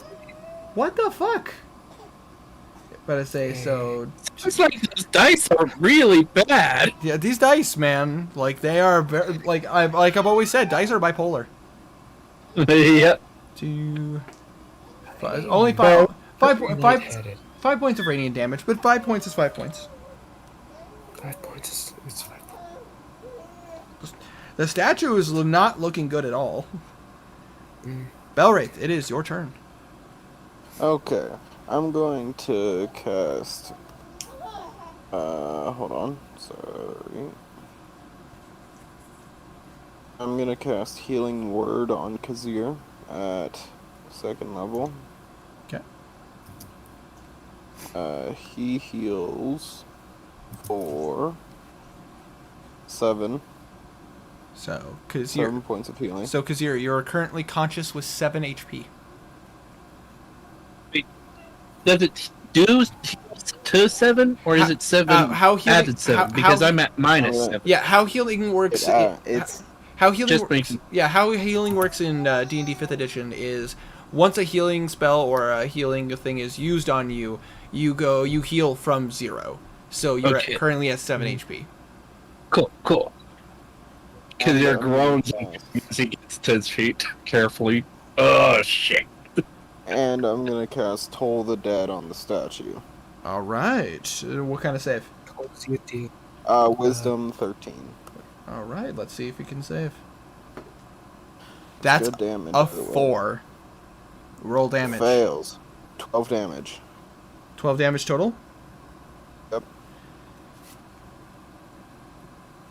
Very happy I can say this. Belwraith, how do you want to do this? Holy shit. I killed it twice in a row. Fuck all of you. I'm doing everything. Garnet has the most damage. I have the most kills. GG's. But Belwraith, paint me a picture. How do you kill this thing?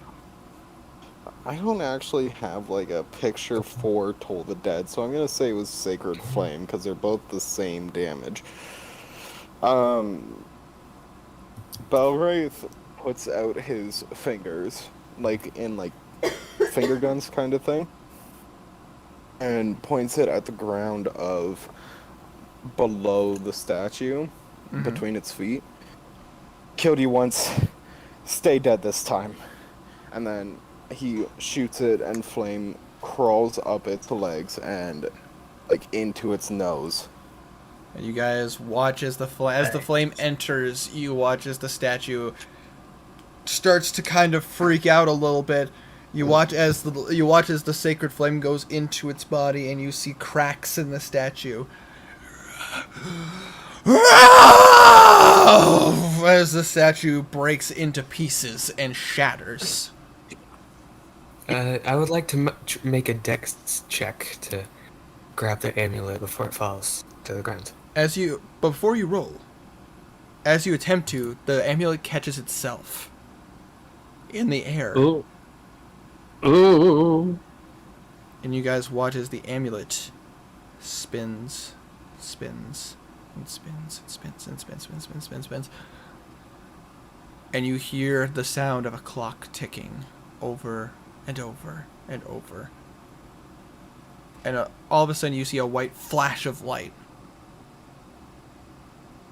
Every single one of you feel something around your neck. Belwraith, for you, this is a second something around your neck. As you guys look down, you each are wearing a necklace the creature was wearing.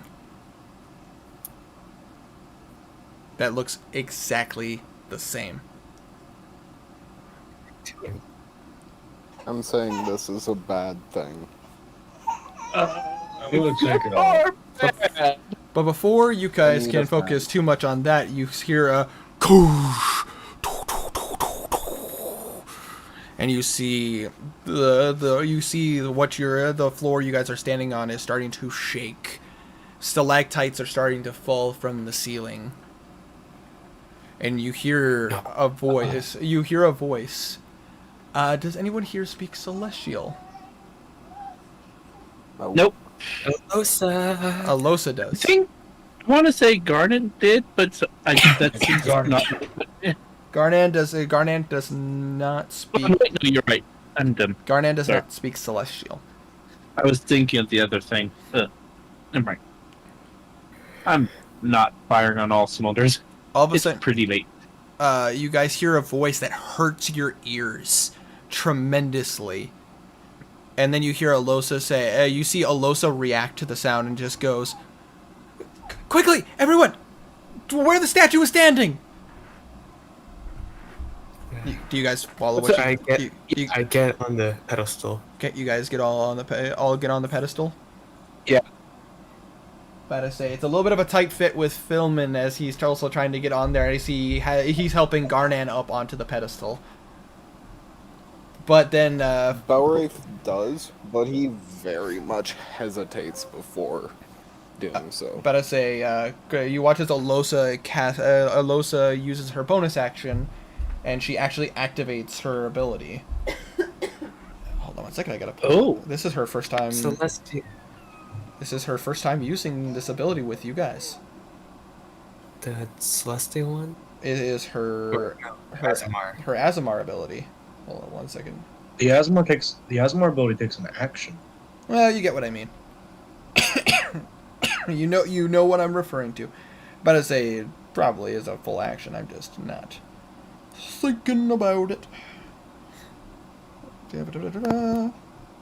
Yes, a total of 3 seconds. You guys watch as a pair of divine wings pops out of her back. She has used this with us, by the way. She has used it? Okay, cool. With the worm. Right. Oh yeah. And you watch as her wings pop out, and she uses it to kind of uses them to fold out. But you notice that unlike what they were before, which were incorporeal, you watch as they are actually physical.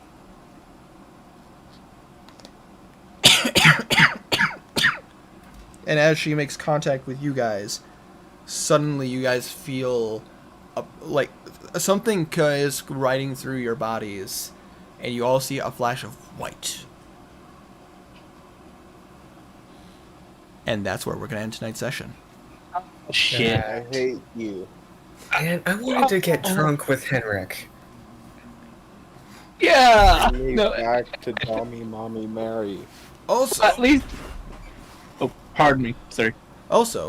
Congratulations, guys. You're level 8 now. Oh, nice. Oh. I'll make sure to do that stuff tomorrow. Okay. Yeah. The tactical or the character? Hey, what's her? Yes. Blue gets cutting at. Blue gets cutting at. Going a second level into Rogue. Going the second level in a Cool, row. bro. Alright. Well, because we're here, I about to say, yep, I would like to roll health for you guys. Oh, all right. So, Yeah, I'll actually do the roll this time rather than take this safe way out. Takes a safer way. okay, take a roll. Yeah. Alright. Let me just pull up my thing right here. Oh. So, Henrik, you get... Now I'm. Oh. God, my head's just not on today. Away. Okay, so... Blue, that's a plus 7 to your health. Nice. About to say, so, not to mention Blue, because you are level 2 rogue, yep, you have cunning action now, so which means as your bonus action, you could choose to disengage, hide, or dash. About to say, pulling up my... Also, could you say that Blue has officially learned Thieves' Camp? I will say Getting officially... into stick. I will say officially that you had spent enough time with Kazir as well to learn Thieves' Cant, so you are fluent. Oh. Yay! About to say, for you, Kazir, though, if you want to roll roll me a d8. All right. 2 plus your Constitution, which is Let me check. I keep Another 2. +2. Yeah. so that is plus 4 to your total maximum HP. Cool. And +4. You said. Now I add All right. D8 to my mace. And also,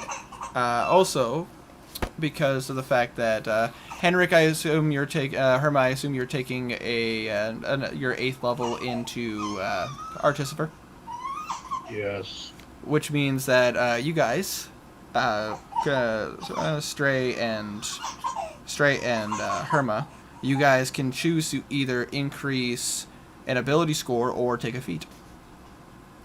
Ooh. I already got the sharpshooter feed. Chose to get the sharpshooter feat.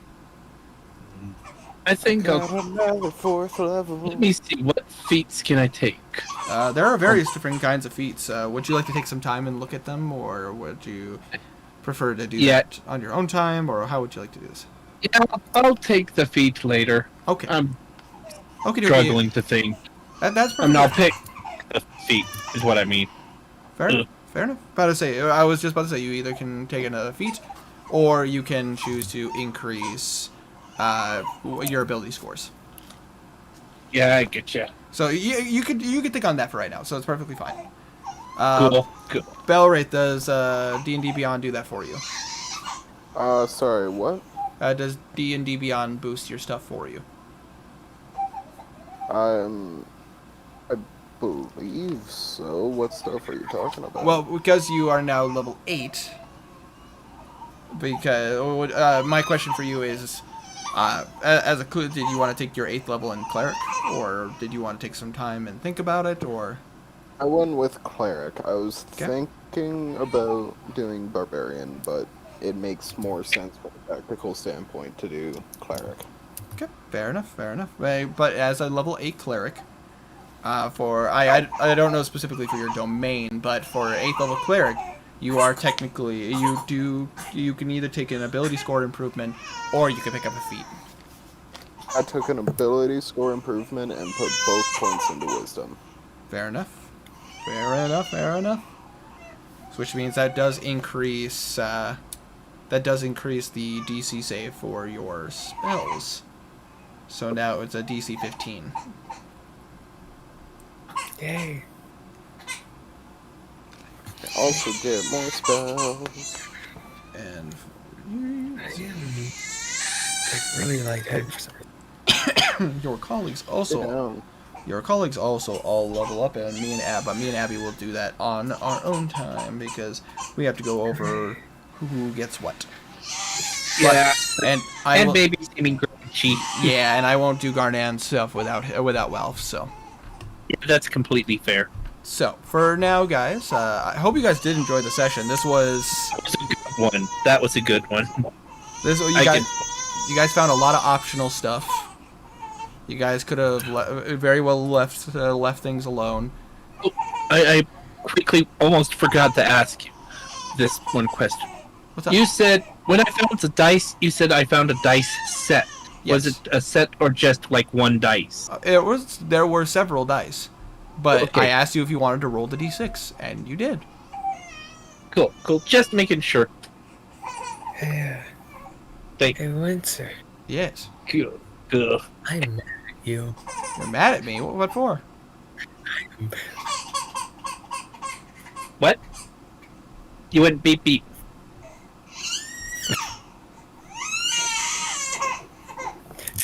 I am very mad at you. Why? Type it out. Your voice keeps cutting out. Why? Or was it the... What are you mad at me for? Why do you do this to Blow? I don't know what you're talking about. I didn't do nothing. It was Mommy, the... mommy, mommy. Hey, Blue didn't fall. Yeah. Blue didn't fall, but you know, he did kind of get an amulet from a god he doesn't like to, or a lord he doesn't like to. If Can that item throw it out. that item is not abyssal. You don't have to keep it. You didn't have to take it even. Plus, you don't Blue even. has to keep. Plus, you don't even know what it is. He casts identify on it. The other amulet, he means. Oh, the abyssal one. Oh, the abyssal one. I thought he was referring to. That's fucking powerful, Winter. What? The amulet of Grots. Dude, you guys went into a dungeon of an abyssal lord, who of a time god who turned abyssal, and of course this was an item that was protected. It is one of these. It is considered. It is this item that you guys have acquired. Oh, me? Oh, I don't know what you. I don't know what I've done. I never know what I've done when it comes to you guys. I was about to say, I'm like, you guys fucking walked into the goddamn dungeon of the god of time that went abyssal. I say, what the Yeah. fuck? What the fuck did you think this was gonna be? A pocket full of posies? A fucking course these things are gonna try to kill you. Blue's gonna have When Double hasn't check. a monster tried to kill us? Exactly. However, I will Very say one little fun fact for you guys, and you guys might be a little bummed about this. The treasure was not trapped. You literally could have taken as much as you wanted. Oh, I Yeah, I know. understood. Yeah, I knew that. I just figured Kazir was in the mind of, this creature's probably going to hunt us down for taking one scrap of gold. Is what Kazir was thinking. I know it isn't Well, trapped. it might be but it's protecting it more- for its Nope. master. After you Wait. guys. Winter. Yes. Oh, wait. No, it's I okay. know it wasn't trapped, but it's morally wrong from dead people. It's true. But at the same time, I was. It wasn't dead. But I was just saying, it was not trapped. Nothing would have happened if you guys would have taken it. My average damage is around Blue 40 took now, Winter. Nothing wrong with that, and nothing. Alright, so we can Is it- retcon. I took everything. How much gold do I get? You get nothing because you guys chose to be morally good. Hey, Kazir was just afraid that the last thing we need is some jackal coming after us in the middle of a fight. Oh Is yeah, what well, Kazir's was. truth is that the jackal wearer is going to die. I'm Yeah. taking You blindness. guys, Yeah, you guys took its only way out. Specifically, Blue true. did. And so did the Kazir. So did the T-Rex. Now that I think of it, technically. Yeah, the T-Rex was actually a random roll because of the I time took god blindness, deafness, and Beca- speak cool. with dead. because of the time god's ability and how the dungeon works. It could have been one of three things, and it just happened to be the T-Rex. It happened to be the Oh. T-Rex. Can we know what the other two things would be? One would have been a bronze dragon, Oh. and the last one would have been, oh gosh, what was the last one? Hold on, I gotta pull it up. It's in my book. Hold on. Bronze dragon would not be that bad because bronze dragons are lawful good. So Really? You could have possibly talked your way out of that one. very easily. Well, you have a bard. You have a me. I say, Have Belwraith, and Belwraith is the best at talking to dragons. It's like everything else. obviously. It's just great all around. I say the last creature would have been a wyvern. Oh. That wouldn't be great. I really like that armor. I mean, it is good armor. But I say, Really good armor. there's a lot of stuff This that. greed came in clutch there. I knew it would. Just didn't know when. But I will say this: like, of all the players, I am surprised of tonight. I forgot to check the book to see what that was about. Sorry, Yeah. just dumbass flash. That's all good. But I will say this: of all the players that I was surprised with tonight, freaking Wanderer, man, like, goddamn, dude, Yeah. that was GG. those were some good moves. Well played. You can't be good at D&D. Yes, you can. You Tip, can be good at D&D. tip of the DM's nod, my And friend. maybe- You did good. I will say, freaking Tiny, you're going to get blue killed eventually. I'm going to get blue killed. I know. Well, I am. When that He's fine happens, with that. Belwraith is gonna have a panic attack because he's assigned to protect Blue. It's the I- one person who can't die. I know, Herma. Trust me, bud. I feel you. I feel you so bad. Literally, I've had so many as a player. I have so many bad nights of rolling, and Abby can vouch. Our first session as Brylan, it was my first time being a player again in like 6 years, and I rolled garbage. I dropped unconscious twice, and this was the campaign I told you guys was the one where we jumped up to like level 10 almost immediately.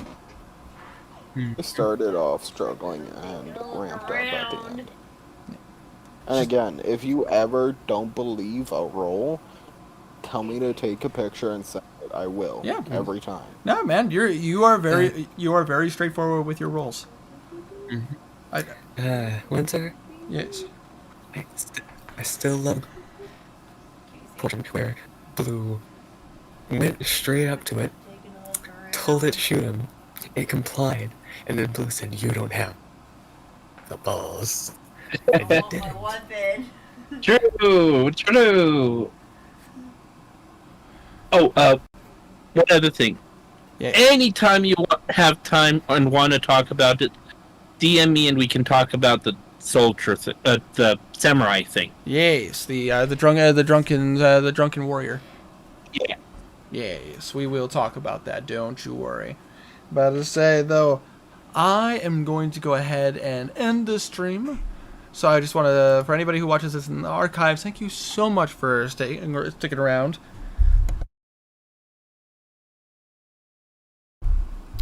Freaking love doing D&D. I love putting you guys through the ringer. But to say, it was the end of the second dungeon you guys have ever had to deal with. Yeah. That was good. I think you guys handled it quite well. Hey, Winter, you just love Blue, don't you?